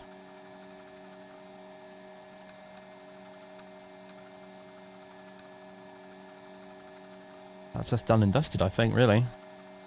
Go ahead and open up the door and say hello to the passengers on the way out. If I can remember, there you go. You have to click up this half to open it. Very blue lights in here. Very blue lights. Holy crap.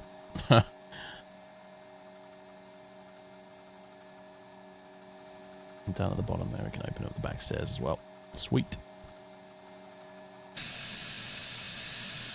And heck, we can just skip the ground handling as well. Why not? Lovely.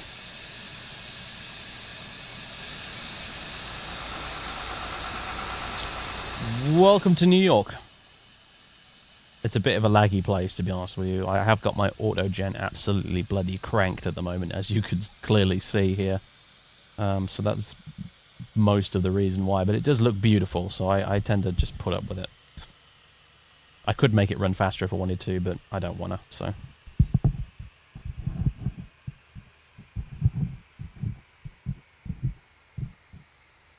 Yeah, the blue LEDs are actually, that's from the livery by T-Flag. That's not actually a new thing for the plane itself. That's just a little feature of that livery I downloaded for it. It's pretty nice. You reupholstered the cabin and everything. It's quite cool.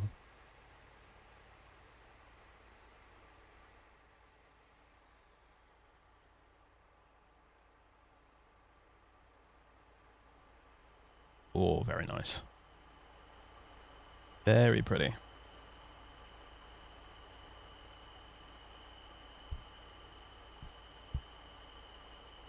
Yeah, it's a little heavy on the VRAM, that's true.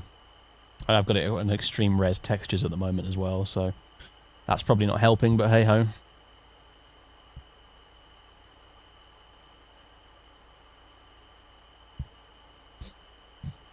What's the time? Oh, it's 20 past 11. I'm not sure I could be bothered to fly anywhere else at this point. That took a little longer and required a little bit more setting up than I previously thought it would, so...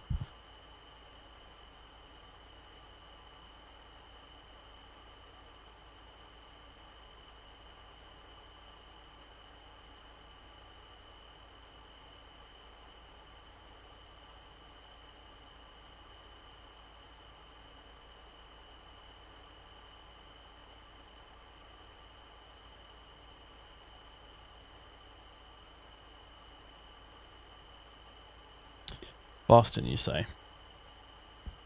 Boston, you say? Oh, I suppose we could.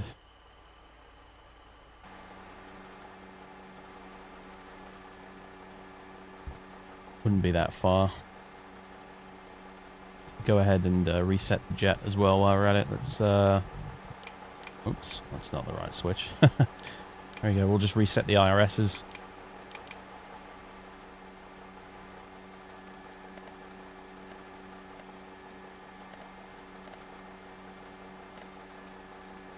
And, yeah, we'll put it on new. There we go. I don't think... we need to reboot the jet in order to do a turnaround. I mean, I could be wrong, but... I don't think we need to. Yeah, that does it. That does align really quick, doesn't it? I think they modeled to make it do it fast in this version.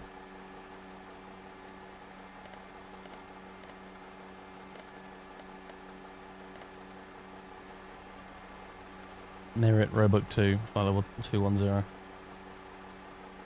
Fair enough.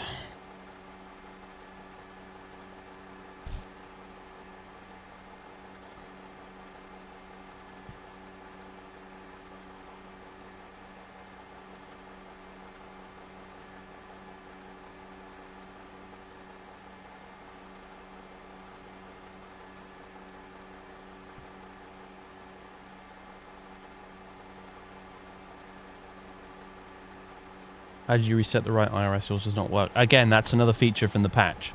In the public version right now, only one of the IRSs is modeled. In the new upcoming update, they have both of them modeled.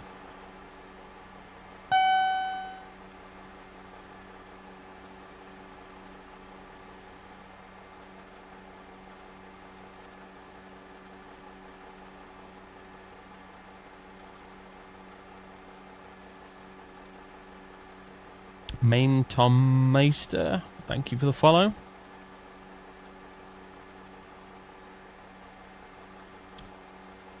Right.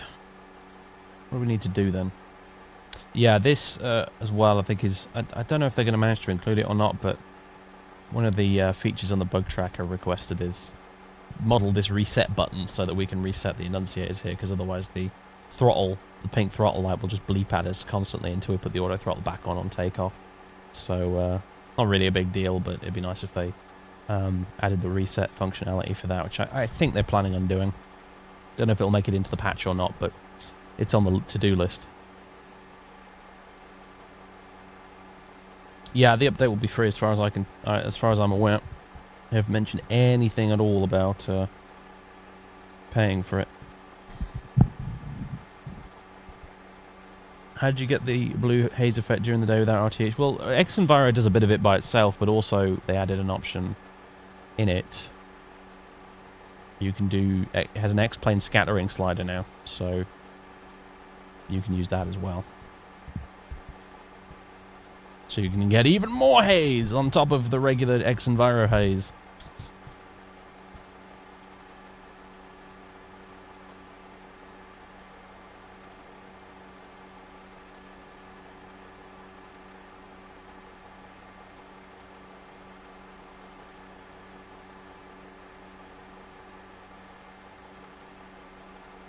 Get some food and some rest. You've had a long day. Boston's literally like 15 minutes, something ridiculously short like that. We can do it. It's not a problem. As long as I get my skates on here, yeah, Boston's not an issue. So don't worry about it. And then I will go. Just, might as well show you guys a bit more of the jet anyway. Do an extra flight in it. I'm sure Cat Strader is going to be streaming this fairly soon himself as well. He'll probably be doing it on Pilot Edge if you want to see the whole... So that's where the fuel crossfeed lever is. God damn it. I wondered. I really did. It's in the patch notes that the fuel crossfeed is now fully functional. In this plane as well. And I could not for the life of me on the overhead anywhere find the fuel crossfeed. Anywhere. I was like, where the hell is it? And then I just realized it's just now. And I was looking here. There it is. God damn it. Well, there you go.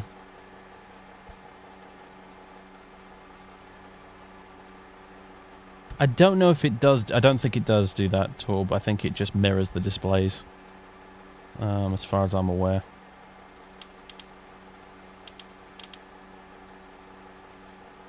You shouldn't need to do Silent Alpha in this bird too much, honestly, if... with the new updates and stuff to the LNAV and VNAV, but yeah.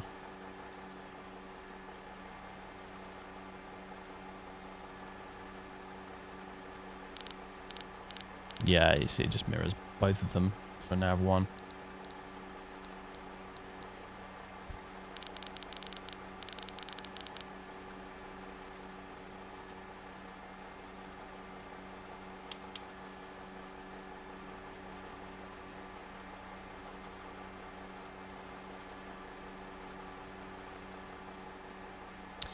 Alright, let's do it.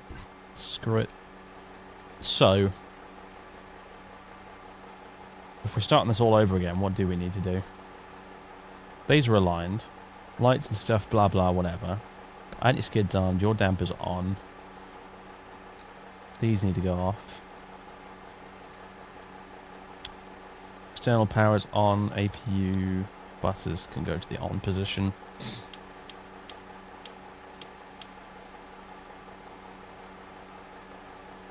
Okay, I was going to sneeze, and then it just didn't happen. I was like, oh my god, I need...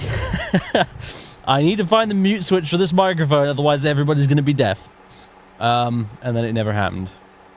Okay, never mind. It'll happen in like 30 seconds from now, I bet, won't it?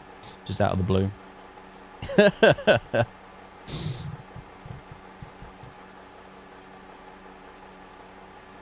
Okay. Alright. Signs on. Yeah, the warning display here. It's actually quite good. You can filter it by warning type using these buttons. And it will actually, if a new problem comes up, it will flash one at the button for the category it's in, so you can quite quickly go to the bit where it is. It's not entirely silly design at all. And you got this bit as well here. But anyway. Oh, can confirm, by the way, it has very nice windscreen animations, windscreen wiper animations. It looks a bit low frame rate right now, but that's because my whole sim is at a low frame rate right now. But you can take my word for it that they're nice and smooth. Anyway.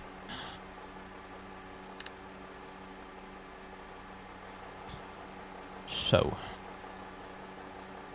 Weight and fuel, I guess.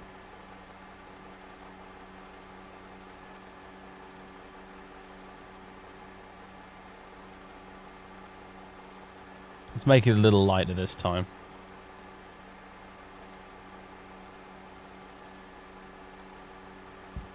Just to give the plane a little bit of help in the performance department.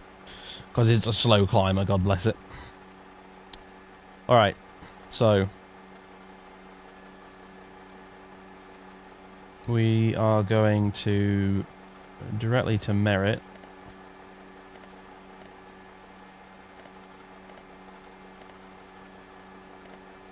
And we'll be departing...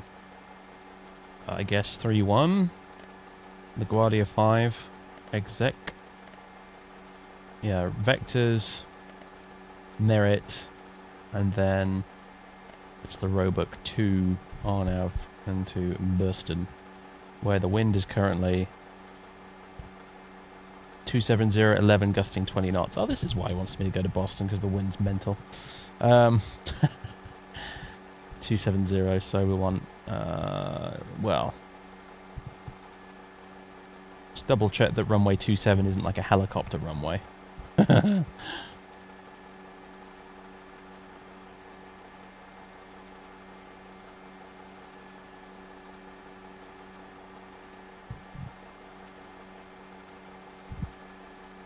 Sure there even is a 27. Oh, there is, yeah. It's not the longest runway in the world, but I think maybe we'll take 3-3 left instead. There we go. Roebuck 2. Merit. Approach transition. Ben, I guess?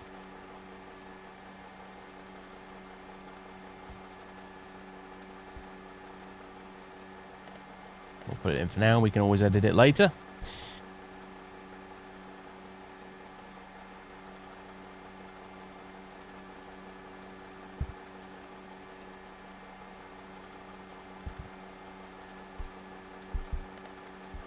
Alright, cool.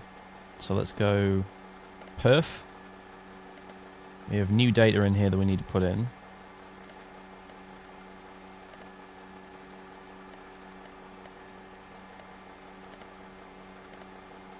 Reserves can go, we'll change that to 1. Cost index, we'll keep it nice and high at 750. Cruise out, 210. Cruise wind and all that stuff we don't really care about. Take off. Can we clear these speeds completely? We can indeed. Sweet. Means we will get no bugs. Well, actually no, the bugs are sticking around, but never mind. And then we can have a flex takeoff, I suppose. Not much of one because this thing doesn't have much power to begin with, but yeah, we'll try that.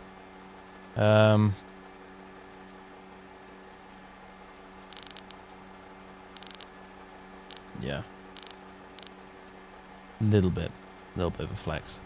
We'll leave it on the takeoff ref page for now. We can just hop over to plan mode.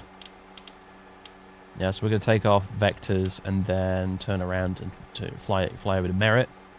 That works.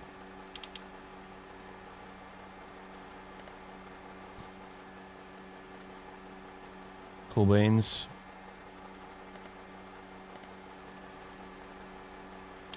Go back to map. And let's see. So. Is there an initial climb altitude for this or something?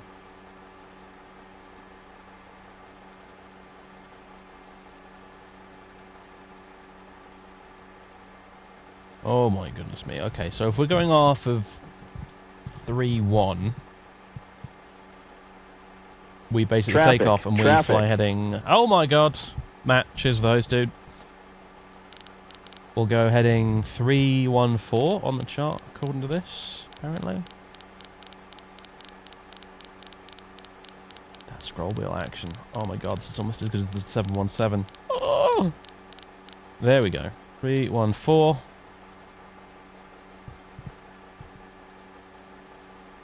And then we just follow that heading until we receive vectors, basically.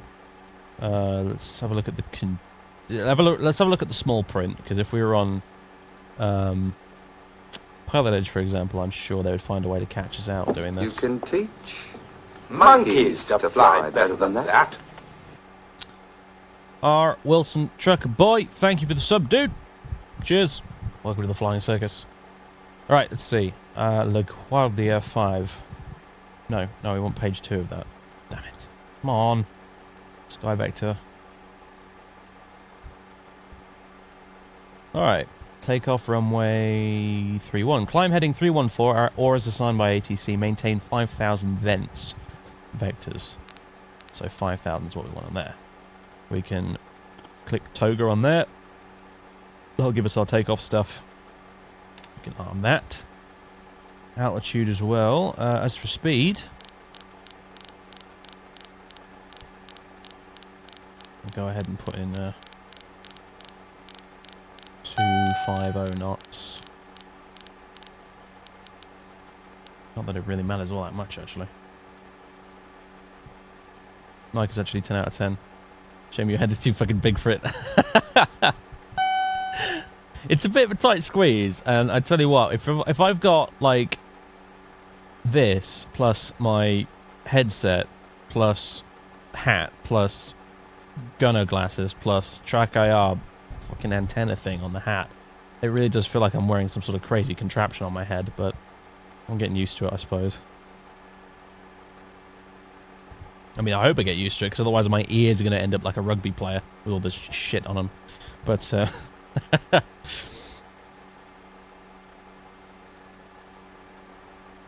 the most of the work is literally done through the audio box, really, because the microphone itself is like the sound of it out of the box is rubbish, but you pipe it through the audio box, and then you use the software for the audio box to fiddle with the equalization and the compression and stuff, and that's what makes it sound like this. So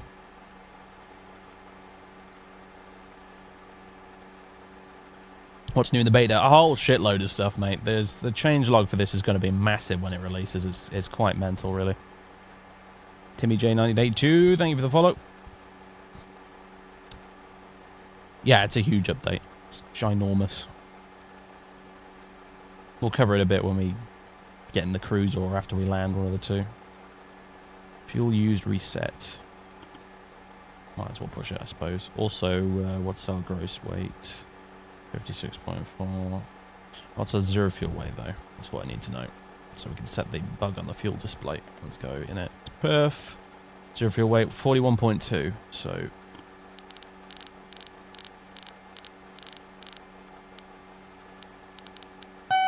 there we go. 41.2.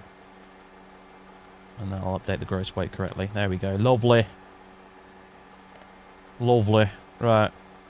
Takeoff. That's about it right now, I think. So let's just go ahead and turn on the anti-collision light. Close all these doors and stuff. Crazy blue lights in the cabin there. Good old Delta. Going ham with the LEDs. How do I close this? Without going to the... I'm going to have to go to the menu, aren't I? There we go. That one over there, I think I can just close by doing that. Yep. Beautiful. And there's you. Lovely. Yeah, I'll be getting the same box, yeah. You basically, the software that you need for it is not the one that they tell you to download straight away. It's on the legacy software on their website. You've got to, you just you know, if you run into trouble, just shoot me a message or whatever on Discord or something. And I'll show you where to get it, but I was a bit confused. I had to ask Catstrader. Dude, how do I get the software? Like, I can't find it anywhere, and it's actually in, like, the old unsupported versions on their site. I don't know why they got rid of it. It's a really good bit of software. AJ from the Gong and A Tunstall. Thanks for the follows as well. Welcome aboard. Alright, enough faffing. I want to go to bed sometime this evening, so I think we're more or less sorted right now, aren't we? Speed set, heading set, altitude is set, takeoff, derate, takeoff flex is set there, gross weight set there. V-speed's not yet set because we can only do that once we've got once we're on the taxi with the gear. The flaps down. So put on the hydraulics. We won't bother with dial-a-flap this time because we've got a bit of a shorter runway to deal with, I think. So we'll just use a flaps 11 takeoff. And the only other thing is the CG, so it's 20% apparently. So I'll scroll this all the way down to 20. This time we'll use flaps 11. Gives us 4 and a bit. There we go. Beautiful. Which box are we talking about here? The PreSonus 22 VSL audio box. It's a nice bit of kit. Alright. And as before, we'll start up at the stand and power back because we're an MD-80 and that's what we do. So let's go ground handling, drive up all. Oh, whoops. Never mind, didn't mean to do that. I wanted to drive away all, but now I guess I'll just hide the dudes. Away with you! Hide! There you go. It suddenly becomes awkward and quiet. Alright. Okay, battery is confirmed on this time. Start the APU. And the APU does successfully start on the turnaround sweep.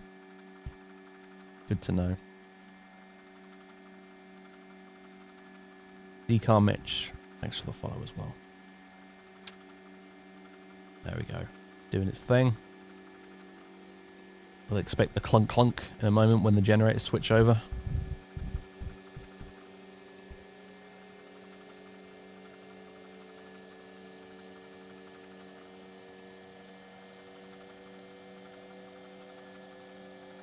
Is a desk-mounted mic worth the dosh? Well, it's, as long as it's a good desk-mounted mic. I mean, the chief problem with desk-mounted mics is that if you turn away from them, the sound is not as good. And in my experience, I mean, I suppose you can get some very directional ones that are pretty good. John Fly uses one like that, I believe.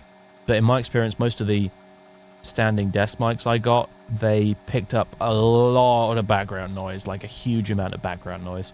Whereas this thing barely registers any at all, so... We haven't had the ultimate stress test in the form of the police car going by outside. In fact, we haven't had any tonight, which is really unusual, but... You know, you get the idea. If I click my mouse lots, you could probably only very faintly hear it in the background. And I don't think you can hear any of my key presses, so... The other thing I didn't like about it was you had this massive boom arm set up, where basically half my desk was being taken up by this huge boom arm, which was supporting the mic, which you had to put the mic then as well in a shock mount so that it didn't get disturbed by vibrations and stuff like that. It's just, it's a massive pain in the arse in comparison to this. The only downside of this is you have to wear the kind of head-mounted headband rig kind of thing to keep it in place, because it's not attached to my headset here. I'm wearing a separate sort of headband type thing, basically. Right. We have APU. Awesome. Plugins. Rotate MD-80. GPU toggle. Away with you. Air on. Pumps on. Start pump. Ignition. Ooh. Open the pneumatic valves. Set that to RTO. That's still on TARA, that's fine. And starting 2. 20% N2 and then bang goes the fuel.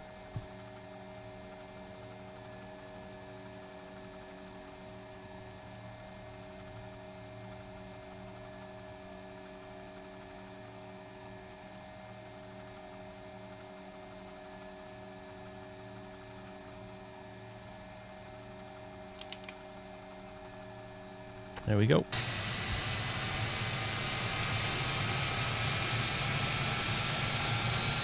That jetway will move away once I take the parking brake out.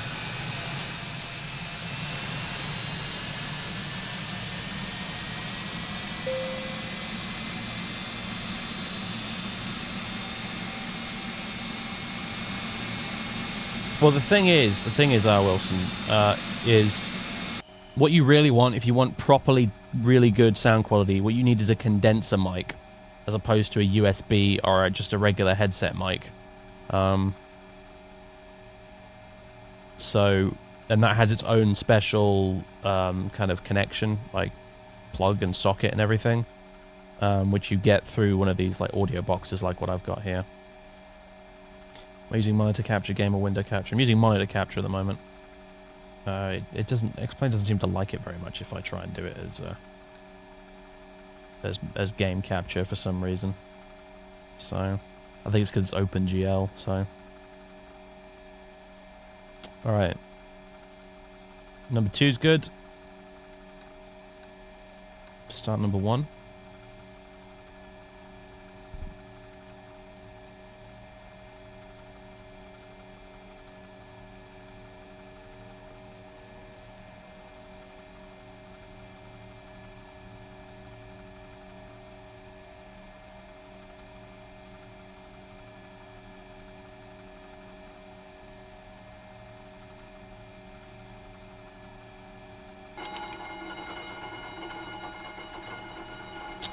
That's not a fire bell, it is in fact the jetway moving away. Just one monitor. I have 3 monitors, but this one's got Sky Vector and charts on it, and this one has got the Twitch stream and the chat and stuff, so I just use one monitor.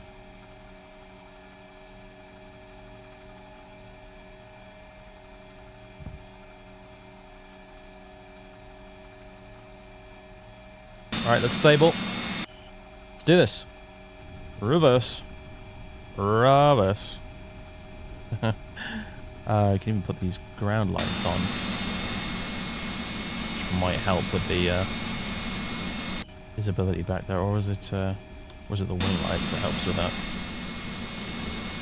Honestly not sure. None of them seem to be working, to be honest with you. Weird. Alright, anyway, let's just push back.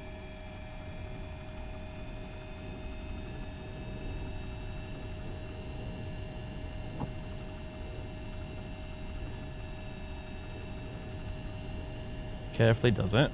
Don't want to tip the plane over.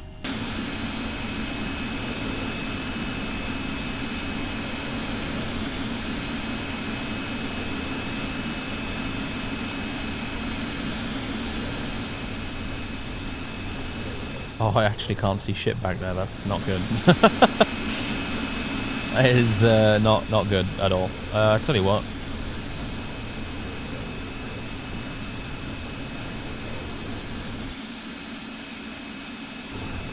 Cheating for the win. There we go.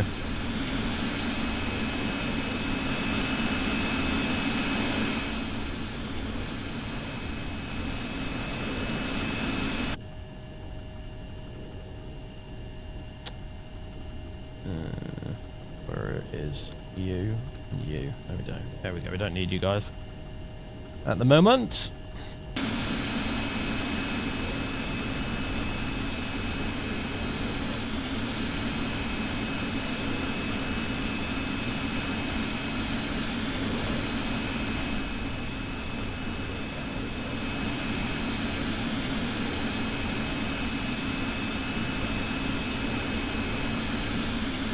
There's the next leg too. We're going to Boston.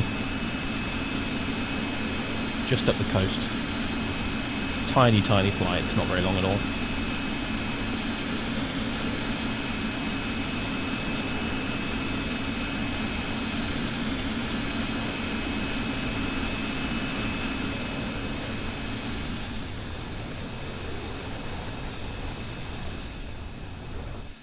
Hello, New York City. How you doing? Look at all the like the carts and shit that all got piled up waiting for me to go. They're all queuing up. Oh my god.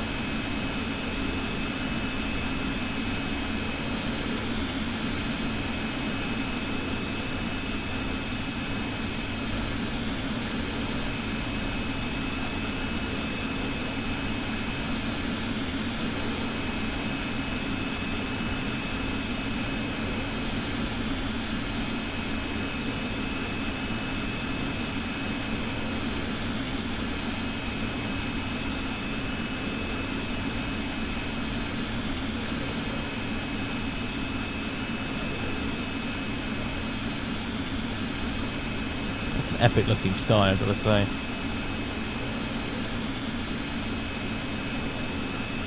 Alright, I'll do it, I think.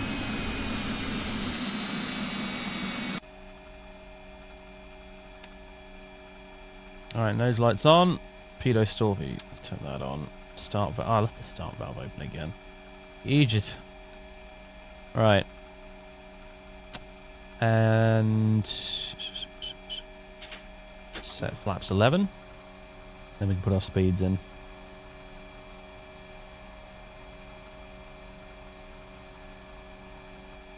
Disagree light goes out, and we got takeoff in blue. And we got our speeds, which are way lower this time than they were in Atlanta, as you can see. Sweet. Alright, let's taxi.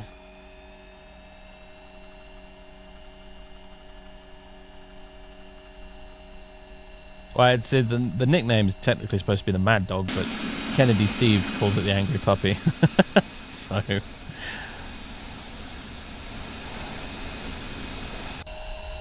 So a bit of flight control testing. Everything seems to be in order. Oh, the only other thing is... hydraulic pumps go to high. There we go. Beautiful.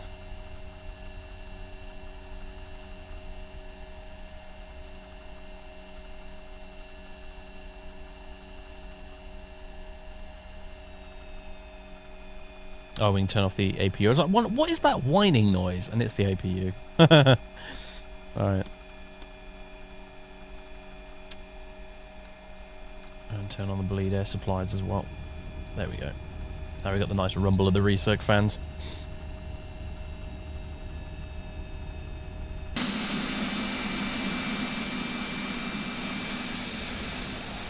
I need to reset the clock at the moment. I don't think it'll let me though, will it? Okay, no. Yeah, there we go. Clock's useless in this thing though, as I said, because at the moment it doesn't track hours. It doesn't count up the hours. It just does minutes.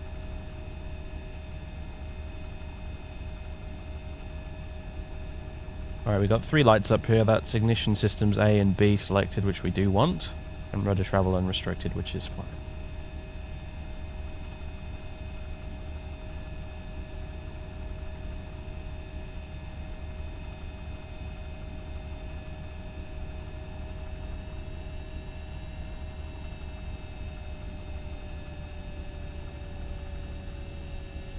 Just hear the APU going down now. And there's the new terminal building. It's pretty bonkers if you ask me, but hey.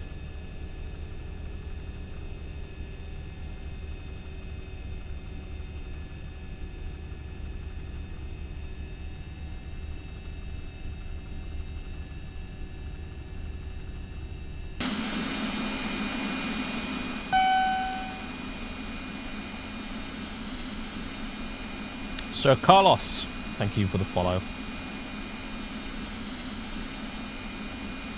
Boston John. Oh god, yeah, good point. Cheers for the link there. I'll see if I can remember to put that in when we get to Boston. It's a shame we're not going from Kennedy right now, because we could have Steve doing the comms for us on the way out. Damn it, never mind. Maybe next time.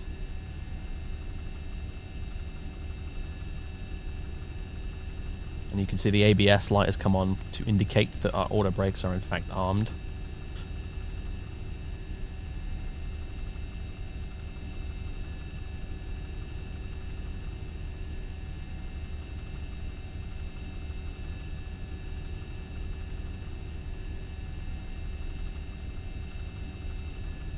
Oh, she's posted the link, Wayne. I need to get that, like... I need to basically, like, below the stream, I need to put a subscribe thing, don't I? Clearly. Because it looks like if you're on mobile and stuff like that, it becomes problematic. Start to have issues.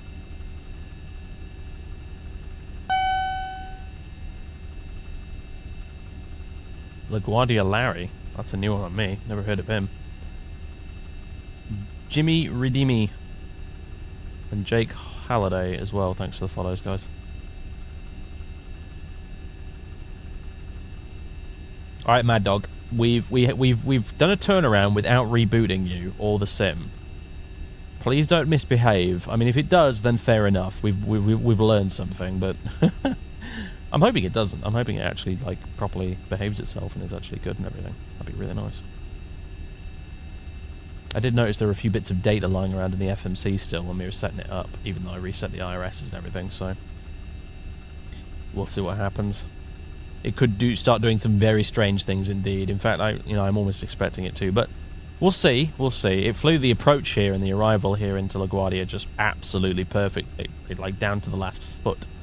It was beautiful, so we know it can fly procedures properly without any issues whatsoever, but we'll see if it can still do it after you've turned the jet around without rebooting it. I don't think Rotatesim ever claimed that it was capable of doing that, so we're pushing the envelope here a bit, but hey, we'll see what happens.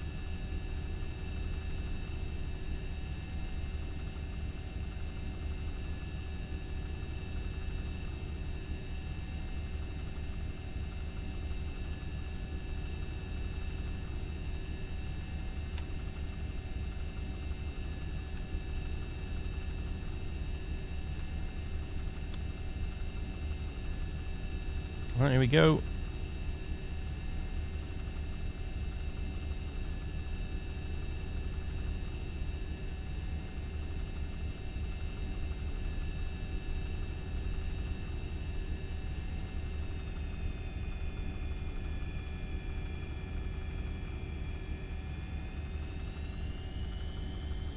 Okay, stable. And flick the switch, please, FO.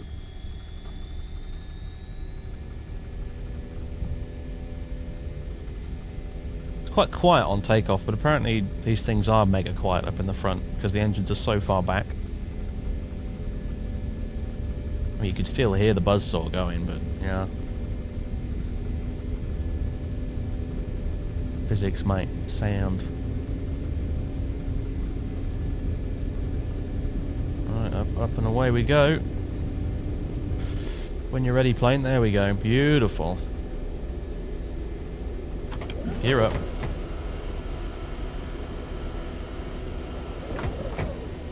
I just want to put the autopilot on, look out the window, not going to lie. Oh my, that's a view.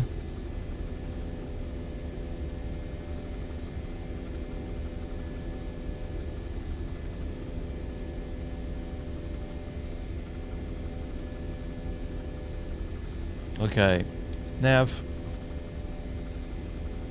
The nav.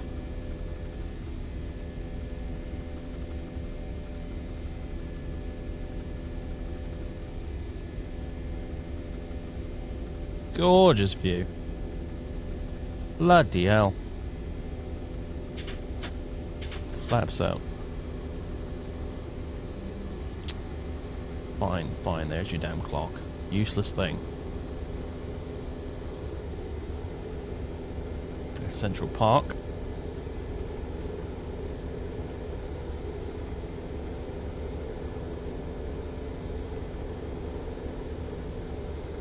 There's all the bridges.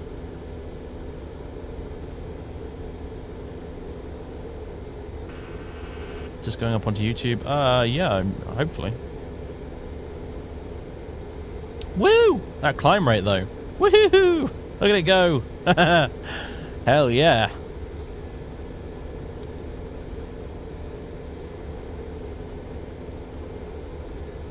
Cost index 750, boys. Now it's leveling off at 5k. Sweet.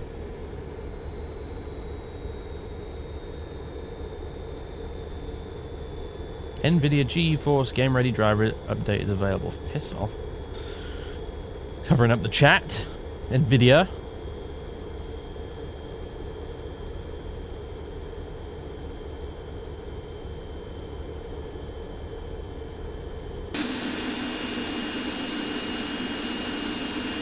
Oh, such a beautiful plane.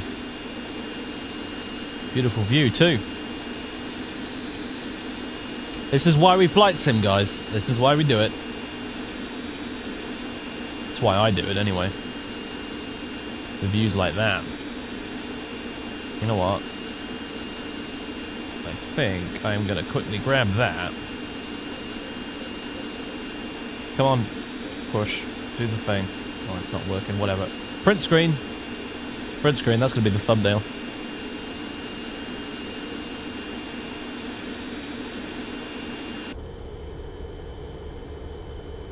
Alright. Let's just go straight up to 210.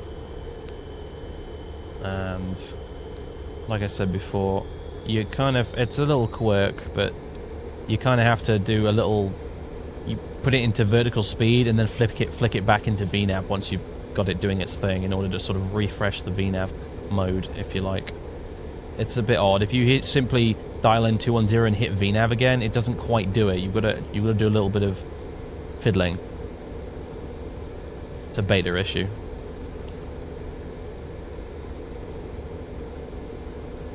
Woo! Serious climb rate. That's what happens when you've got basically no fuel and no passengers.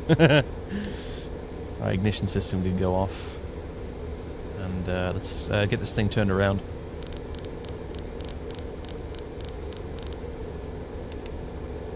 You pull the knob for heading select and push it for heading hold, by the way. Don't get those two the wrong way around, otherwise bad things will end up happening. Take it from me.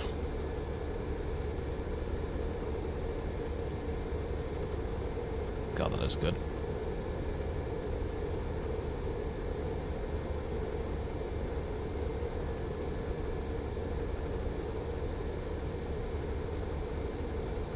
Hello, Merit.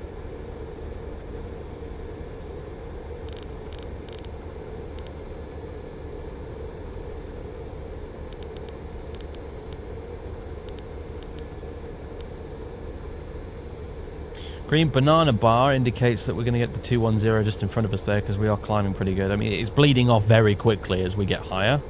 This plane is not a climber by any stretch of the imagination. I mean, you know, this is a bit of an anomaly because it's a tiny, short route with very little fuel, and I didn't load much payload onto it at all either, but under normal circumstances, the MD-80 climbs like a brick, so...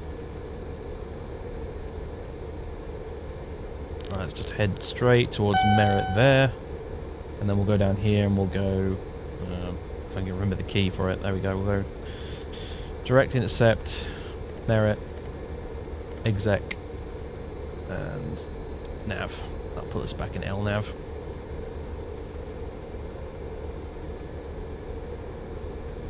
Why are we not in VNAV climb? That was weird.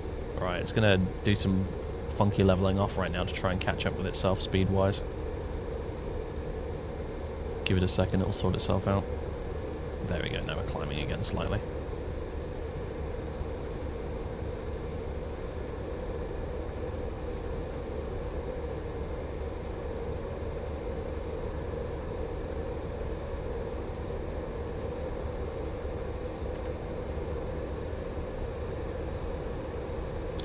Doesn't look like I can go climb direct because we're not really on much of a, arrival or departure right now. Why would you climb direct on an arrival? That doesn't make any sense. Idiot.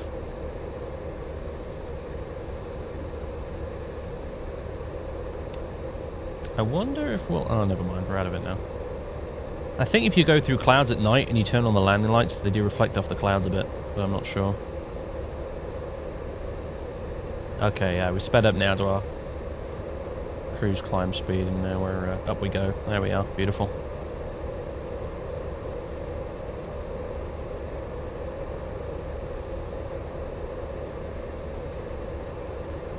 Jamming elevator simulated too, yeah.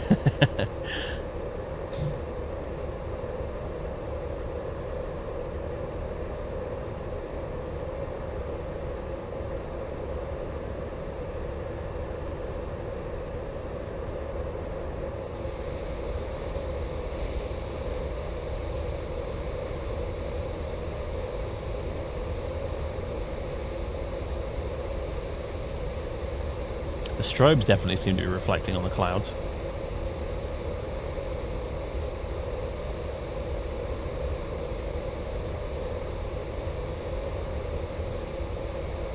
Oh, don't be that guy, Corey. Everyone does it. You know we do.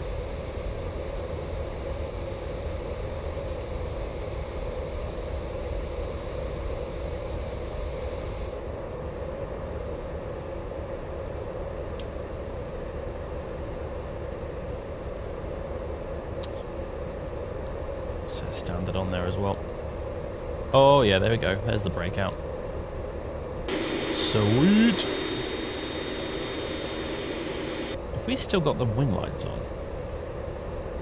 Yep. There we go.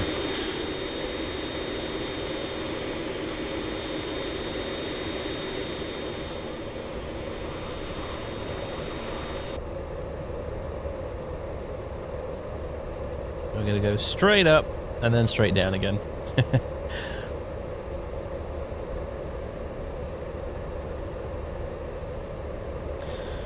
I am going to find the Roebuck 2 chart so that I know what we're doing.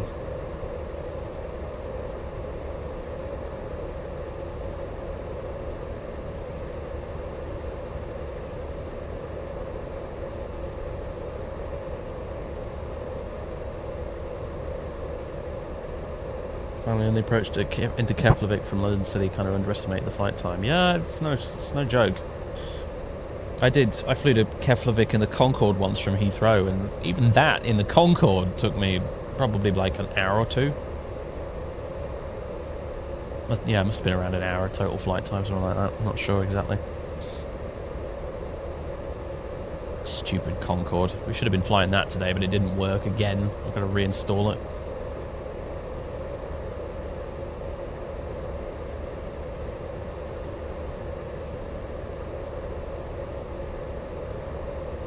Alright, let's hop over here. Legs. Alright, so Merit 210, and then Ruiz, we want to be between 230 and 210. So what it's done is it's put in a hard constraint of 220 to make the difference, essentially. Then all in 17,000 above, which is correct. Banky 16,000 above, which is correct. Roebuck between 190 and 12,000, so it's put in 15,500. Provi 11,000 above, which is correct. And then Judy, no constraint. It seems to have given us 11,000 there, but there's no real actual constraint on that. Jaina 11,250 knots, which is correct. And then it's what are we doing after that? Ansley 8,240 knots, correct. Then Berai between 7 and 6,000, 220 knots, so it's put in 6,500, 220. And then Bog 6,210, correct. And then Vectors, and then Ben Kohas. That's the arrival. That's the approach, the ILS approach for the runway there. And that's the wrong button. Whoops.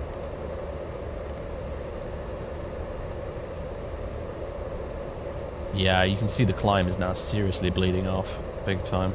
Although we're not really using full climb power at the minute. We could be, but we're not. I'm going to go ahead and just override all of the automatics and get us climbing nice and quick. You see I've got the max climb markers on the throttle, on the EPR there, so... Damn the efficiency.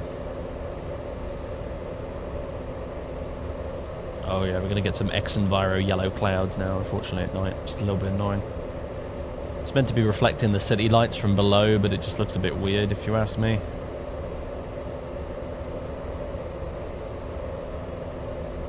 Hopefully they'll give you an option to turn that off one of these days. Whatever.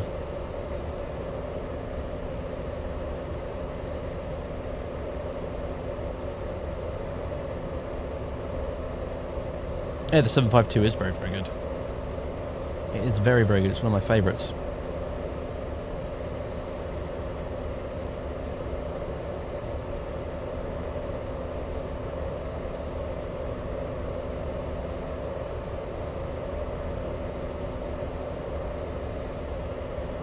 And here's a question. Considering we've got vectors in the arrival there and a discontinuity, will the VNAV figure itself out? Like, according to them, the way they coded it is from...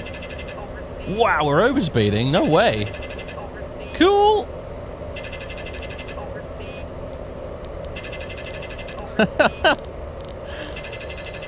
Badass. Alright, let's bring that back. Fair play. In fact, let's bring it back to 300. Overspeeding in the climb. You little beast! I didn't even know you could do that, you crazy plane. Fair enough. So we can turn off the logo light if we really cared. There we go. Fair play. That was kind of cool. Alright. We have reached cruise and we will be here for all of about, I don't know, probably a couple of minutes. And then it's back down again. On that note, I'll go here to the descent page and I'll whack descend now, just as we're approaching the TD.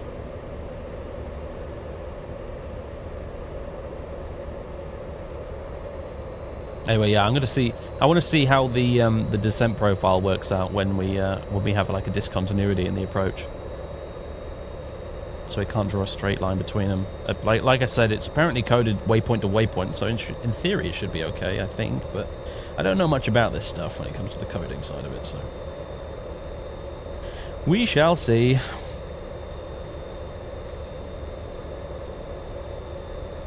Oh, I got one of those phones where you get adverts on it as part of the deal to make it cheaper, and I swear to God, they're annoying because they wait like about 10 seconds before they actually pop up, and it's usually when you're right in the middle of trying to do something that they just go, oh, advert, and you have to click the X in the corner to get rid of it. It's proper annoying, mate.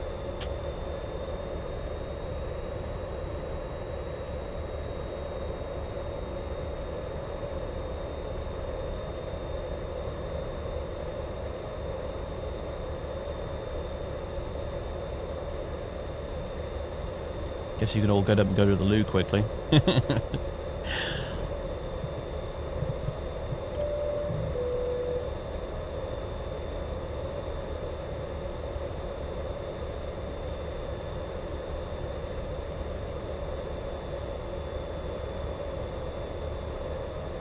want to see me flying to Honolulu. Well, that was one of the Concorde flights I wanted to do, but the stupid thing's misbehaving lately, so we'll see.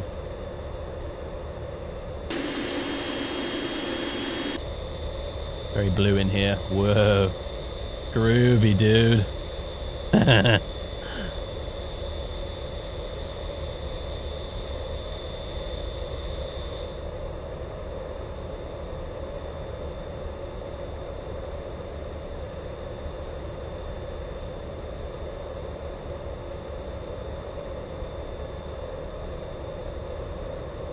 Yeah, this is on PC. This is not on console.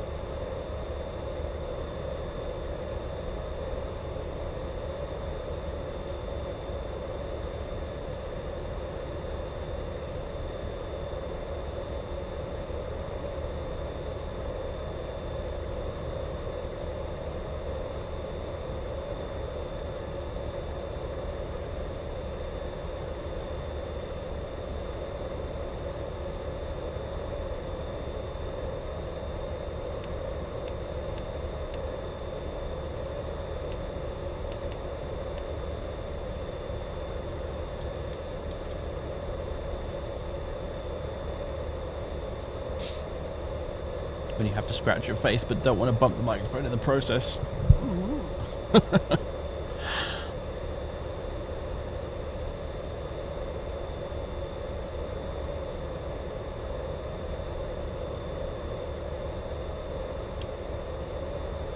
Alright, descend now. Also, how about you dial in an altitude, you fucking idiot? Let's do 6,000.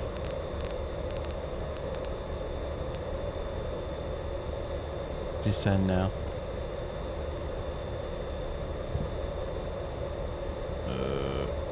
No, it's got a dotted line for some reason. Execute. Oh, I think I might have fucked it slightly.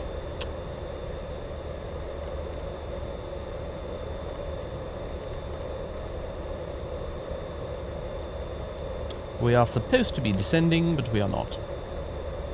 Oh, bugger. Tell you what.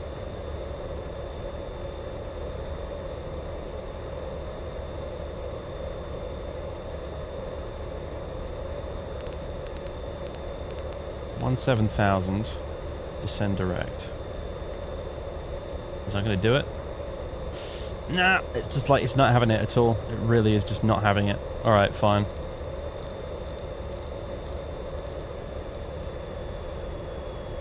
Down we go. Oh, it's probably because we're not actually in VNAV. That could be it, actually. There we go.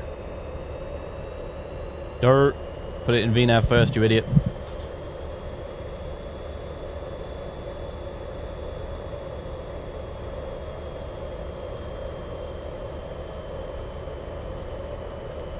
That'll give us all in at 16,900, which is spot on. Okay, yeah, there you go. As soon as I remembered to hit the VNAV button, it got itself bang on profile. Herb-a-de-derp-derp. Operator error, folks. I'm sorry. As usual. Alright, well, in that case, let's put in 6,000 again. And we will watch it follow the descent profile. And hopefully it will do it 100% correctly. Which would be really cool. Seems to be indicating it's going to get to 6,000 around Judy. Which is... yeah, that works. Or does it? No, it shouldn't be 6,000 at Judy. Well, what it'll probably do is it'll shallow off the descent.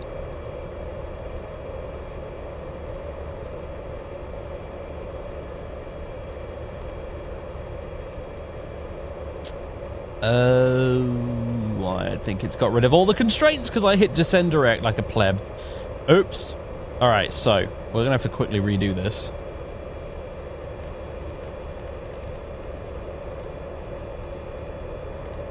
And hopefully it won't break the VNAV completely. Oh dear.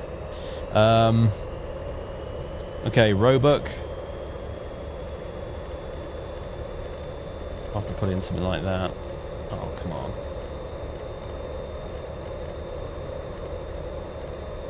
Pro V, 11 above.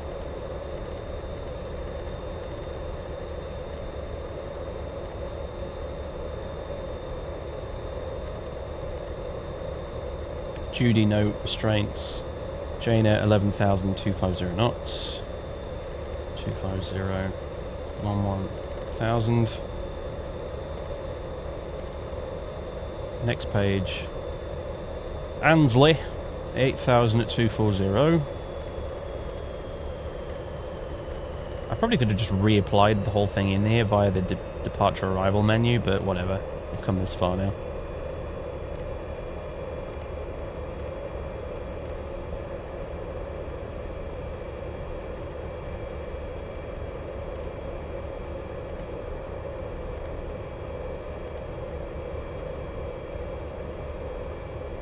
And then Berai's 6,500, 220 knots.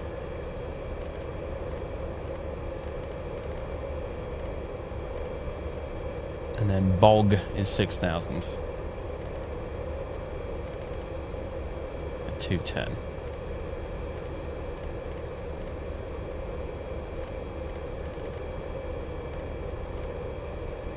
Alright, now this is going to be interesting. Will it manage to stay on a fully customly reprogrammed profile? We shall find out. For the moment, it seems to be on profile.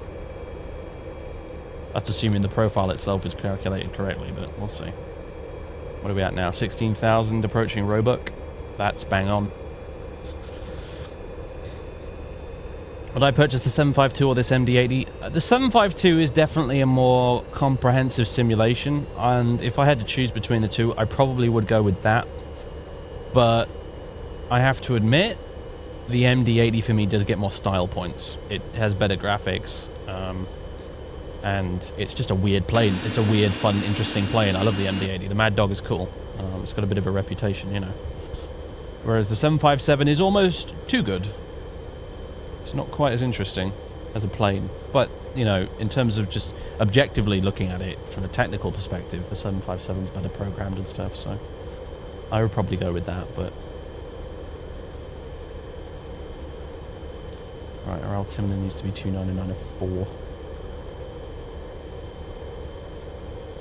Why don't we put some Boston John on in the background as well?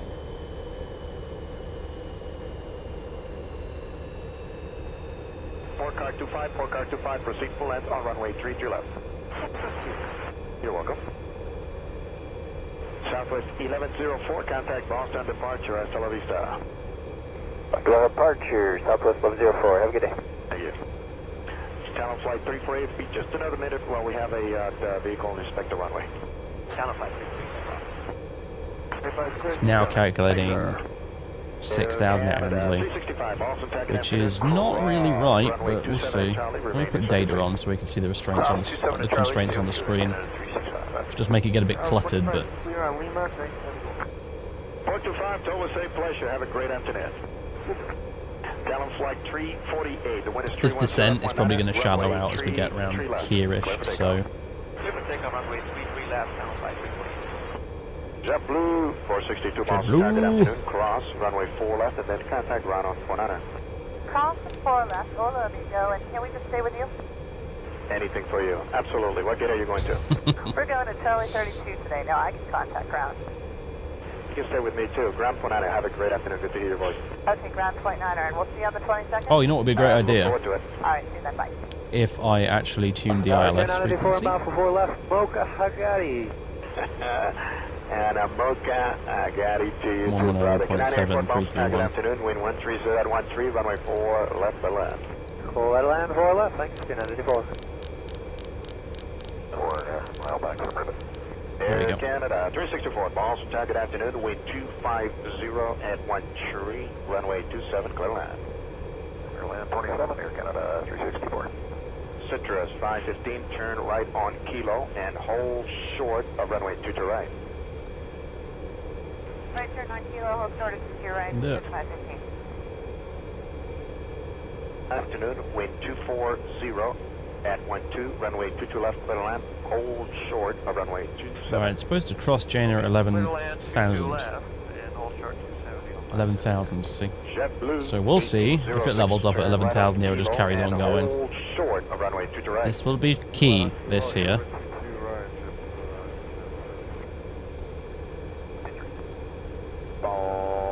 Tower, good afternoon again. Gold 4975 on the visual, 22 left behind Eagle Flight. Golden 4975 Boston Tower. Hello again, folks. How we doing? Wind 240. And it's leveling off at 11,000. Runway 2 to GG. left, clear to land. Hold Been after the win. short of runway 27. 22 left, work with land. Go and hold short 27 for Gold 4975. We can take that clear to land 364. Air Canada 364, right turn at Echo Taxiway and hold short of runway 2 to left, remain this frequency. Hold short 22 left, we'll stay with you for Air Canada 364. Runway 27, clear land. Clear land, 198.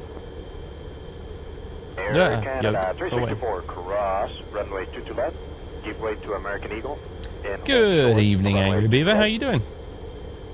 Oh boy, here we go. 22 left, hold short 22 right, giving way to American Eagle Air Canada 364. Eagle Flight 579, monitor. Next constraint tower on is 12, Ansley, 189, 8,000. good afternoon. Will the plane do it? Find out next time. Ribbon. Delta Triple Let's Eight, get the ILS Boston, chart good up. afternoon, wind There we go. 240 at Beautiful. 17, runway 27. Platform altitude is 4,000 feet. Our minimums Air Canada 364, are monitor tower 12818, have a great afternoon. 28 Air Canada. 200 feet. I don't think I can set them until we're actually on the ILS, which is a little bit annoying, but that's the minimums knob there, the decision height. But it doesn't do anything unless you're actually on the ILS and the decision thing pops up there. Well, basically, once you've got the radio altimeter, is what I mean, actually, not the ILS, but once the radar altimeter is on the screen, then you can set the decision height. Otherwise, you just got to look at the altimeter and do it the hard way. It looks like it's going to do 6,500 at Berai. Spot on. Citrus 198. Beautiful. Turn right, hold short of runway 2 to right. Good plane, good plane. The Angry Puppy is being very good to us today. 4975. Hold short of This is runway good 2 shit to right. know as well, because especially on Pilot Edge with all those new SoCal SIDs and stars with the step descents and stuff, it's good to know that the VNAV's capable of doing that, really, honestly.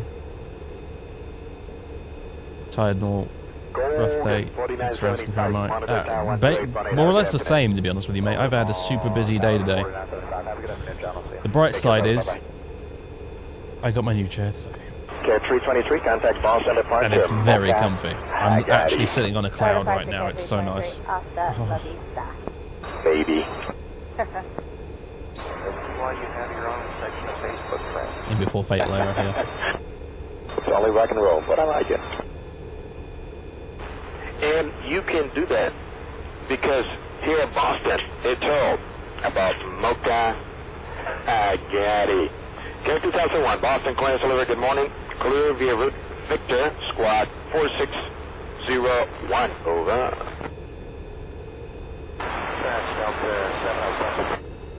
Delta 705, Boston clearance delivery. Good morning, sir. I have two clearances for you here to Atlanta. One on an MD-80, one on a 757.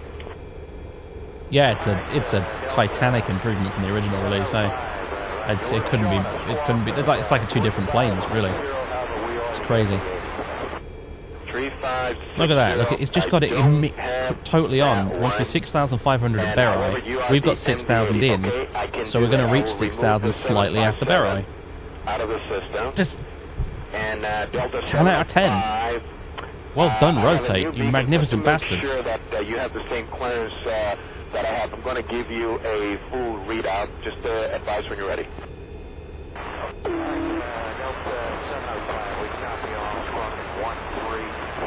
Once we hit Berry, we're gonna vector off of this intercept bend there at 4,000. Delta 705, thank you. You can go ahead and call Delta Ram when you're ready for the pushback. You have a good afternoon and a safe ride.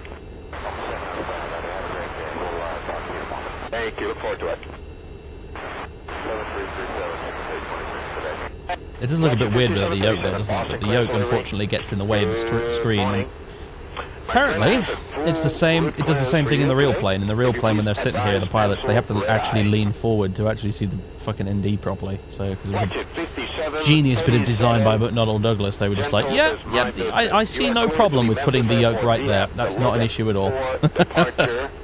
Glide intersection, which is Golf Lima Yankee Delta Echo, direct to Chester, which is Charlie Tango Romeo. Oh, that rolling the R's. I wish I could do that. November Kilo. Direct to Lake Henry, which is Lima Hotel Alright, Yankee. beautiful. Jet 36 to the DGRAF intersection, which is select. Delta Golf Romeo 4,000. Alpha Foxtrot. Outsell. Jet 49 to Papa Sierra. Jet 78 There we go. to Hotel. We're doing 220 knots, which means we can get plenty of flap out at this point. Loads of the stuff. Bravo, Whiskey, Golf. The MD-80's got flaps made of titanium, apparently, and you can lower them at ridiculous speeds. Oscar, Whiskey, November, for arrival to Memphis. Maintain 5,000. Expect And we'll just play with the VS until the banana bar gets where we want it. Banana bar. And my friend, for the readback, all I need is just a transponder code. Hey, here's my buddy. Like I said. Long time to hear your voice. How things coming along with you? Outstanding, brother. Good to hear your voice. You want to go? Baps for days. My friend, you know it's all We can do flaps 15 at 240 knots, and we're doing 220 right now, so. Flaps 15, ahoy! Whee! Over. I'm sorry, who's ready for taxi? 607, monitor ground point 9, I have a Mocha Hagati Canada, sir.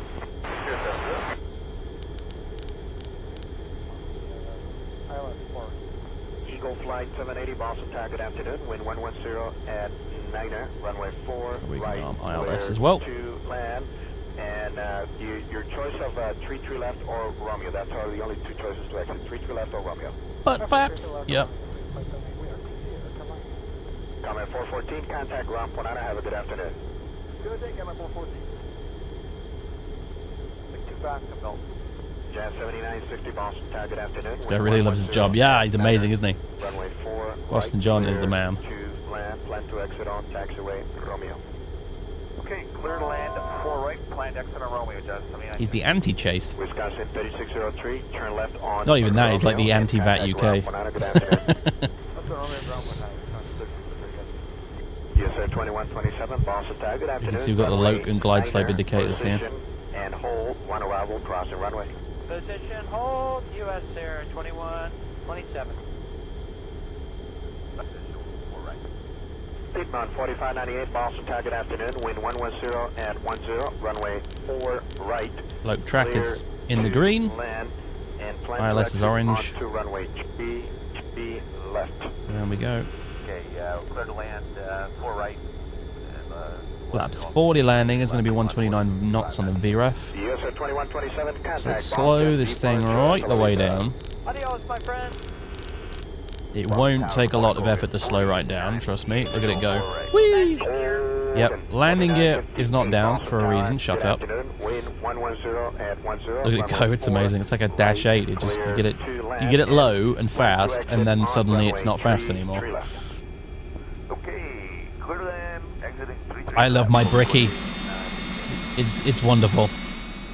Let me turn left on taxiway Romeo and contact ground on Porana. Good afternoon. It is.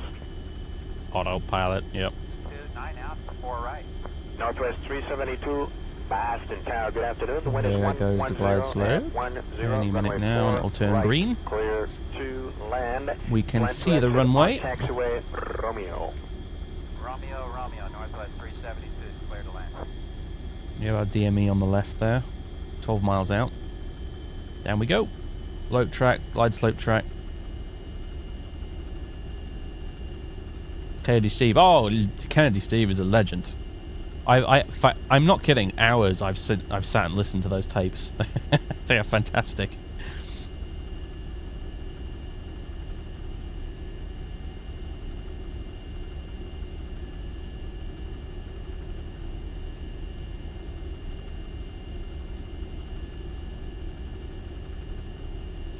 Is this VAT sim? Nope. We're on FS Cloud at the minute. I didn't fancy any additional stress tonight while we beta test this plane here. So we're just chilling on FS Cloud with a bit of Boston John in the background, which we've run out of. Part 2, if you please. Thank you.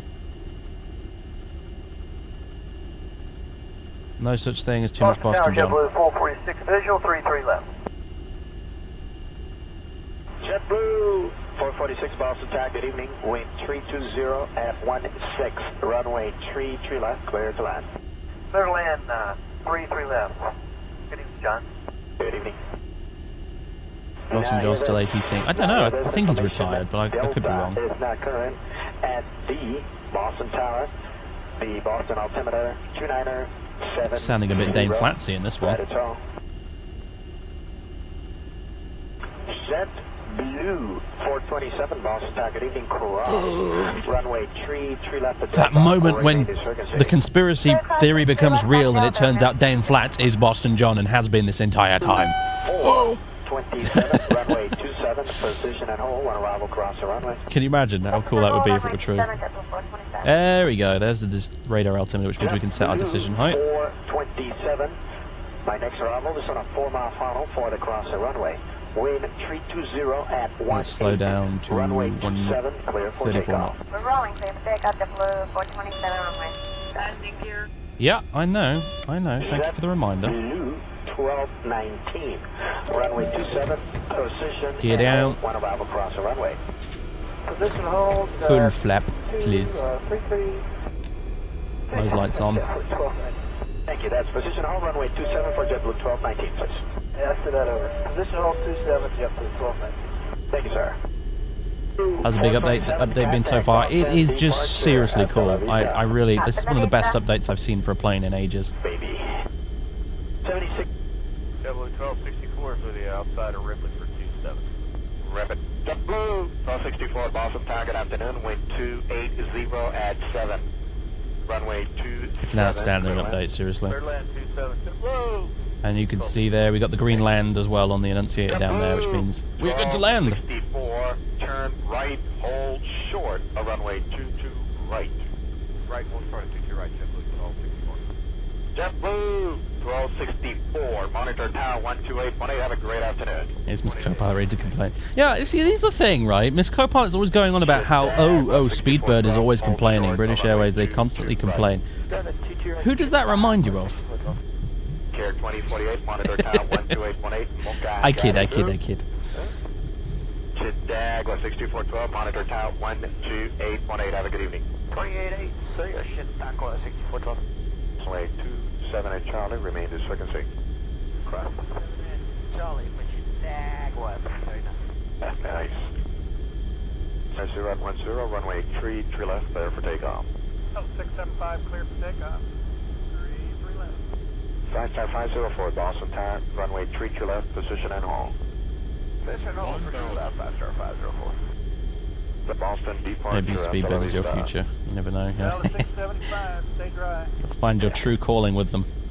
50504, wind 290 at Set up auto brakes as runway well. 3 left, clear for takeoff. Clear for takeoff, 3 left, 50504. Eagle flight 816, runway 3 left, position and hold. Position hold, 3 left, 816. Departure, hasta la vista. Hasta la vista, 50504. Alright. Eagle flight A16, the wind is 300 at Butchers, runway those 3 throttles are left, around clear about for there-ish, so...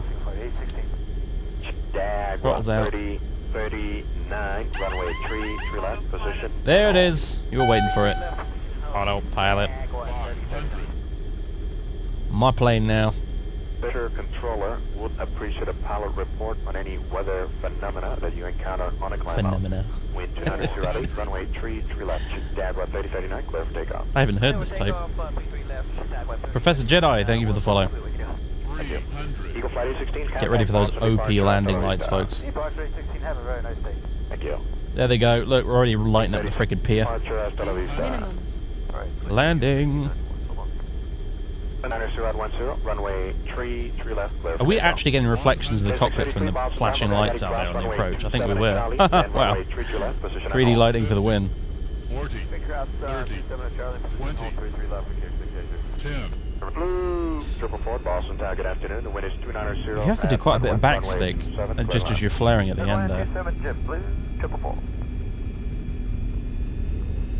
Care 2777, turn left heading Use some of that sweet reverse thrust. Heading and contact Boston departure, Mokta Agadizu. 210 on the heading and contact departure, Care 27. Lovely. Delta 644, runway 3 left. See if we can slow it down just enough to get off this. Yeah, here we go. Beautiful. Oh, Wind 290 at 10. 230, I'm heading and contact Boston departure, Mokta Agadizu. 230 and over to departure, Care 633. flapping up, bitter. Clearance, call 4964, ready to push uniform. Oh, and reverse is off. How about that? Ground, 0.9. 0.9, good day. Eagle Flight 599, Wilson Ground, good morning. How you guys doing today? Behind Cape Air, runway 9, taxi via Sierra and hold short of runway 4 left. I think we just got off at hotel. 4 left, Eagle Flight 599. That's Quebec in front of us. Oh, no, My we're on friends, Quebec. they're My working me bad. today like a big dog. Just means you have skills. Care 605, monitor tower 12818, Oh, no logo light. What are we doing? I represent the brand. 927 traffic 2 mile final cross, runway 3 left and contact ground 49. I'm gonna have to get a custom paint job for this thing at some point. The Prof 739. Thanks for the follow. 11, contact Boston departure, hasta la vista. Changing to departure, comment 2. Just gonna have to turn you down a little bit there, Roger John. 1700, thank you. Eagle flight 820, wind 280 at 11. Previous Where the hell did Delta park then? There's JetBlue. Feet. Runway 2. There's American. Clear for takeoff. There's United. Eagle flight 820, any birds?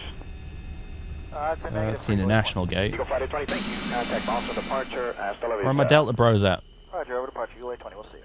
American All the way over there, 145, okay. Contact Boston departure, hasta la vista. Hasta la vista, American 145. I'll be back. Yeah, it's doing this again. I haven't actually started the APU, so that it's not an APU thing, Take it man. all the way to the end. Lieutenant Lima and taxi 2 parking.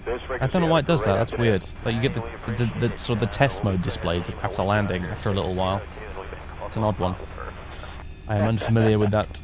Eagle 668. whatever that is, procedure, Eagle Flight whatever. 668, Boston, target afternoon. Wind 300 at 8, runway tree left, clear to land. Clear to land, 33 left. Afternoon, John. How you doing today? I'm working. Next two of us. I hear ya. American 636, turn left at November. Speaking of and APUs. contact the ground on Pornado. Good afternoon. Barely see the fucking switch. And There get we report go. to it. American 225, traffic 6 mile funnel, runway tree left, position and hold. Position hold 33 left, American 225. APU's on the way up. Number Nice. 564, Boston, target afternoon, traffic will hold in position, cross, runway tree left at Delta, remain this frequency. 33 left at Delta to cross, comment. JetBlue 1264, Boston, tower, good afternoon, the wind is 310 at 10, runway Joshua tree Red, left, 41. Welcome aboard as well, sir. Good land, JetBlue 1264, thank you. You're welcome. Coming 564, runway 27, position and hold. One arrival to the crossing runway. Position hold 27, com air 564. Care 4802 to left heading 220, contact Boston departure, Mocha Agadi Zoo. Comer 564, contact Boston departure, hasta la vista. Where's the pull the dim thing? Does Does it make a difference? Runway okay for JetBlue 1264? JetBlue 1264, affirmative. Any left turn, contact the ground on Pornado. Have a great afternoon. Point 9, thank you, sir. JetBlue 1264. Alright, Wilson, Trucker Boy. No worries. Glad you enjoyed it, dude. Catch you next time, man. And thanks again for the sub. Well, hello, Mr. FedEx 757. I'd love a FedEx skin for the 757. That would be really sweet. Maybe when Flight Factory eventually get around to doing the cargo version, huh? Curved Eagle. Welcome, sir. You have curved eagles. Curved eagles. Oh, and a MD-11, I want to say? Yeah, it's got the winglets. Hello, Mr. MD-11. I would love to see either Rotate or somebody do an MD-11. For X-Plane, that would be pretty sweet. I think ATS want to make an MD-11, don't they? So maybe we let them do the MD-11 and get Rotate to do a DC-10. That would be beautiful.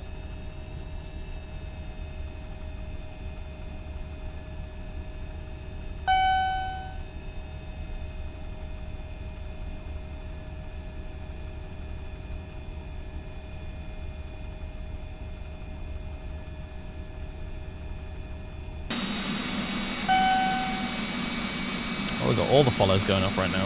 Holy crap. Kev Meldrum and... I'm just going to call you Mansky. Easier to pronounce that way. Thanks for the follows, guys.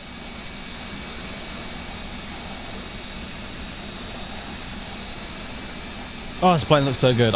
You know I love my T-tails. But, I don't know, just something about the MD-80 in particular.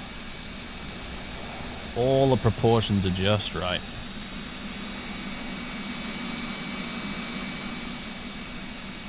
Except for the cabin. Wow, the APU is really loud back here. Wow. Except for the cabin. The cabin is an OCD person's nightmare, as you can see.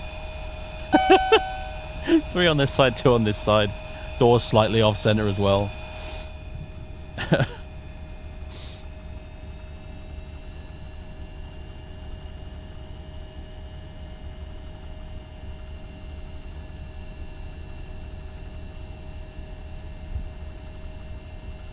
UK Flyboy 747 as well. Welcome to the stream. There's a service air fuel truck having a bad day apparently. My Delta dudes! Finally! It took us long enough to get here. What do we got? Is that an MD-80? Actually, it looks a bit more like a 717. There's some really big engines. Either way, it's a cousin of ours. If it's not an actual MD-80, bro. We're gonna go park next to him. It looks like an MD-80. Yeah, it's gotta be. Like, it's got a long fuselage like an MD-88. Yo, Mad Dog, bro. How you doing? Hello, Marshall. Right.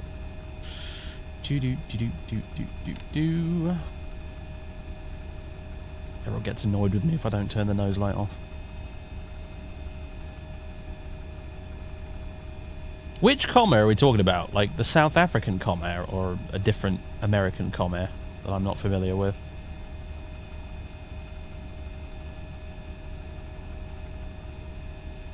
Boop. There we go.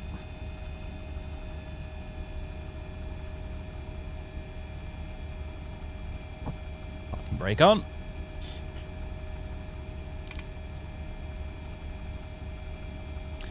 Lovely jubbly. APU on buses and engines bye-bye. Oh, jetway and everything. Beautiful.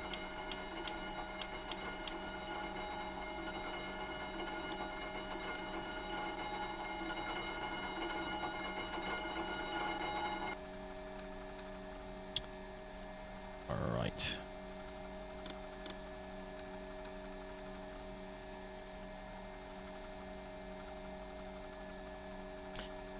Cool.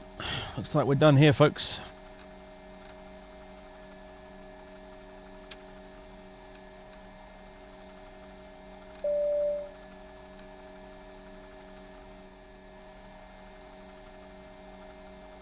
Open the doors up at the back there. Open the front door. Won't need the air stairs because we've got the bridge. And we can get the GPU in here as well. And open up the cargo doors. And we can get our ground handling too. Lovely!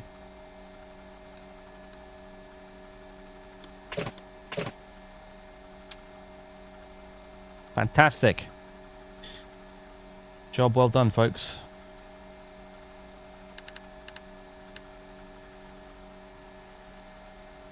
If I do say so myself. Welcome to Boston. That was actually a really nice flight. Thanks for talking me into it, actually. I've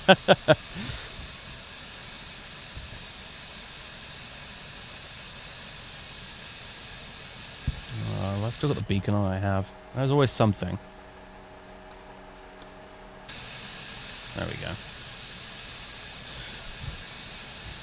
That was really good. I am genuinely surprised. So we flew from Atlanta to LaGuardia, did the expressway visual and everything, then landed it, then taxied it up, parked it, turned everything off, then plugged in a brand new route without resetting the jet at all, and then flew it up to Boston as well, in addition to all that other shit prior, and it did the whole thing perfectly. I even reprogrammed all of the constraints in the FMC on the way down because I fucked up and went to descend direct by accident, and it still followed all of the custom constraints I pushed in, and it just did it. It was perfect the whole time. It was spot on. It was beautiful. This update, guys, is seriously goddamn cool. It's amazing that I mean, don't quote me on this because I'm not actually on the dev team or anything like that, but I'm 90% sure this update is completely free. It will also make it work with X-Plane 11. It's fucking outstanding. There are a few little bits here and there, but they are going to get fixed. They're in the bug tracker, so I've helped fix a couple of things myself, as a matter of fact. Yeah, so there you go. If you want a quick, very brief, before we go again, rundown of all the features that I can remember off the top of my head, there is a changelog for us beta testers, but it's not 100% complete, really. There's a few things in there that aren't mentioned, but if we, let's see, basically, number one, virtually every switch on the overhead now does something and works. We've got both IRSs now, for example, among all sorts of other stuff, all of this kind of thing up here. That all does stuff. We've got, even if you go up here, you get the mechanic call button and the ground service buses and things. I don't know how they work, but they're there. Along with this stuff, whatever that is. Radios, blah, blah, blah. No circuit breakers, but that's fine. All of this stuff works. All the tests and warnings and things do what they're supposed to do. Obviously, you've got those. But you've also now got, where is it? The wind shear test.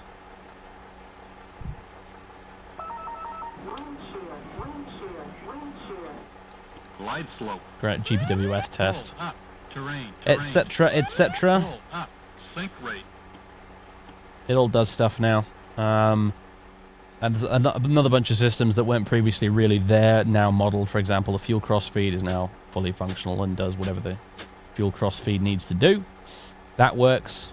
All the usual stuff. A few retextures here and there. They've improved the cockpit textures even more. I didn't think they could do it, but they have. That sort of thing. In the old FMC here, they've completely recoded the VNAV. The VNAV is brand new. From scratch, as far as I'm aware. It does holds now. We click the hold page here. We've got new sounds as well, you'll notice. You get little key press noises and things in the FMC, as well as all sorts of other new sounds. But you get root hold, and you can specify all of the different information you need to do. There is a slight typo there. Best sped, but that's getting fixed. That has been logged as resolved on the bug tracker, so that's fine. You can set multiple holds as well. All that good shit. The climb, cruise, and descent pages have been overhauled. You now get climb direct and descend direct, like you can see there. As options, the progress page has been rejigged, I think, as well. What else? The LNAV has been redone a little bit. As you can see down here, it now draws LNAV curves for your turns. So the magenta line now goes all bendy and curvy when it needs to. You get a green banana bar for when you're descending or climbing as well. What else? That might be it. I can't remember. There's a lot of stuff.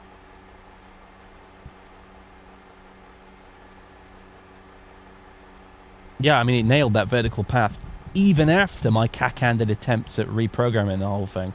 So...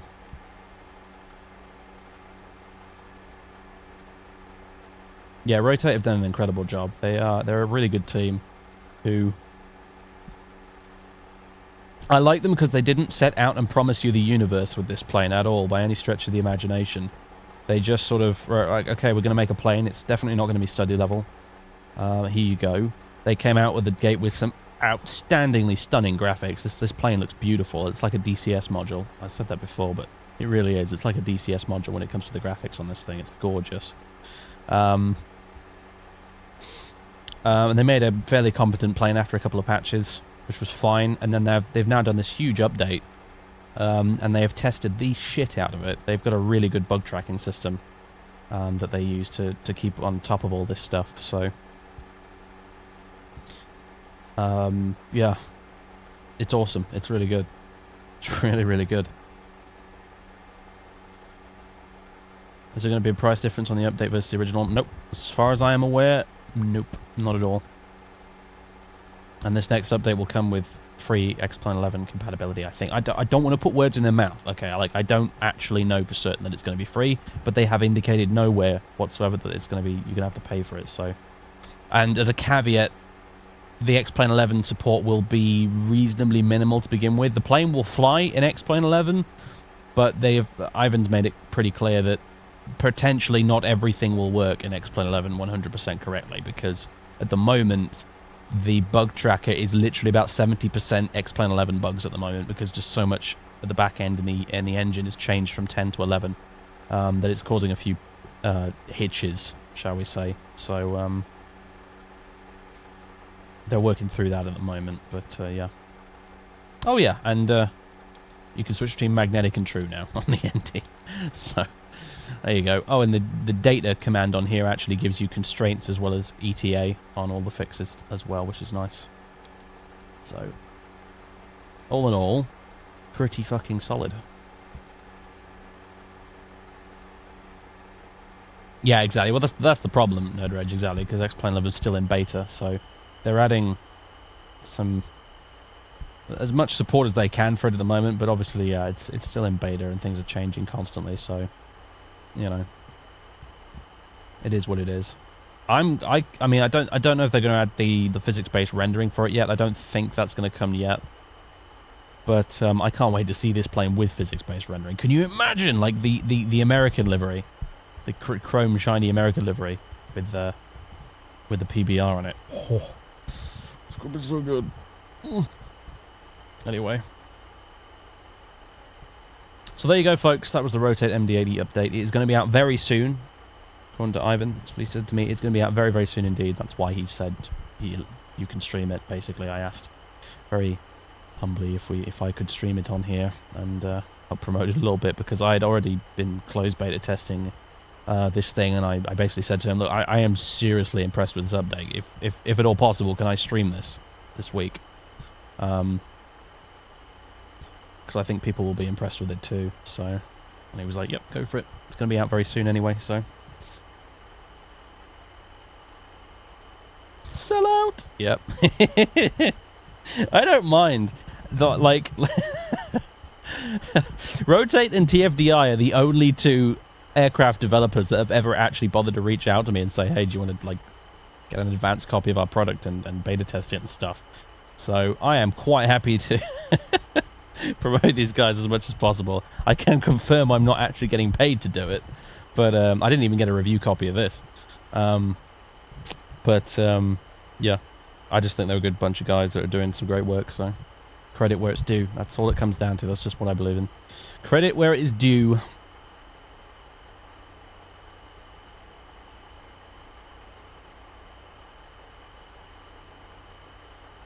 Alright. Let's do a fucking replay, and I'm gonna get out of here. Is it gonna... Am I gonna have to close the doors and things first? We'll find out. Yes. Yes, I do. Let's just fix that. Okay, aircraft management. GPU toggle. Cargo doors. Just you watch, it'll crash now on the replay. Just to blow a raspberry at me, metaphorically speaking. Aft door toggle. Forward door toggle. Okay.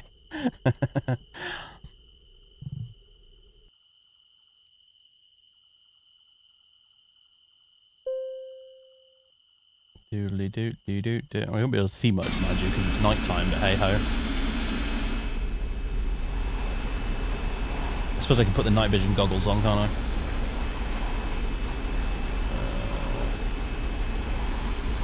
If you thought I was kidding, I wasn't. Night vision goggles for the win.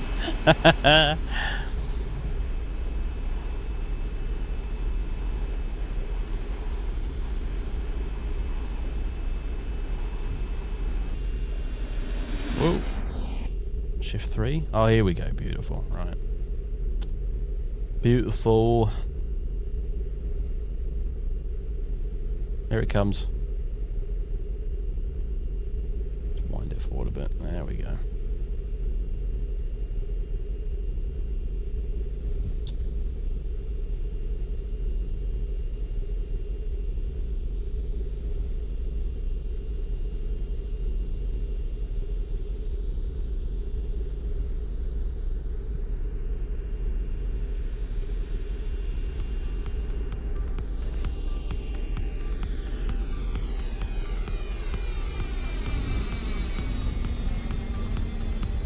Nice.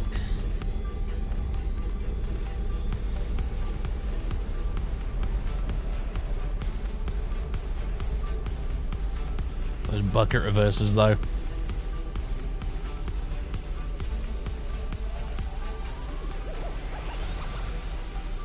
Alright, guys. I'll leave you with a wing view, I think.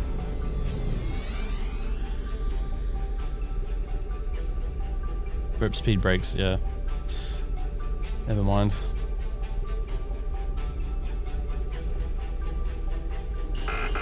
Stall.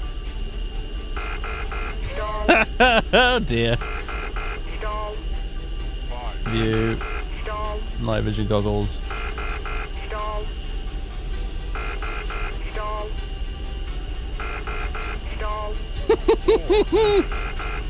Guys, thanks very much. I'll catch you next time. Oh god.